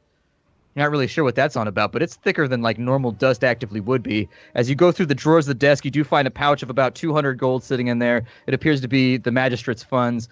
You go through another drawer, you find a bottle of cloudy water still sitting inside of there, although thumbprints on it have become old. There's thick dust, but in the spot where the thumbprints were, there's very light dust. You place it back down in the drawer, and going through some of the things, you find an edict that appears to have come from the Scions in the north, signed by Lieutenant Adborough. You tuck that inside your fold, and aside from that, you don't really see too much else. As you look over at the bookcase, you do see a wrapped-up scroll on the side right there. It's slightly burned at the center, and so you grab the grouping of scrolls, even though they're singed around the edge, and that's pretty much all that you can find for right now. All right. So the bottle with the water in that I picked up, did it look like one of the magic ones, but it was inactive, like it did? Mm-hmm. When you're at your desk for a long day and you've got a lot of work to do and you don't want to get up to go pee, you keep a bottle. Oh, come on. Come on. Come on. Or at least you're not here to make me drink it this time. Yeah. Wait. Hold on. Hold the phone. This time? You missed that? Wait, was this the session that you were out sick and Mathis had stepped in for? No, Dax fell into an outhouse, and then once Dax fell into an outhouse, he got revenge on Mormon by making him drink salt water out of a jar that they found in a necromancer's hive. Yeah, I thought that happened, and didn't the next session you were incredibly sick from drinking that, and Mathis actually was the subbing for you. We were saying that he was still ill, yeah. Yeah. No, I actually do recall this story, and I remember watching going, that's disgusting. I actually know this story. That's funny. Good stuff. At the front gate. It's at this point that the battle lines are starting to wane on the human side. Ermok falls down to one knee and begins to crumple, moaning and holding his eye. As he hits the ground, you see a number of knights charge up and just begin stabbing him in the temples, and you see Ibn Tarab limping with one leg, just driving his fist into the side of its head as hard as he can, just wailing on this thing. Ibn Tarab stumbles for a moment, and you see a clutch of eagles fly down from the side of the forest. Right as the battle lines start to wane, you see wolves and bears and eagles charge out of the south end of the croftwood and slam into a flanking position at the side of the lines of the enemy as a tremendous roar goes up. Ibn Tarab, with his bad leg, looks up and sees one of the eagles, and you see him holler or say something into the air. One of the eagles dives and picks him up by the shoulder and starts to carry him back towards where he was fighting with Karak. Having him found Karak, he drops to the ground, favoring his good leg, and rushes towards him. But the moment that he does, Karak turns, slams a fist forward, grabs him by the throat, and lifts him up into the air. Ooh. And you begin to start to squeeze as you see blood start to emerge from the side of Ibn Tarab's throat. Ibn Tarab is a large man, probably the better part of 6 foot, but Karak is just massive. And it seems as though the battle has gone on. He seems to have gotten larger. You see him look at Ibn Tarab, and you see him look at the field to the side of him. And in a moment, he takes a hand and clenches a fist, and a ray of black energy radiates out, and you see all the humans in probably a 20-foot radius just into dust as their armor falls to the ground. He looks back up at Ibn Tarab and smiles. Adavi, you see Ibn Tarab smile back, and his hand goes up towards his neck, and you see him squeeze. You don't know if he just squeezed his own throat or what happened, but likewise, a white sphere radiates outwards across the battlefield, and then there's the sound of rushing wind as both lines fall backwards. You see Kizrathi tumbling end over end back towards the ocean, and you see them start to disintegrate as well. Karak looking up at Ibn Tarab, he holds for a moment. You see the flesh start to blow back from the front of his face, his hand recoiling and becoming skin, and then finally bone. He drops even to Rob, and there's a flash of white light that blinds everybody that's looking at it, and a silence crosses the air. Those of you inside of the city, Mormon, as you come outside of the house, you see the sun actually be eclipsed by this light that you see in the front of the field. Those of you fighting inside, turning around, you see it coming around you, throwing a shadow across everything, almost like a nuclear blast. Wow. Jesus. You feel a rush of wind run over the front of the city, and you stagger forward. As the wind hits the Kisrathi that you're still facing off against, you see them all disintegrate instantly. And the light continues to grow until you're all just engulfed in white light, and there's no sound. There's no anything. And then all of a sudden, you find the group standing side by side next to each other, just in white. Even to Rob is in front of you. He's chuckling briefly. That's a little creepy. But you said there's no sound. Can we even hear him chuckling? You can hear him chuckling, but nothing else, which is kind of strange for a battlefield. We're just like in a white void. There's a distinct lack of Grey Lady. You are alive. I myself, I'm going to see my family now. I figured you could use a brief moment of respite for what's coming. If you have questions, ask them of me now, for you will never see me again. Well, what's coming? Given what I have seen on the field today, the Kisrathi are our betters. You must go now. Go to the capital. Take these people. Speak to the Council of Seven. They will introduce you to our patron.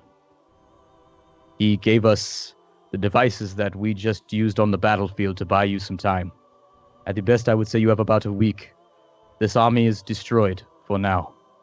Although at a great cost. I was hoping not to use the amulets that we were given, but speak to him about Atlas. That is your next goal.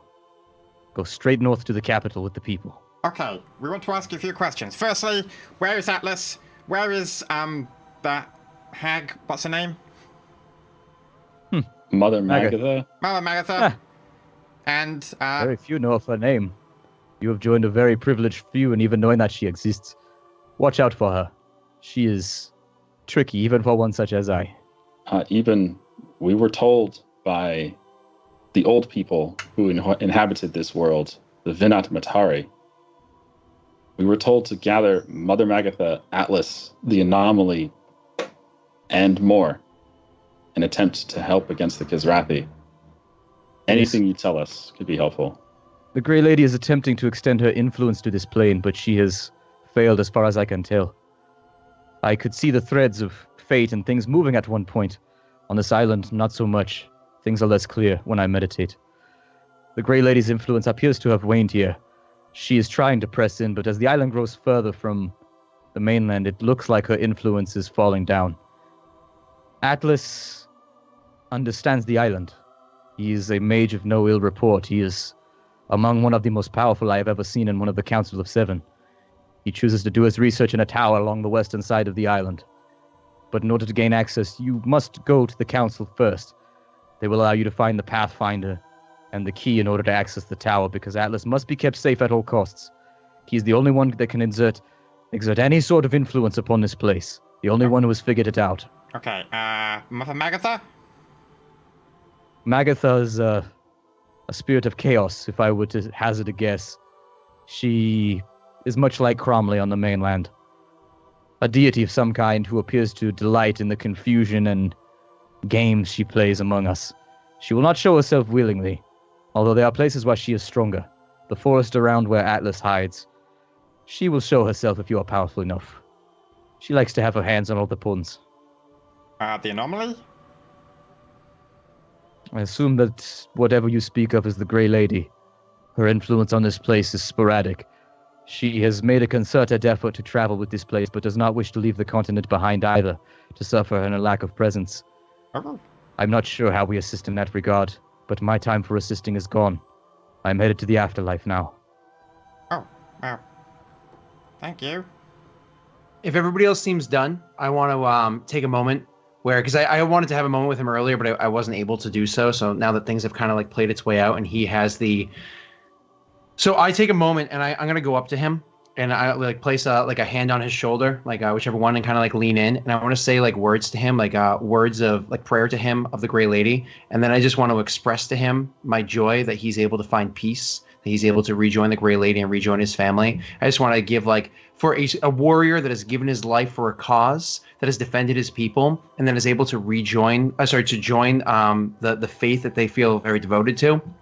That's like the ultimate greatest way that you could die, and that's the way my character perceives things. So I give to him like kind words along with the prayer that more or less expresses that, and almost not almost, I'm pretty sure he picks up the flecks of jealousy that he's able to join into this wonderful afterlife. But I try to keep it quiet, so the party, I'm sure if they make a perception check of like, I don't know what you want to say, like a 12 or whatever, they'd be able to hear it. But I cast a silence on myself, Adavi, and Mormont. Okay. And so Rob leans in upon hearing your words. Thank you for your help, my friend. I know you did the best you could with my family here. I go to see them now. But the Grey Lady, she will see you soon. Do not lament your existence for much longer. Your time is coming, but not yet. He slaps you on the shoulder. As for the rest of you, Atlas, the Scions, Cannot hear him. Mother Magatha. For some reason, it cuts through your spell. Farewell. And he steps backwards. And even though the room is clear and white, it's almost like he steps backwards into a mist and just disappears. And with that, the white slowly starts to fade, and you find yourself standing at the front gate. Everyone has a dumbfounded look on their face.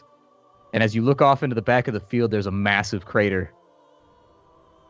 Humans appear to be fine, sitting, taking in what just happened, taking their helmets off, just looking at the ground and the bodies everywhere. The Kizrathi are pressed back to the hole that they initially burst out of and are beginning to climb back down into it. Kark looks over his shoulder as he goes back down. But you can't make out anything. He puts his blade back inside of his belt and walks confidently back down into the hole. After all that's done, my character had taken off his helmet when he went forward and said those things. I actually going to keep my back to the party for a moment, and it's a very obvious gesture of my hand to my face for a second or two before I turn back around and regard the party and watch everything that they're watching. And kind of like one of those two business faces as put the helmet on, and even though they seem to be retreating or whatever, it's one of those give the look to the party and be like, our job here is not yet done. Kind of like, with that, I'll actually give like a firm nod and just walk off to rejoin the ranks of where I'm supposed to be in the military and go assist them. Adburo nods, and he turns to the rest of you as, Cots is all ready. We don't have time to figure out what in the hell just happened here. But, I think we just witnessed the death of a Scion. I don't know. The Council's never had to replace one of its own during its entire operational time. As far as I know, the whole council used to adventure together until they found whatever was in the capital and took hold of the place. I don't even know how they deal with this sort of thing. But we need to head north. People of Woodley, I assume that your preparations are complete. Fall in behind the soldiers. We'll do the best to take care of you that you need. If you have need of anything, water, food, we're going to reapproach the lines and what's remaining of the army, and well, some of our support's still there. And with that, he walks off, placing his helmet on a small hook on the side of his horse and starts riding you all towards the lines. Before too long, you join up with the remainder of the force, where as you approach, you see a smiling Nasan pushing his way through the army. And seeing you, Adavi, he raises a hand, still holding that spear. I'm not even going to comment on the spear. Nasan! Good to survived. See you, my friend. So did you. He looks a little the worse for wear. He's definitely got some bumps and bruises. But showing uncharacteristic personality, he grins at you and smiles. And, good. We can finally go about our business. I'm hoping we can find a time to dip out of the caravan and make it to the monastery in the north. As much as I would like to, I don't think that's going to be our fate, Nasan. We'll discuss it. And with that, you join the group, and you start to head to the north, and before too long, the road tightly flanked on both sides by the Croftwood, is gathered by hundreds of men moving along the way. Dax, looking over your shoulder, you see that the druids have fallen in line behind the caravan as well, with some of them taking up backwards-facing positions, guarding the flank with the final soldiers in the rear guard. You see the face of their leader. He waves as his hand slowly turns into a wing, and a number of them fly off towards the west. One of them holding a white banner or a white ribbon on its foot, and you see the rear guard slowly start to break off as they see there's no threat there, and they head off towards their people. With that, the next few days passed. It's not too long. I would like to find the mage who's with Adavi on the walls. Mm-hmm. And I'd like to ask him if he could have a look at the wand, the tomes, and the ring. Sure. He goes through the tomes pretty quickly, and finding one of them, he says, "This one's enchanted. If you cast within its presence, it appears to have some kind of amplifying effect. Might make the spell stronger, or in some way make you more proficient at casting. So there's that," and he holds it out. The wand here is a lightning bolt wand. Fairly simple stuff, but well made out of alchemy. It's strong. Should hold up for some time. Does it recharge, or does it just have uses and then it's dead? My best guess is that it will at some point lose its potency, but it'll put a hell of a sting on something before it goes out. Definitely a good weapon of last resort. Okay, and one of the tomes is... Over the few days, I would just use some random spells with the tome to find out what it does. Mm-hmm. So what is It its appears exact to add. effect? It appears to add 2 damage onto any cast. Okay, I give that to Adavi. Fires burn hotter. Lightning strikes harder. It looks like it just makes things come together a little bit better for some extra pain. Mormond, as you walk during the course of the next day, out of the corner of your eye, you swear you can see the Black Hound trotting along behind you. A large black mastiff, probably 3-4 feet tall. But whenever you look, it's gone. But it never seems to leave your side. It always seems to be there whenever you're relaxing or resting or letting your guard down. But you can never get a good look at it. It's very Harry Potter. It's your godfather. Gray, I almost called you Gary. Gray, you think That's my brother's days, name, so. Yeah, Gary Gray. You That's think actually for the your full next few name. days. You think for the next few days, Gray, about what Eben to Rob said to you. And while normally you're morose, knowing that your death is coming soon from someone that powerful, and that the Gray Lady has a plan for what's going to transpire. Weirdly enough, the rest of you notice that Gray seems quite a bit happier the next few days. Like, there's pep in his step, and he seems a little bit more optimistic towards the future. I'm not sure I understand Like, what it Happy seems Gray like- is. Wherever Is he you're going, drawing he little wants to get skulls there on quicker. everything? Hey, you guys saw this when we were in the caves. You guys saw this when we were in the mines. For a minute there, I thought I was going to die, but then that minute passed, and I was miserable again. But now it's back. So, good. Thank you. What was the ring with the ruby, by the way? Ring with the Ruby was a ring of AC +1. I'm actually curious if we're going to be asking questions like that, if they can be answered. We had the needed to be reforged, fixed, whatever, hammer and armor. Sure, Should we address those now? sure. Going into the next season, before too long, you actually pick up Hallsguard on the way back, and during downtime, he sets up his tools Which and means begins Oscar! going to work. Oscar arrives back as well, having survived the I ordeal. wanted beef. The armor is, we're going to call it plate mail, and it gives you resistance to both slashing, bludgeoning, and piercing, all of them. So Awesome. you basically take half damage from most melee sources. It has the same AC as plate mail. He can tailor it to whoever in the party wants it if you're distributing gear around and trying to give it to people.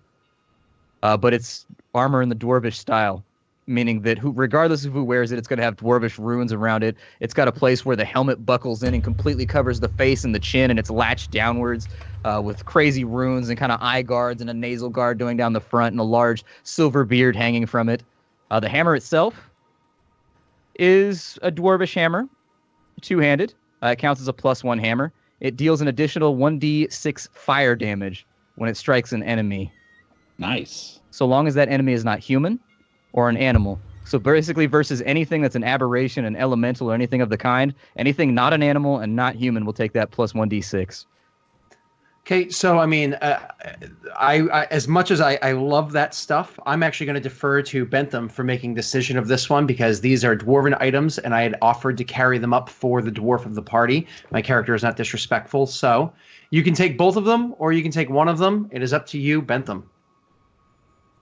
So the armor is the super defensive thing, and then the hammer is for killing evil things.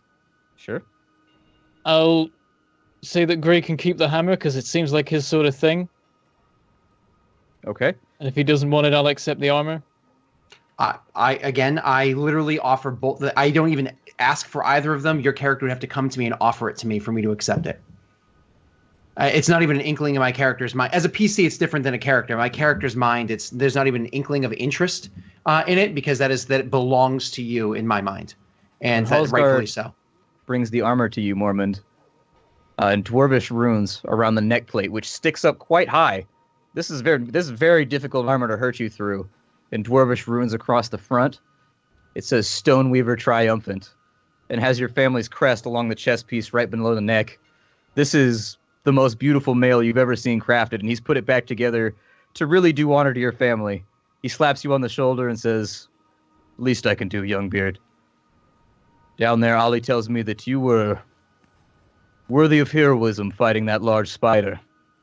And it's only right that your armor should commemorate this." And looking down, you do see the square-like figures of a dwarvish figure who is you, with a short beard and one eye crossed from the side, driving your blade into the stomach of a recoiling spider as kind of square-like blood falls from the bottom of its abdomen. You look at it and it sends shivers up your arms. You get actually goosebumps at the moment because you've only seen the Greybeards wearing armor like this who have done truly great feats on the service of their people. I thank you for it, and I'll do my best to do the armor justice. The sword that I got from the spider leg, what are the actual magical effects of it? You said for now it's just at the +1, but what are the benefits of this sword? It's a +2, and against any check made for fear, you will get advantage. Holding the spider's leg in your hand, you remember your past victories, and you feel no fear. And so if somebody tries to get you with a fear spell, you have resistance now to it, which means you get to roll with advantage.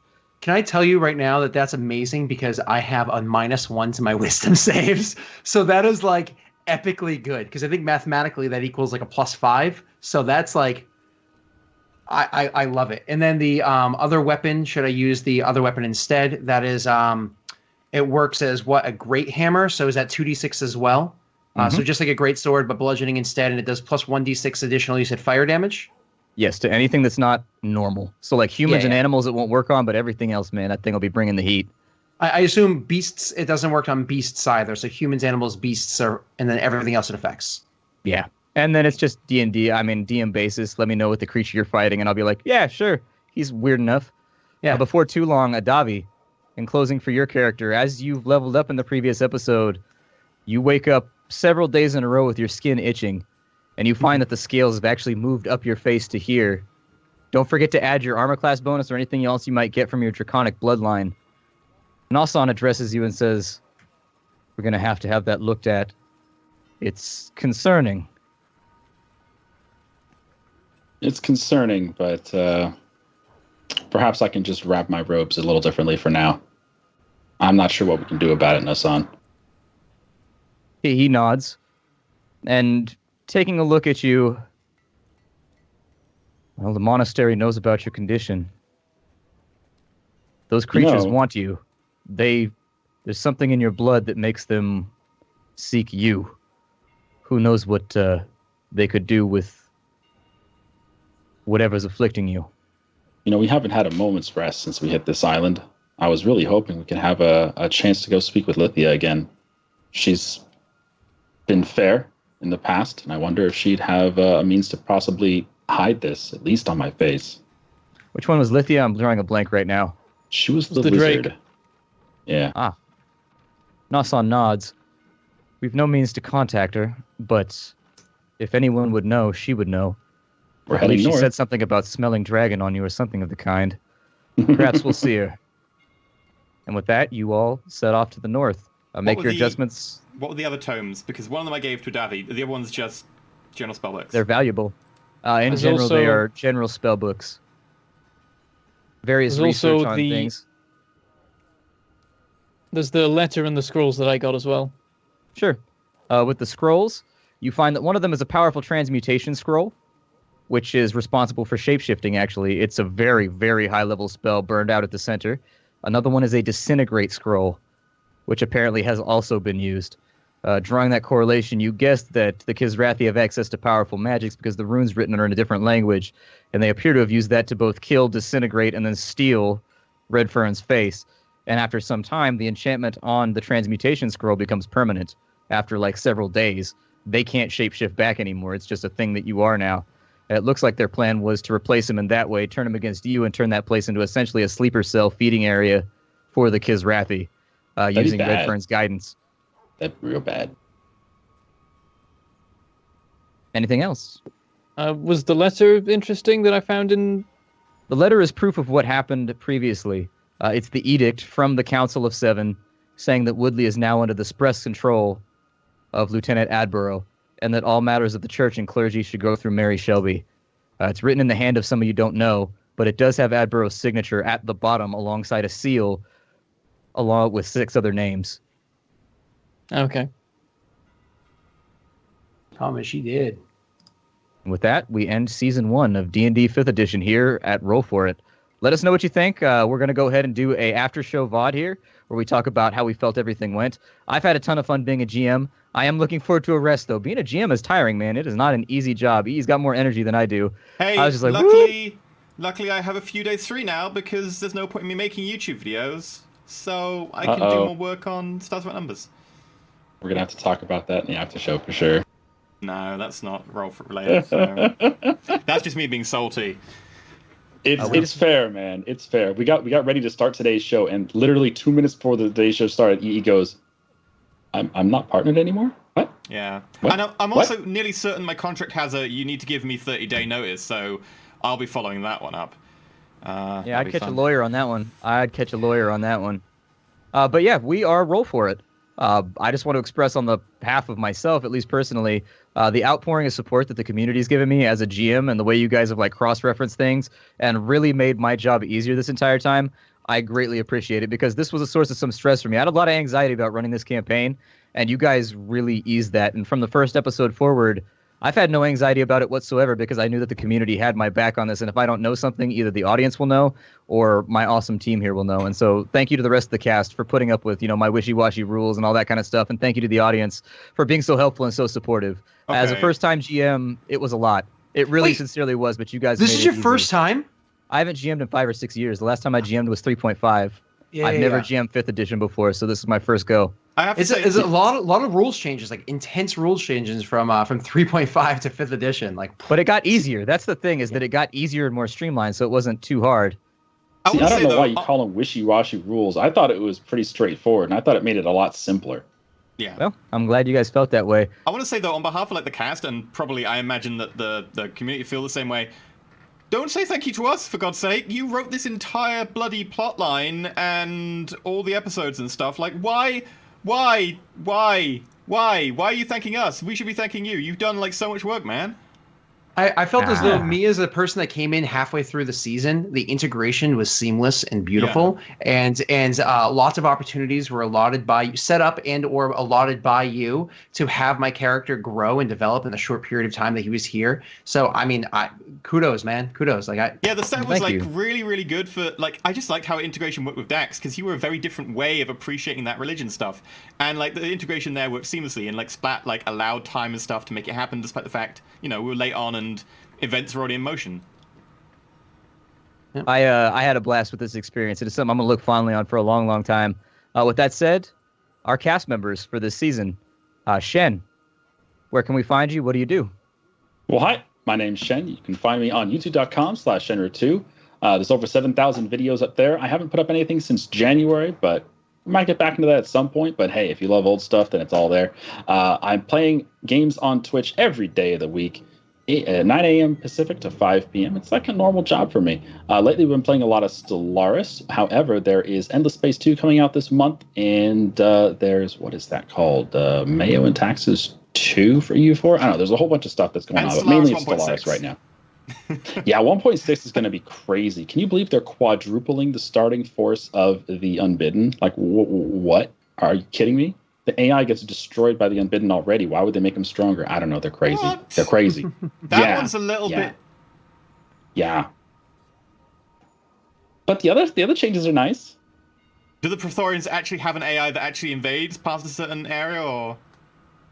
I've only seen them once since Unity hit, and I destroyed their fleet. They never colonized a world, and they just disappeared. They just vanished. Okay. Huh. What about EE? You can catch me streaming on Twitch. I'll be on tomorrow night at the same time we normally roll for it. I'll be finishing off Mass Effect 3 maybe tomorrow night, maybe the week after, because it's on super hard, insanity, modded hard, more enemies, and we're getting to the end of that playthrough. Tuesdays and Thursdays, 4 p.m. BST, 8 a.m. PST, whatever that is in your local time zone. I also stream. And normally I have 2 videos a day on YouTube. However, that's a little bit up in the air right now with all a little bit of weirdness. I'm going to have a fun time sorting emails and replying to messages until 3 a.m. and checking contracts. But yeah, I normally have stuff up there. I've got, like, I think Galactic Civilization 3 Crusade and also Subnautica.